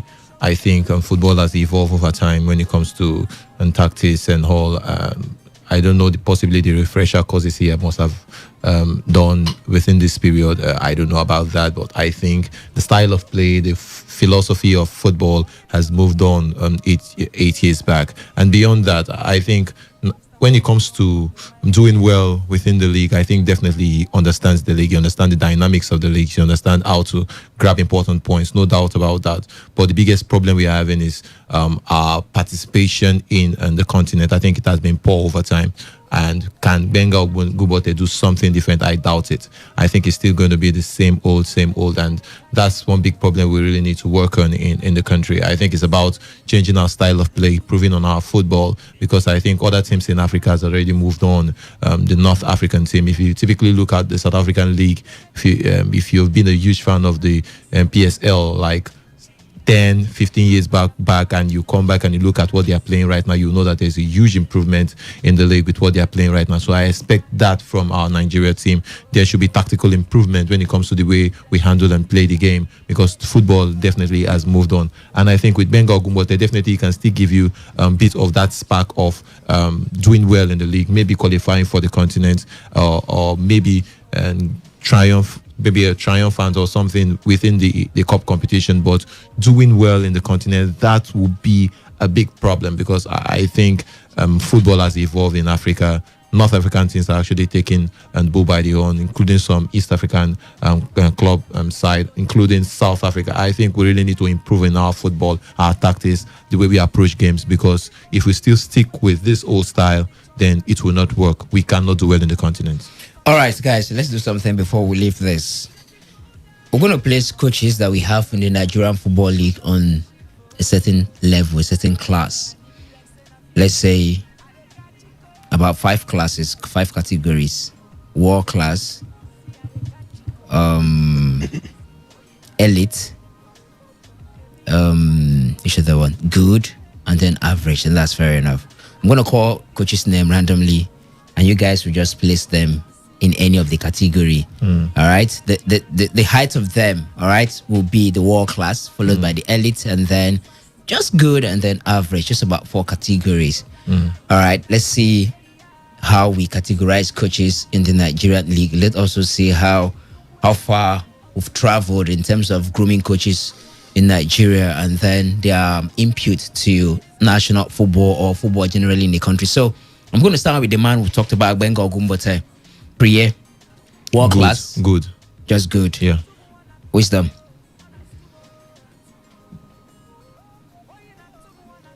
He's good. He's good. Okay, Imama Mapakawo. Good. Just good. Just good. Stanley Guma. Good. Average. Ladamboso. Isa Ladamboso. Average. Wisdom. What's below average? Nothing is below average. Average. Okay. John Obu once managed Aqua United. Yeah. Former manager of the under-20 side. I'll say good. Average. Average. Okay. What's coach of Plateau United? Abdul Maikaba. Abdul Maikaba. I will say a very good, a good. Good. A very good. Yeah, There's very nothing good. like very good. Yeah. After good. Excellence. You Excellence, see right? elite. Yeah. I'll say good. Good. Yeah. Good. Okay. Who should that coach? Can Abdullahi I remember? Bifo. Abdullahi Kennedy Bifo. Boboye, Kabiru Dogo, Usman Abdallah, Ilechuku Fidelis, Solomon. They're all good. Ogbede is dead now. Average. Good, average. And Those are that's the the guys. problem. Good average. And that So is the none problem. of them crosses. Everton is with Van Everton Dresser is with Van Dresser. None of them crosses the good level to maybe elite and then world class. Yeah, for me, yeah. Wisdom, same thing. None of them. I mean, to be fair, I was just saying good because I was just looking at Imama has won the NPFL. Maybe if he was in the Premier League and he did the same thing, maybe he would have probably tried to get to the top 4 or even win it. Then I looked at the man we just talked about, Benga, the fact that he's gotten to the Champions League semi-final. That's something a handful of coaches. I mean, you can pick the coach that did it with Eyimba Kadiri Kana, and the second season was it's okay Modi and some other guys together combining to do that one. Then the Atlant team now in 2009 when they were beaten by TP Mazembe in the final. So you can pick the coaches that have gotten to semi-finals of the CAF Champions League, and that's why I just picked him. But Imama winning the league, I can't remember. There's nothing. See, funny enough, a long time ago. Even as a leading a long time. coach. He has won the league, but that was a long not time as an ago. assistant, as a Long leading time head ago. coach of the As a team. head coach, I yeah. can't remember. Then the next person we called Abdul Maikaba. I just remember this football playing style, and I know if I can fix him any other place in the world, he might actually give his Function, best. yeah. Most times, these are coaches don't even go out there to try their best. You do something here in the MPFL, the same way players move. Why not try to move? But most times they don't move, and at times offers don't even come because most times our league is not as regarded because of the way we treat it, not because of the quality. We actually tell the world what we are. That's our league. Meanwhile, the league has some players that I feel, or we have the potential to be one of the best in Africa, but we don't report it properly in terms of the way what we report. We don't have any choice. We try our best to make it look good, but some things are just appalling. So I think most coaches in the MPFL, 90% of them are just average. If you were not average, you can't tell me that we've not had an MPFL coach that has gone to coach Al Ali. if you're good enough, I'm not saying Real Madrid. I was so careful not to bring in the likes of Samson Siasia, the likes of what's the other man's name that once had his stints with Togo. Stephen Keshi. Stephen Keshi was the one that had his stint with Togo. Late Stephen Keshi. Not Stephen Keshi now. Emmanuel Amunike. Tanzania. Yeah, Tanzania. True. I was so careful not to bring in those ones. Okay, Samson Siasia had coached in the MPFL once. I think that was with Heartland. It wasn't. Was it Heartland not or Rangers? Heartland. I think it was. I can't recall exactly. A southwestern club. I can't recall exactly, but I'm sure he has had his stints with one of the clubs in the Nigeria Professional Football League. So I don't know if you have to throw in those ones. All right, maybe Emmanuel Monike, maybe the late Stephen Keshi, and then Samson Siasia. Any of them making it above just good. Sure, for sure. I think. The late Stephen Keshi actually is an elite manager. He has done it. He has seen it all. We saw his exploits in the Nations Cup. Beyond Nations Cup, he managed to take the Togo team to the World Cup, and that's important. That's a huge achievement, because it's quite difficult to take such a team that's not that powerful when it comes to world football. We saw what he did in Mali too. Beyond Mali national team. So it's not just in quotes a Nigerian manager, it's more of a continental manager, a proper manager that can actually do well in any country and even in any club. So for me, he's definitely an elite manager, no doubt about that one. Then the likes of Samson Siasia, a good manager. I think he shouldn't be beyond good. No doubt about it, his exploits in Olympics and also the under-20, but I think he should be beyond that, beyond age grade competitions, national team level, club level at that point. And I think when he managed the Nations Cup, we struggled. We didn't even qualify for the Nations Cup when he was the coach of the national team. So I think that's a big minus for him. So I would say basically Stephen Keshi, then maybe Kadri Kana. Kadri Kana, yes, when he was the coach of Enyimba. Coach Enyimba, at that particular point in time. Maybe Kadri Kana, but it's difficult for you to pick Nigerian manager at that point. What about Emmanuel Amunike? Emmanuel Amunike, tactically quite good, but I think he still needs to prove a lot. He has the prospects of being an elite manager or a world-class manager, but I think he needs time to build his CV and build the whole technical ability. Yes, no doubt about it. He took Tanzania to the Nations Cup, but I think it's beyond that. Qualifying, doing well in the Nations Cup. We saw what Stephen Keshi did. He qualified Togo to the World Cup. That's important. That's something Togo, the history of Togo will never forget. It's something that he actually placed himself in the sand of time. So I think it's about creating a remarkable history, and I think that's why I will pick a certain Stephen Keshi above any other Nigerian manager. All right, Wisdom. These three we've mentioned, the late Stephen Keshi, Samson Siasia, and Emmanuel Monike, where would you want to place them? Well, first, by global standards, they are nowhere, really. Only Stephen Keshi can even raise his finger up. But by African standards, that's based on what is currently the level of results in Africa. I think elite, you call Stephen Keshi more of an African elite coach, as I said, by African standards, because if you go globally, he has no place in the rankings. You've not even crossed the round of 16 of the World Cup. He did. So sorry, he did. He did. With the nation, the 2014 World Cup, Nigeria played the knockout stage against France. He did qualify us from the group. I think it was France Argentina, that Nigeria. eliminated Nigeria because of the injury of a certain Onazi. Yes, I remember. Forget that one. But I think you got my statement. Did you qualify from the round of 16, not qualify to the round of 16? Okay. I don't think there's any Nigerian coach that has gone past the round of 16. The round of 16, yeah.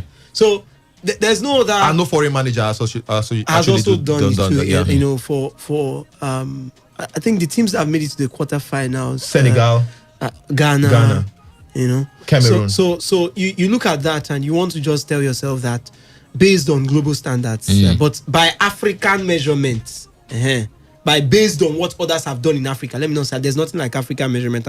Based on what others have done in Africa, I think Stephen Keshi is an elite coach in Africa, if you want to look at the names that have done it here in Africa, because he's done it with several teams. As Priye stated, he's gone continental. He did it with Togo, qualified them for their first World Cup, moved on to first and only World Cup. Right moved now. on to, although they were not very, very wise, had to let him off, thinking the same way Africa. Sometimes the foreigners will just look at us and they will just be laughing. What is wrong with these people? A coach qualifies for the World Cup and you send him away, although there were some issues too behind the scenes. Then he moved on to Mali in 2008. Yes, he coached Mali between 2008 and 2010. Yes, and he qualified him for the Nations Cup. Yes, held his own there. Before leaving and later on joining Nigeria. I think for me, Stephen Keshi sits above everyone. Right. Heads and shoulders. So he's an elite now, I want to say. But for Amunike, I think Amunike has not really done anything that somebody else has not done before. Amunike qualified the Tanzania. When people say qualified, I know we like priding about our own, but to tell ourselves the truth, the Nations Cup was extended from 16 teams to 24 teams. If it was the normal 16 teams, would he have qualified the Tanzanian national team? Exactly. I'm not trying to downgrade what he's done. Yeah. I'm trying to actually classify it in terms of what others have done. You can't mention this Egyptian coach now that won a lot of Nations Cups with them. You can't even... No. So I feel Steve Amunike and Samson Siasia, I respect him a lot. He has helped us when it comes to going to the Olympics and the under-20. I will never forget the players he raised, Reliance. They've actually been working for us. Yeah. The set he raised actually graduated. A host of them graduated to the national team. Mikel Obi, Chinedu Obuke, you can go on and on and on. Yeah. But then again, this is not equal to success on the continent or global stage. He's very good at the Olympics. Bronze medalist, silver medalist at the Olympics. And I think that's the only place he announced himself. At some point, we even started getting rumors of Bolton or something like that. But be that as it may, I think Stephen Keshi still sits far above every one of them. All right, that was just a test run to look at how our managers are faring by the standards of the experts analysis of the guys here in the studio. Today FM 95.1 is the frequency. Today Sports Life is the program.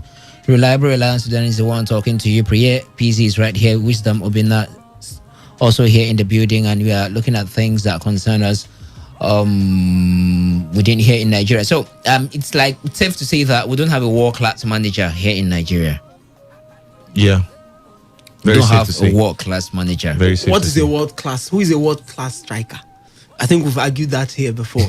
People were saying Riyad Mahrez is not a world-class player. Yeah. It was me and you said, I think it was me against you or something. So if we can call people who have done it on the global stages of things, who have gotten to World Cup semi-finals and not, then you who have not even gone, because you don't play in your backyard. If you're a good player, you don't do it in your backyard and say, I have a brother that is very good. He's better than JJ Okocha and he's playing in my backyard. No, you don't. You do it in the field where everybody would see you. So if you're good enough, you would have gotten to the World Cup. And I don't want to take the excuses of you're black. Listen, nobody has a good player and the player is loyal, humble, there's no issues. And he gets into the game and he gives you 10 goals. And you keep him on the bench and play the white one that has one goal, gives you only a goal. No. Even though I said Barry Chase, it comes out. So on a norm, if you were good, you would probably be at the World Cup. Keshi was good enough to land the Togolese job. He was good enough to land the Malian job. He would have probably even been good enough to land a Colombian job or something like that and moved on and on and on and on.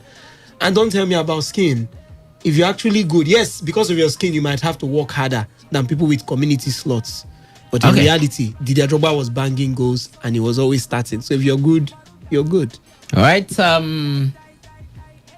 There is an incident in that match involving Crystal Palace Everton. The scoreline still stand at 2-1 in favor of Everton, and some silly tackles right there. A man down at the moment, and we are not seeing. We're not seeing the medic coming on, but just to report that that man, what's his name now? Ferguson. No. The man with the Nigerian descent that has been substituted, and Batshuayi comes in for him. Iberi Chese has been substituted, and Batshuayi comes in for him. I think the manager is looking at how to get goals, because right now they are down by 1-0. We're going to progress on the show, and we are also anticipating and expecting your own contribution. We just talked about Nigerian coaches and try to do a little bit of test run categorizing of where we find our coaches and how far they've traveled and how far they've done and their contribution to the success and the development of Nigerian football. You can air your contribution as well on our Twitter page at Today FM 951. That's official Twitter handle at Today FM 951. You can as well send SMSs as well as WhatsApp messages to the number 0701 9339 962. I'll take the number again, 0701 933 9962. This is not a library. If you want to read book, go to library or you got your own book. Personal identity. It's not things that I want to spill with infinity. It's nothing that she said to me. It's nothing she said to me. She say she feeling the rubber dub style. She says it is a killer when I smile. She also says she wonders how heavy is the download. Unzip and see the large file. Now she want they follow me, they go. She say she did like she shall just in case I want to know. I say I don't get what you're trying to tell me, so she says hot on top and wet below. On delay. Mama give me, wawale me, to bashile. Mama wale me. She blamed on me that I make her feel herself, so she came for me. In her like Bruce, yeah. She loves me to death whenever I go, yeah. Come, ne was over, yeah. Don't care. She like the way that I rap. She loves the music for the chat. Alright, this is Vector featuring Two-Face Idibia. Follow me, they go. I'm trying to spice you up. It's cold, yeah, but come on. If you're not having a warm drink, something like tea, I should be able to spice you up, shouldn't I? On the lighter note of it, let's continue on the show today from 95.1 and Today Sports Live is the program. Let's talk about the Nigerian team, national team coaches, because the Nigeria Football Federation did overlook that man, Finidi George, for the coaching role of the national under-17 and appointed Fatai Amo instead as the national under-17 coach. According to a statement released by the MFF spokesperson Ademola Alajire just yesterday, Ladamboso returns for a second stint as under-20 coach after he led the Flying Eagles to Canada 2007 under-20 World Cup. He will be assisted by the former Flying Eagles defender Oladini Oyekole. Jeremy Ali is the second assistant. We're going to focus more on the head coach as well as the assistant and then leave others in the meantime. Amu will be the under-17 coach, will be assisted by Ahmed Dankoli. And then, all right, I did tell you about Ladamboso returning as the under-20 coach. And I did tell you about who will be his assistants. Christopher Danjuma. Remember when the Super Falcons coach left the job, Christopher Danjuma was the man that took over on the interim. But right now he has been given his official role. He's going to be the Falconets coach and will be assisted by Moses Aduko. The under-17 girls will be headed by Bankole Oluwukere with Queen Ogba as the first assistant coach. The under-15 boys crew will be led by Haruna Ilerika. And then Basse Patrick will be the first assistant coach. And then Abdullahi Umar will head the crew for the under-13 boys with Salisu Ibrahim as the first assistant coach. The Super Falcons are still without a coach following the departure of the Swede Thomas Denebi. It was then that Christopher Danjuma was appointed on the interim basis. Recall the whole controversy that surrounded the captaincy of the team after Christopher Danjuma took over. But right now, he's not going to be there. He's not going to be a part of the technical crew of the Super Falcons, but rather he will manage this Falconet. All right, so we'll look at them one after the other. We'll pin our tent on the the Falconets, the under-17 and the under-20. Let's start with the under-20 job. Wisdom Ladamboso has coached these boys before, not this set of boys though, but has managed at this level of Nigerian football before. He's returning, and this time will be assisted by Oladini Oyekole. By the way, Guitar Boy is playing on the background by Victor Owaifo. So many of us will not know this song, but there are many of us who sure know the song. Guitar Boy by Victor Owaifo. All right, so Wisdom, are you okay with Ladamboso returning on that job? Remember, he has a job with the Ubedisa Stars as the sports, how did they call it? Sporting director of the Yobe Disaster side. Now, would you say with the array of coaches we have that this is the spot-on choice as appointed by the Nigeria Football Federation? Well, I'm really disappointed. I don't like sounding very hard, but sometimes it's necessary. I'm really disappointed with that choice. 13 years ago, precisely 2007, Ladamboso took us to an ill-fated outing at the Under-20 World Cup. And I'm saying this because I followed the World Cup from start to finish. That is for Nigerian national team. Till every single game, Wisdom Obina watched it. Till the very last minute when we're kicked out or bundled out of that one.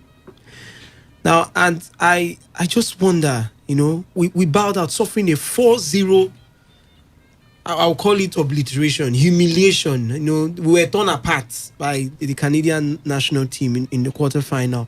So, but be that as it may, his experience and sometimes politics play behind the scenes. Politics that we don't even know about sometimes run behind the scenes. Let's not forget, he's the chairman of the president of the Nigerian Football Coaches Association. Yeah.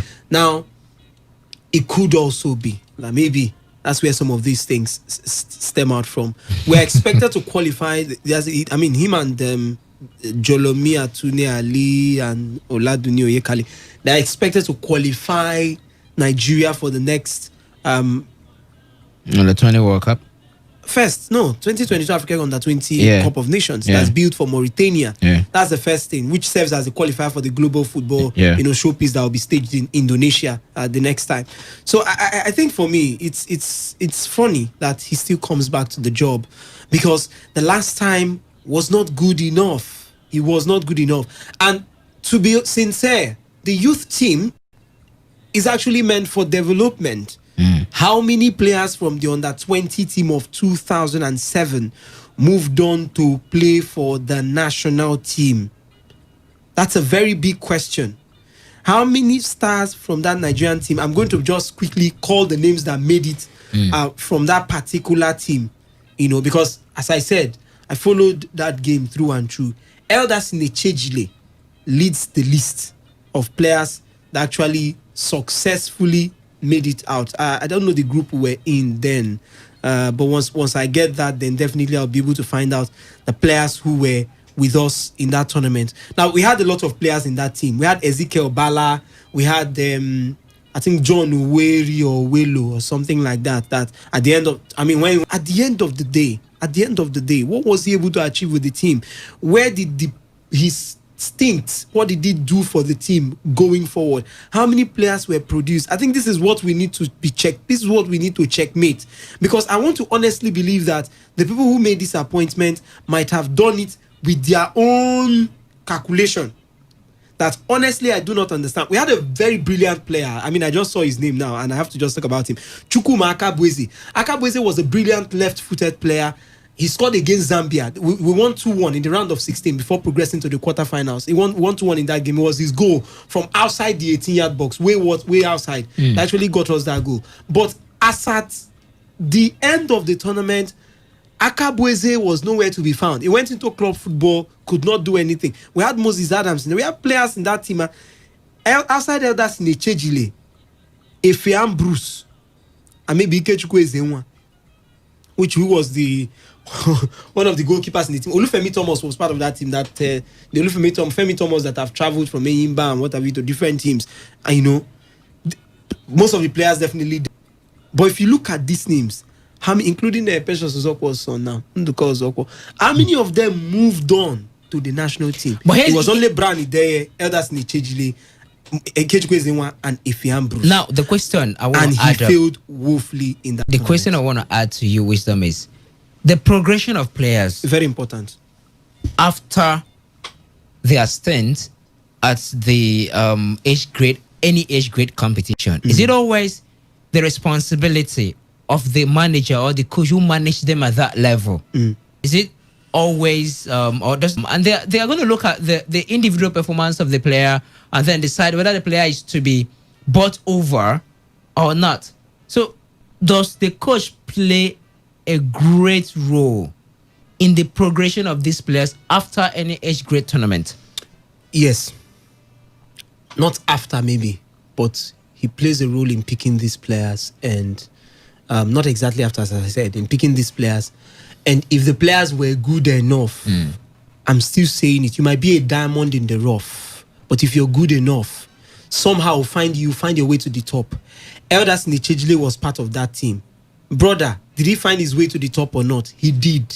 He was Nigeria's left back for a very long time. I know we have our issues as to how he fared at the end, but there was a time when Elderson was the mainstay, especially when Tai was leaving. Elderson moved on. Elderson moved to Portugal. Let me state it out clear. Elderson moved to Portugal. Was even at Boa Vista at some point. It was not like he moved on to the biggest of teams, so he got the best of opportunities. But he moved on from that team to, where did he go before Benfica, Monaco? then Monaco, I think so. Something like that. Okay, I think there was a team in between now before Monaco, and we saw how this man progressed. If he was that bad, Papa, they will not pick you. And if they pick you, and you're that, look at Robert Lewandowski. I'm saying it as one of the players who I feel worked really hard for whatever they have. Look at where he started. But did he get to the top or not? If you're good, see, that gold made it too high like that. Yes, you might not see it, but if it's where it is and people are still searching, they will end up seeing it. So I think for me, he probably picked players that were not as good as they were probably supposed to be. I've seen teams that crashed out of the quarterfinals, but the players from that team, nobody knows that Luka Jovic was part of the Serbian team that went to the Under-20 World Cup that 2 or 3 years ago. They didn't do too well, but Jovic is in Real Madrid. And of course, Jovic is not an English player. Jovic is not a Spanish player. I've seen Samson Tijani is in RB Salzburg. Where did his team finish in the Under-17 World Cup? They failed by Nigerian standards, not even just international, but by Nigerian standards, by African and by international standards. But out of that team, Aki Umiamu, just watch out for that boy. He's playing for Hammarby and he's banging goals left, right, and center. 16 goals in 15 matches. That boy will not remain there for a very long time. So that's what I think. If you probably picked the right players, I know for sure that there will be the ultras who will tell me yes. So that's to say that Ladamboso didn't pick the right set of players. He had a hand in picking the best players that would go forward. Olufemi Oladapo moved on to remember your argument, Wisdom, that if you're disappointed that he's coming back onto the job based on... They failed. No, not just... They failed in the Under-20 and the players did not also progress. Okay. A lot of them did not progress to the national team. All Bala right. Michael, Ezekiel Bala, where is he today? Solomon Owelo, Jesse number 10, where is he today? See, I see. Olufemi Oladapo. Wisdom, I totally disagree with you in some areas. Like for Ladamboso, it's no brainer. I think he has no business managing on the 20 side. It's very, very clear. I think personally, he didn't achieve a lot when he was the manager of the under 20. And I saw that competition back then, and I saw the way we played. Because prior to that competition, the previous one, we got to the finals against the Argentina national team, and the next one, Argentina still won the tournament with Aguero as the main man in that tournament. So for me, I think it's beyond that. It's beyond that. I will always say this.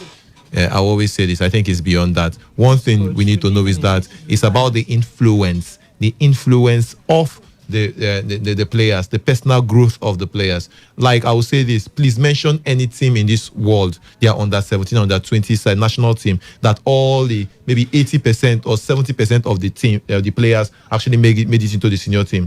I saw, I stumbled on the under 17 video clip of when Nigeria played against Spain, where I saw De Gea as the goalkeeper, and I look at that Spanish team, and majority of them, I'm saying 80% of them never made it to the senior ranks. And we always say this, that this in is which year?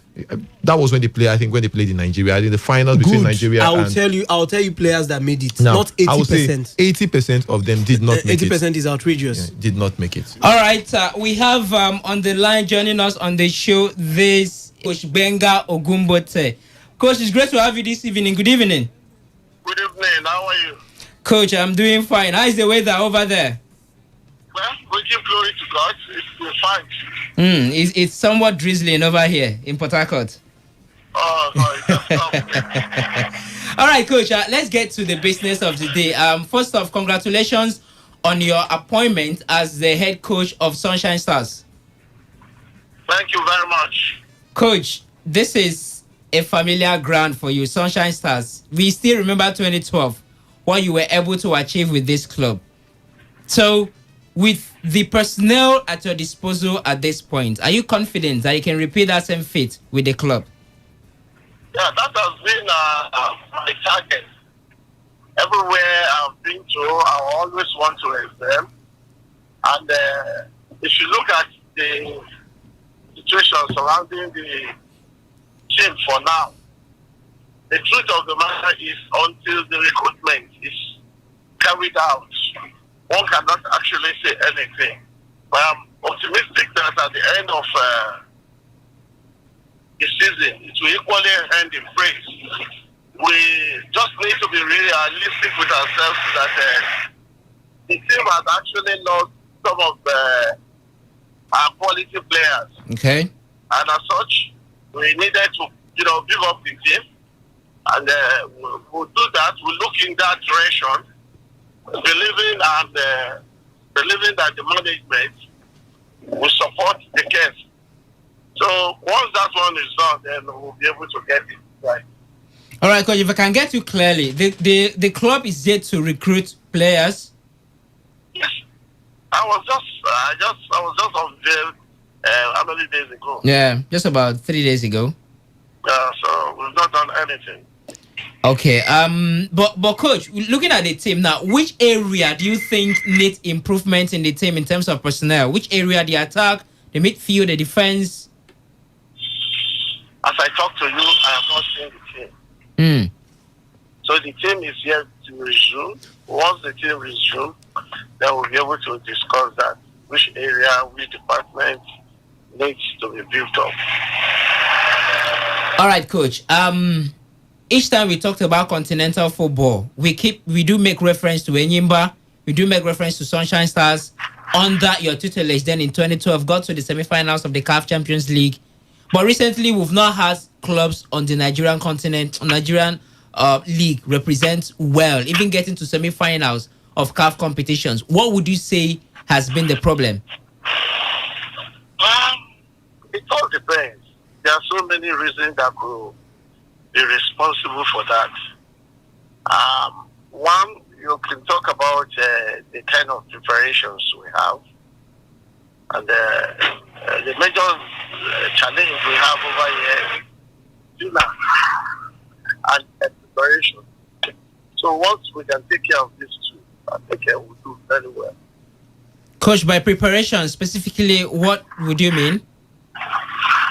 Coach, preparation, you talk about the readiness for tournaments, by, having the right quality, quality of players that can represent well, and enough time and finances to ensure that the right thing.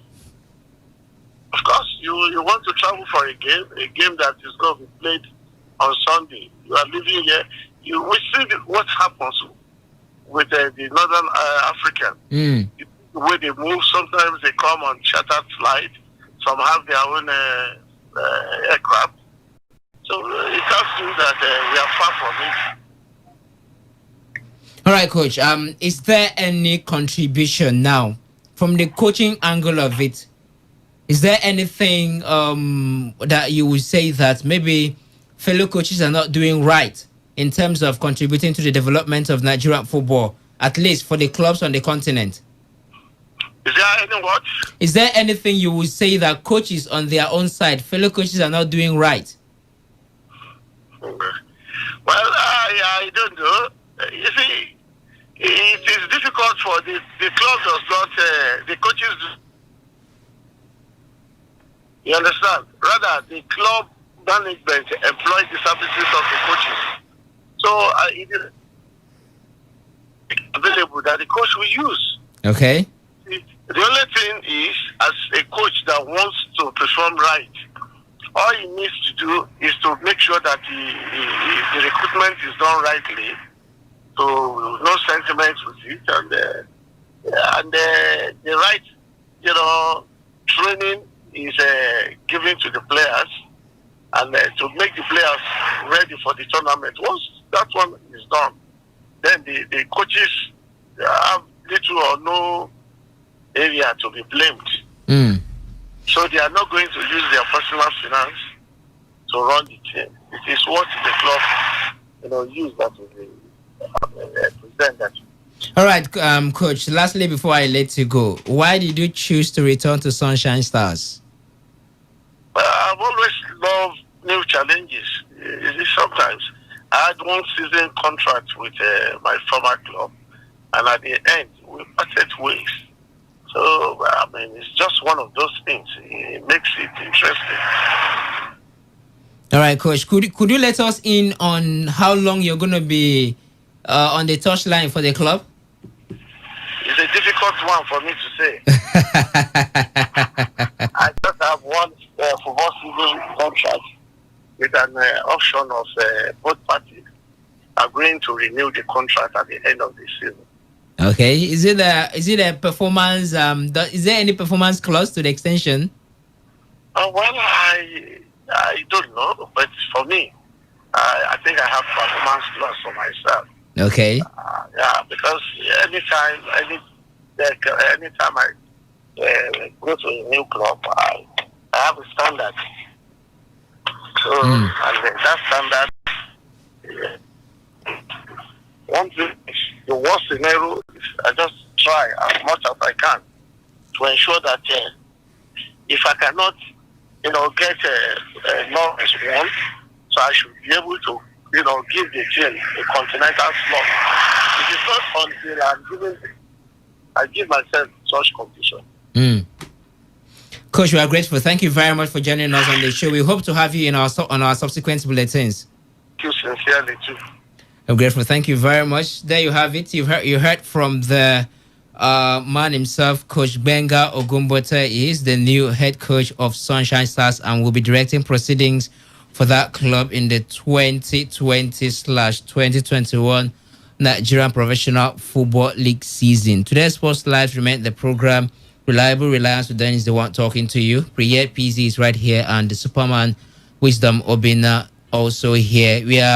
Before we had that interview with the Sunshine Stars manager, Coach Benga Ogumbote, we are looking at the appointment of coaches into the national team assignment from the under-20 down to under-13 for both male and female, without us having a manager for the Super Falcons. Reliance. Now I want to look at that Spanish squad, 2007 squad that played against Nigeria and South Korea. Yeah. Only 3 surviving players in that team that actually made it to the national team of Spain. Now let's look at them. The hair. The goalkeeper. You look at the central, the defensive options. 2007 that played against Nigeria. In what? In Korea, South Korea competition, under 17. I'm not talking about the under 17. No, I'm talking about the under 20. I'm talking about age grade competitions. Wait, no. I thought you were even talking about the under 17 of 2009. No, I will come to under 17 of 2009, the German national team. Okay, go ahead.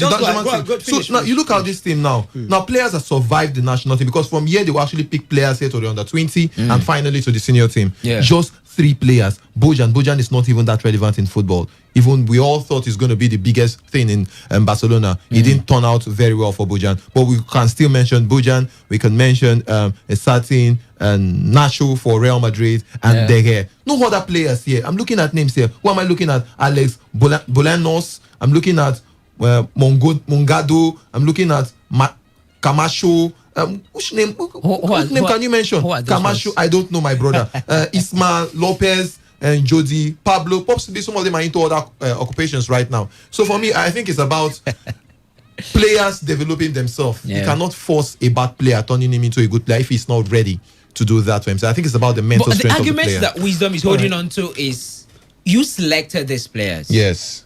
At that particular point, that's why I said age grade competition is totally different. Because at that particular level, you are playing with players of similar mentality. Some players can easily adjust when they play possibly senior players. Introduce them into a senior squad.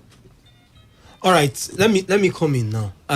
He picked the under 17 of 2007. Yeah. I thought it was 2009, so I went to 2009 for Spain. I thought it was honestly, I thought it was 2009 in Nigeria because I know we played against the Spanish team. Yeah. That's the team that had Bojan Kekic. No, that's not the team. Under 17 of 2007 is from 2007 is the one that had Kekic. So now, Reliance. I am not saying that the coach has the responsibility of making players world stars after coaching them in the under 20. That's not his job.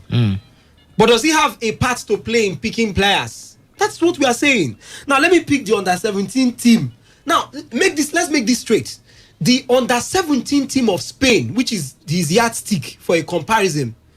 I'm not even talking about under 17 team of 2009. No. The under 17 team of Spain is not even taken seriously like Nigeria takes our under 17, under 20 team seriously. Okay. I stand to be corrected. Right. Now they have a working league that players already picked in Real Madrid and Spain. We have a young star, Marvin Akinlabi, a Nigerian-born player.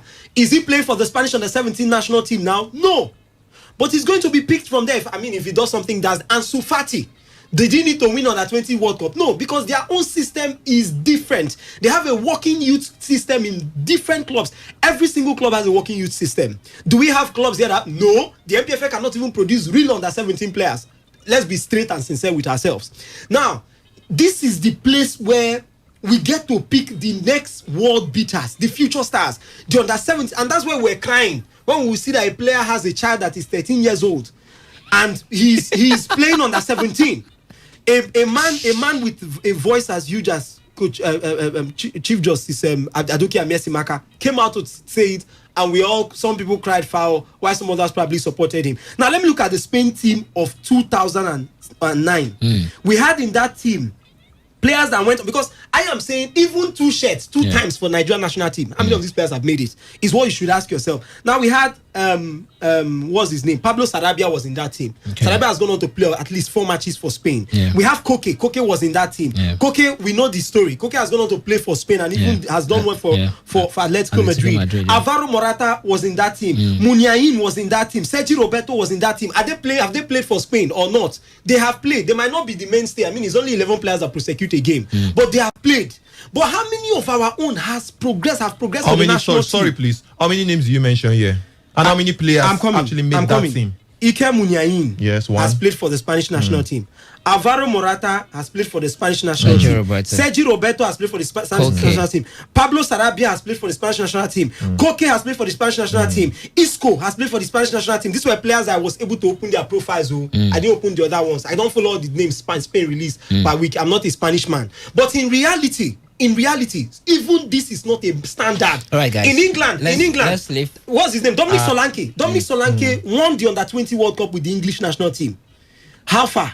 Because that is not where they even depend on. Okay. They did not do well. No, I'm coming. Not do well for continuity. I'm coming. Now, you made mention of that. They don't depend on under 17 teams in most of these countries. But in Nigeria, the next one that the under 17 players, all of us are watching them. Sure, they don't even watch. They don't even report it that you're playing qualifiers for that. Yeah, we invite Osimhen to come and help us when we don't do well. They don't even report it in England. You don't see the sports analysts sitting down to discuss under 17 team like we do here, because it's not as they don't place too much emphasis. But here, it is the only for the young boy who is playing. If you miss out on the under 17 in Nigeria, I'm sure if you tell yourself the truth, if you miss out from the under 17 or under 20, I doubt that you'll be able to make it to the national team. Highest, you probably find trials with MPFL clubs and get a chance. But here, for you to make it to the global stage in Nigeria and even to the senior team, you have to progress through the under 17, under 20. That's how it works in Nigeria. Now, Spain might have their own system, but that's how it works here. Now, I will still say this now. Go back to, like, you made mention about the Nigerian system. They might be quite different from that of the Europeans. Now, I want to go to South America because it's quite similar to what is actually happening in Africa. When it comes to their under 17 and under 20 setup. All right, guys.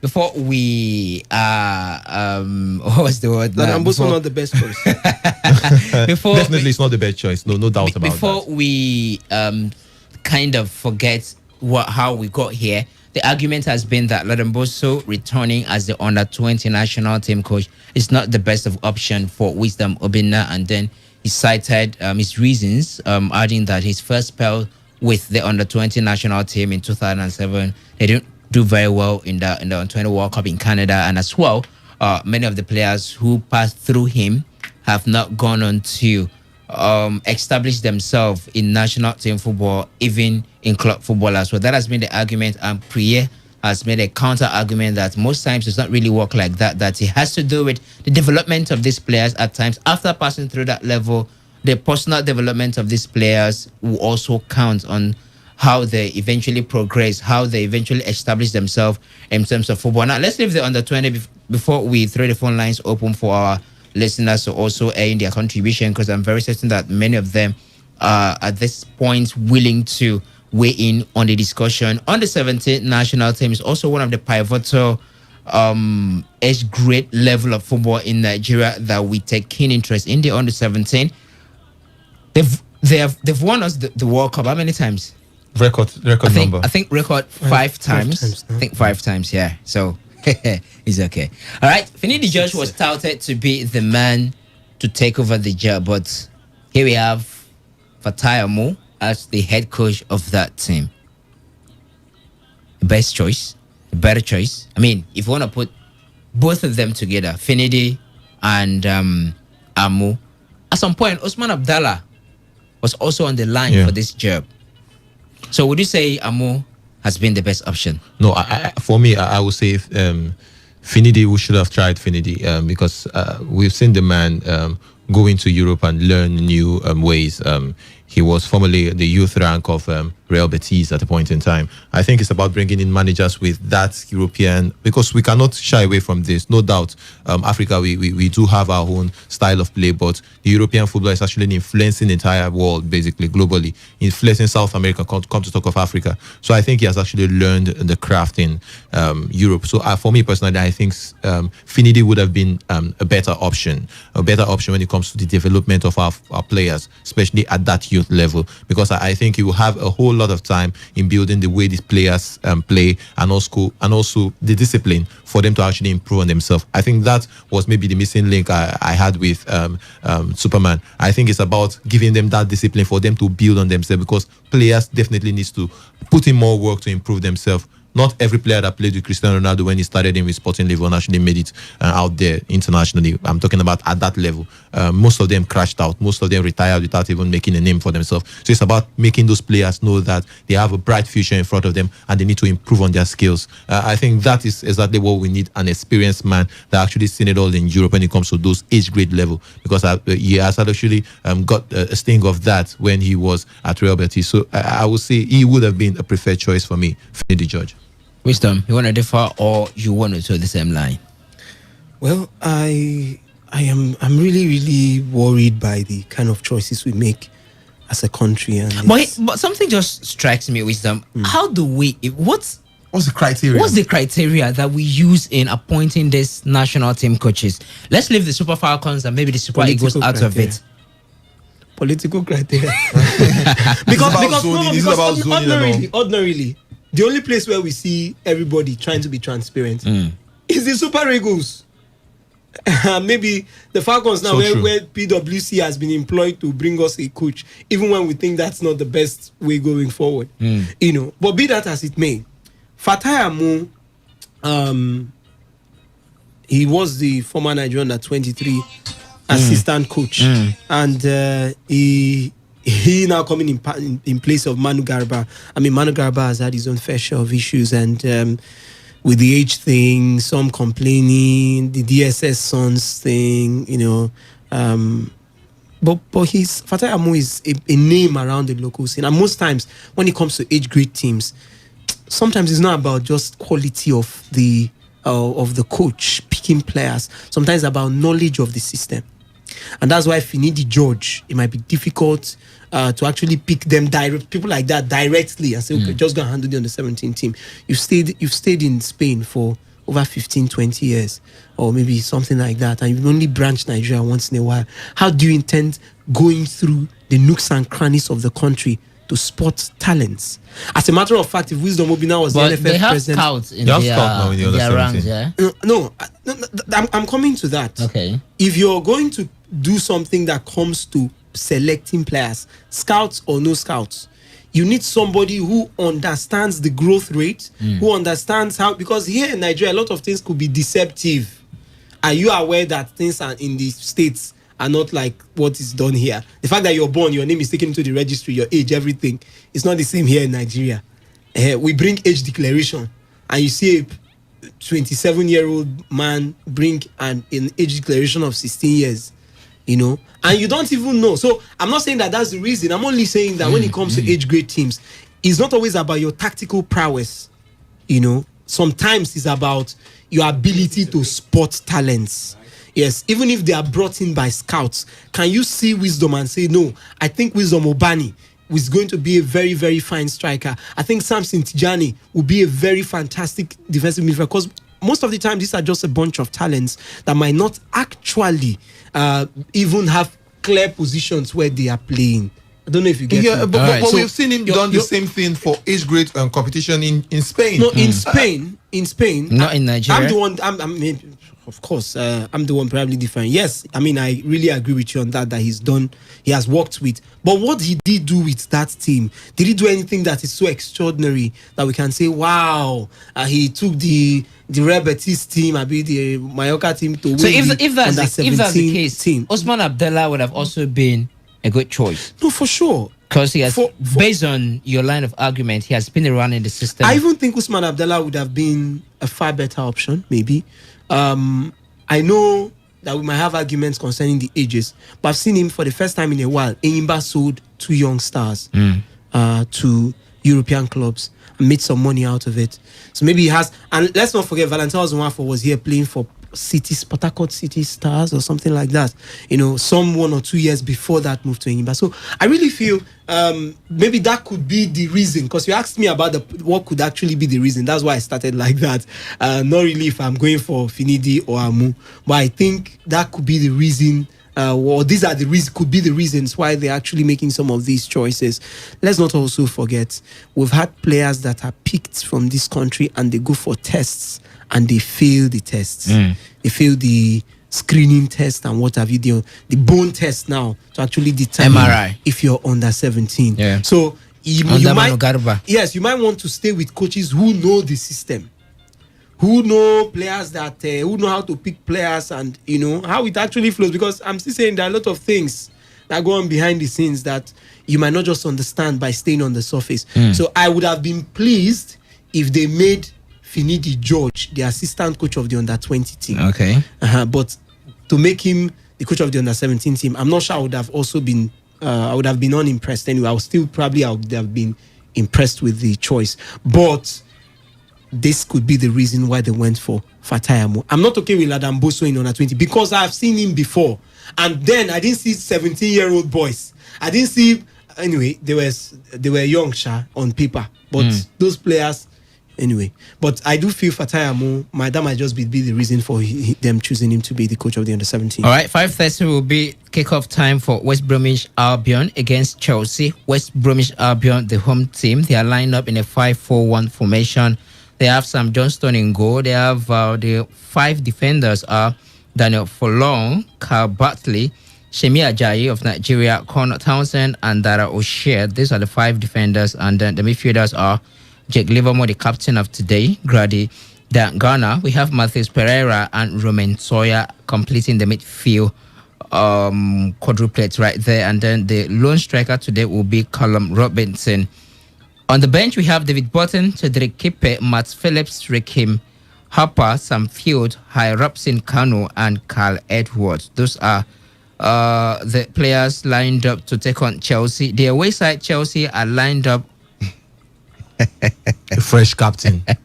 A fresh captain today. 4-2-2-2. What was that? A fresh captain today. What was that? Thiago Silva. Wait, 4-2-2-2. No, I don't think that formation is quite correct because it's 4-2-3-1.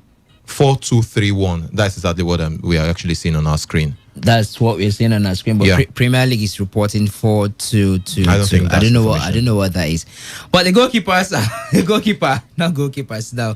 goalkeeper, Willie Caballero, of course. Frank Lampard did talk that they said that the man from Rennes will not be starting in goal today. Just came in, so likely, of course, should be understandable why he's not going to start. The 4 defenders are Marcos Alonso, Andres Christensen, Thiago Silva, the captain of today, Reece James. And then the midfielders are N'Golo Kante, Mato Kovacic, Messi Mount, and Kaya Havertz. The two forwards are Tammy Abraham and Timo Werner. Wonderful. In bench, we have Kepa Arrizabalaga, Fikayo Tomori, Cesar Azpilicueta, Jorginho, Ross Barkley, Olivier Giroud, and Callum Hudson-Odoi. The coach, I beg your pardon, being Frank Lampard. The combination of Tammy Abraham and Timo Werner. I think it's about solving the issue of the left-hand side of play. Since Pulisic is not fit, they've tried some players there and it's not working. Maybe they want to play Timo as a flank player and Tammy as the lone striker. Just stand. Then behind him is Kai Havertz. Then Pulisic could also operate from the right-hand side of the pitch. Maybe that's bringing not, in that's not Pulisic. So I said Mason Mount.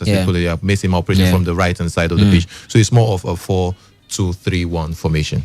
All right, that's the lineup for you. And from there, let's give you results of ongoing matches. In Europe, we have some matches ongoing in the Italian Serie A, as well as the Spanish La Liga. And then 5:30, we'll see West Bromwich Albion take on Chelsea.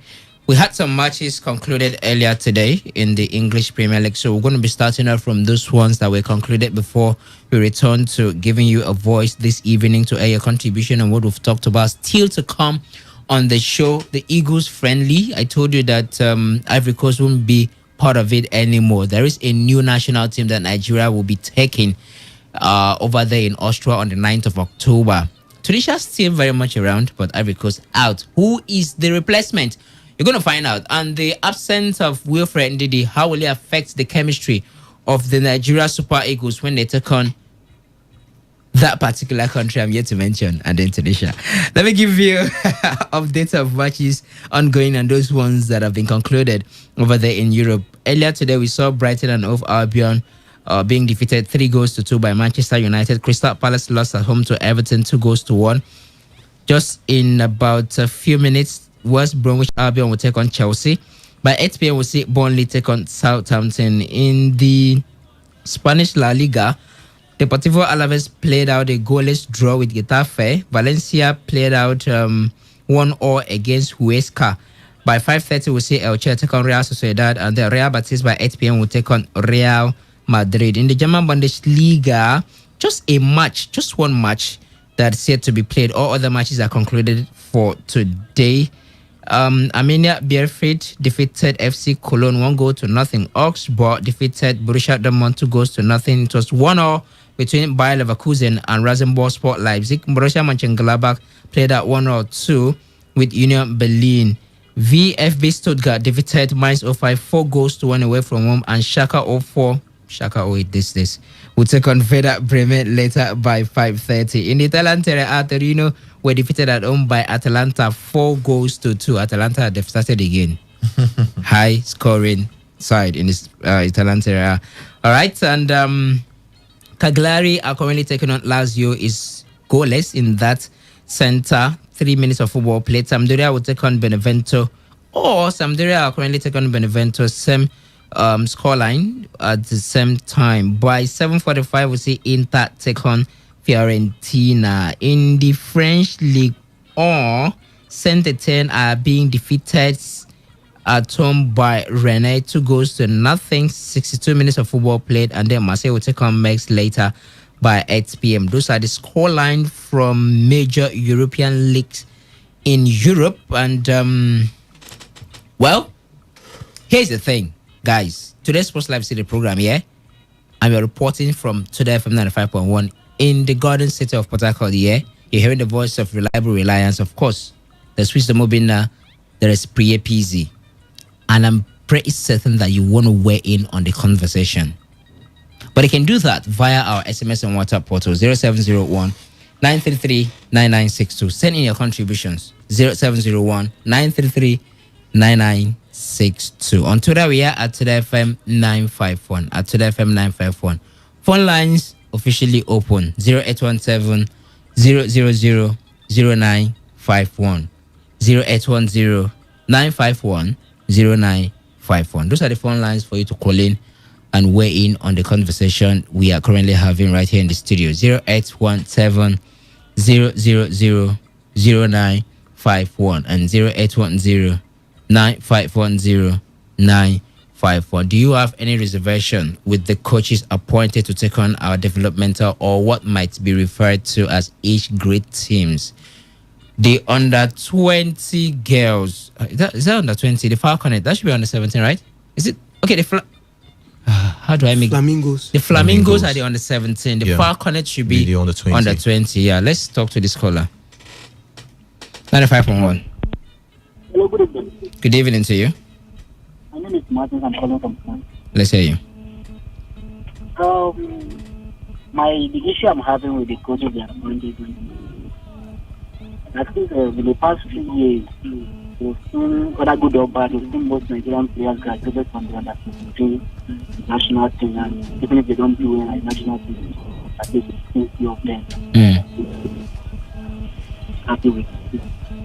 But let's check those name group and Hello, Matthew. Hello. Yes. Yeah, the network is not friendly. You may want to try the other line. Okay, or you can just hang up and call back. The network is not friendly. We're struggling right there to listen to what you had to say. So you could try the other line 0810 951 0951 or 0817 000 0951. 95.1. Hello. Good evening to you. Name and location and contribution. Hello, good evening. I'm Lady P calling from Port Harcourt. Let's hear you, Lady P. My concern is towards the female teams. I don't know. You see that we don't have female coaches in this country. Good question. Okay, now, if you have female coaches, why are they not attached, even as an assistant? All right. There is Queen Ogba that will be the assistant to. I'm going to get that quickly for you, but there's Queen Ogba as an assistant to Bankole Uluwukere for the under 17 girls. Okay. We also have Charity Mwere Nedima. That will be the assistant coach and scout for Christopher Danjuma, who heads the Falconet. Okay, that's good. All right. I'm okay with that. Okay. But then, you see that we don't, because I know I do see. Okay, I heard about under 13 boys. Yeah. They have their own coach. Yeah, they have Salisu Ibrahim. Yeah, that's the coach. Okay. I also have. Sorry, Abdullah Umar, please. That's the coach. Salisu Ibrahim is the assistant coach. Go ahead. I also heard about the under 15 boys. They Yeah. have their own coach. Yeah, that is Haruna Ilerika, assisted by Basi Patrick. So how do we grow up our little girls that are coming up? Because I know of little girls that do play ball. They play very well. So if the men can have under 15 and have under 13, Yeah. at least I know that the females can raise under 15. So from there we can now graduate to under 17, to under 20, and at the same time to the Super Falcon. So they should also look towards the female side. It's very, very important. It's very, very important. Yeah. Please. All right, Lady B, we appreciate your contribution. Thank you very much. Let's talk to another caller. 95.1. Good evening. Hi, good evening, Faith. Thank you. Good evening to your colleagues in the studio. Good evening. We'll greet you. Thank you.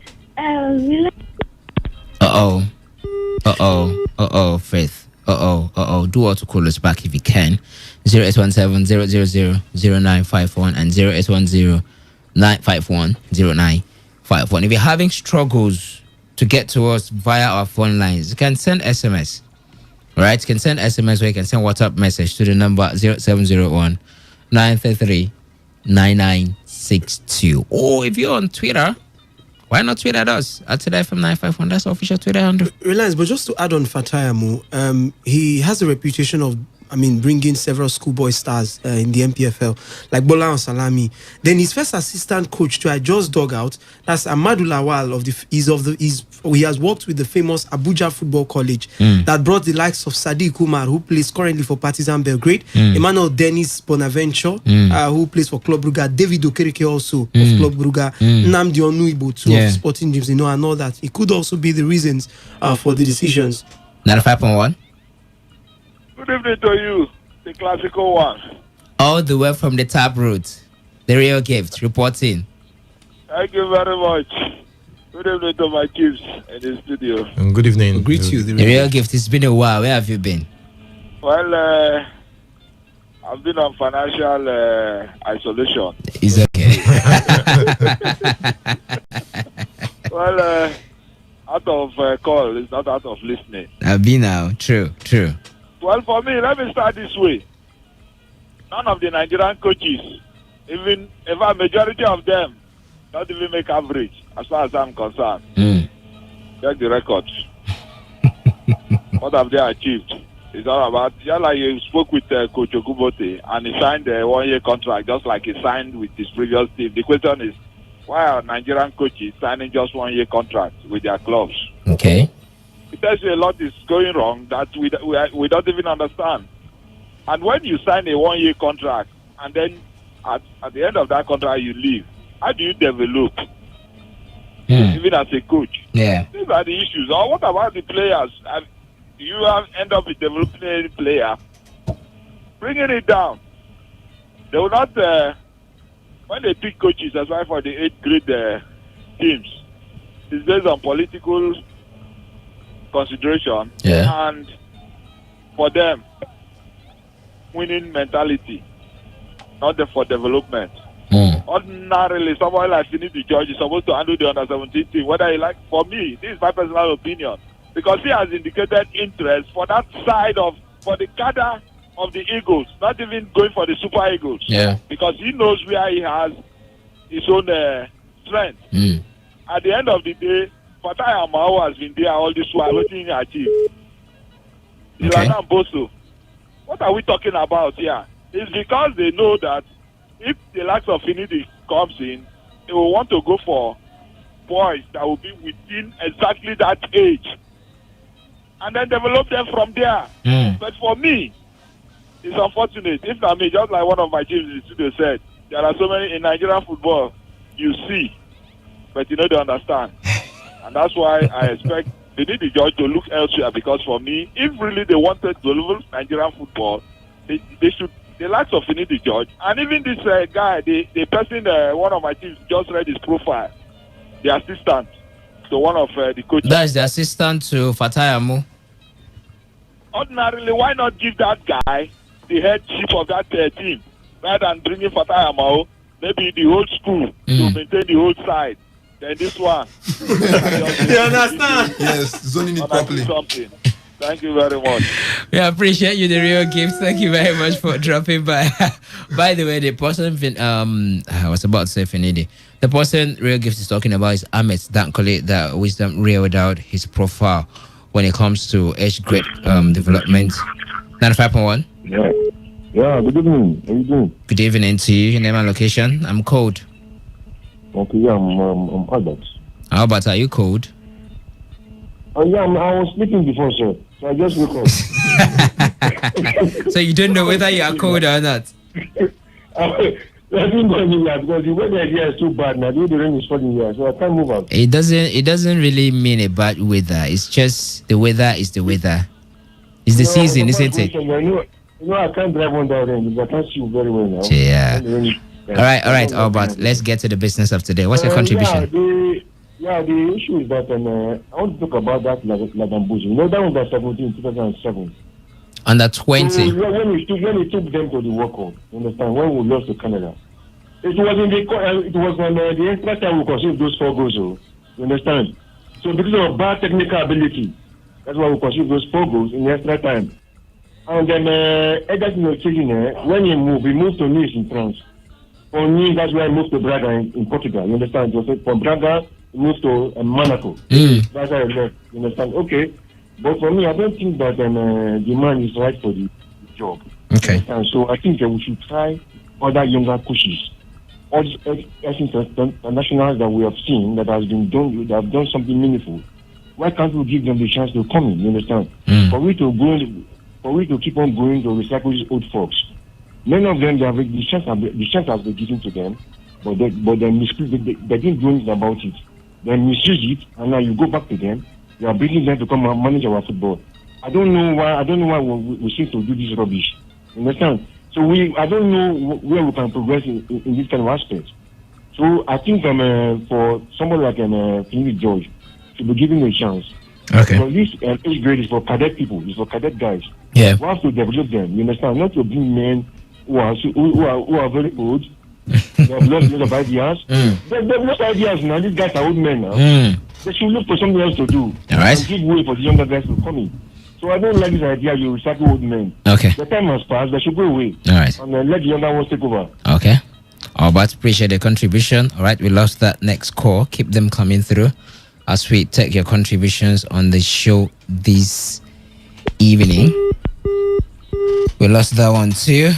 All right, we have a message on Twitter. I'm gonna take it as quickly as I can. If Wadike says, "Good evening, guys. With due respect to Finidi George, he can't sit. I think in his house he meant to write and expect the NFF to appoint him as a national team coach." He wrote national team job, but I think he meant to write as a national team coach. He made known his intentions of coaching one of the national teams, but didn't tell us if he officially applied for any. That's another point. Well, I want to believe that before he talked about the intention, he should have applied, because at the point, the national team jobs were vacant. I mean, from the under 20 down for both male and female, they were all vacant. All the coaches that were handling the affairs, even the under 23, was it vacant? Yeah, I think it was also vacant. So anyone who indicated interest should have applied. I spoke to a couple of coaches who told me personally that they've applied for the job. They're waiting on the verdicts from the Nigerian Football Federation. Let's take this call, 95.1. Hello, Lance. Faith, something happened to you along the line. Let's say you, Faith. Yeah. So I want to speak of Coach Zenga's job. I don't know how, since 2017, this is the third club now. That's Rangers, Ruby, and the current Sunshine Stars. So I don't know how he makes this move. Like, I mean, how easy it is for him to move. But I just wish he could stay with one club for some time. It's now, here's the thing, Faith. Sunshine Stars. If you did listen to us during the midweek edition of Today's Sports Live, we spoke with their media officer, Chris Okonowa. He told us he has been offered a 1-year job with the clause of possible extension. All right. I don't understand. Like, are you not supposed to make up your mind if you're going to give him outrightly, or if you want him to stay 1 year? Why would he take a contract of 1 year and go out? Just like he did well with Rangers. All of a sudden he left on the name of going for new challenge. Well, you can only stay as long as the management or your employer wants you to stay. If they offer you 2-3 years job, then you take it. But if they offer you, unless you're going to say that he should have rejected it and demanded for maybe 2-3 years. Well, I think that's right. I think that's the right word. Okay. Yeah, so that he'll be able to last and know if he can get something with any of those clubs. And he's staying 1 year. You can't build your team now. Then the next one, you move on to the next one. Yeah. You have not gotten used to them. Just all of a sudden again, you move on. But I don't know how it works for him. But if it's fine, he should continue. I wish him the best. All right, Faith. Thank you very much. We appreciate you. One thing Thank you we very learned much. is that here in the MPFL, most times it's a 1-year contract, and it's not like you have. It's once in a while we get to see 2-year contracts. We've seen Usman Abdallah and the others do that, or even 3 years. But most times it's a 1-year contract. So, and once you're done with your 1 year, the club will then reevaluate if they still want you going forward. Every year this happens, even at times for the player. So it's not like it's his decision. That's why you hear one man like Ladan Bosu. Can hear one man has coached over 10 clubs in the MPFL, because every year he tends to more, every season he tends to make moves. Even as Chelsea they've taken the lead now. I mean, it's 1-0. About 2 minutes now. That goal came in favor of West Brom, not Chelsea. Just with the goal. The 1 year thing doesn't really apply to Rivers United. I don't know how it happens, but it doesn't apply to Rivers United. Well, Wisdom has given you a tip of where Chelsea are down by a goal to nothing. Is this the reason why Ben Chilwell would throw away Alonso? Exactly. Because he's the reason. I think it's quite for floppy, that goal. and it's very clear that It's not a good left back. I will say this. You can play him as a left wing back, but as a left back, it's not the best man you can actually depend defensively. He doesn't have the pace, doesn't have the quick nature to actually recover. So how can you play him as your left back? I think that's a big problem for Chelsea. When you're playing 4 at the back, you can't play Alonso. He will not function. Kaya Vest, that should be him, right? No, Mason Mount. Okay, Mason Mount standing over to take a free kick awarded to Chelsea. I think maybe Alonso will take this. I don't know. He takes it, but unfortunately, he couldn't get past the wall. But I think a player is down. The force of the ball, the momentum the intensity must have been so much that the player couldn't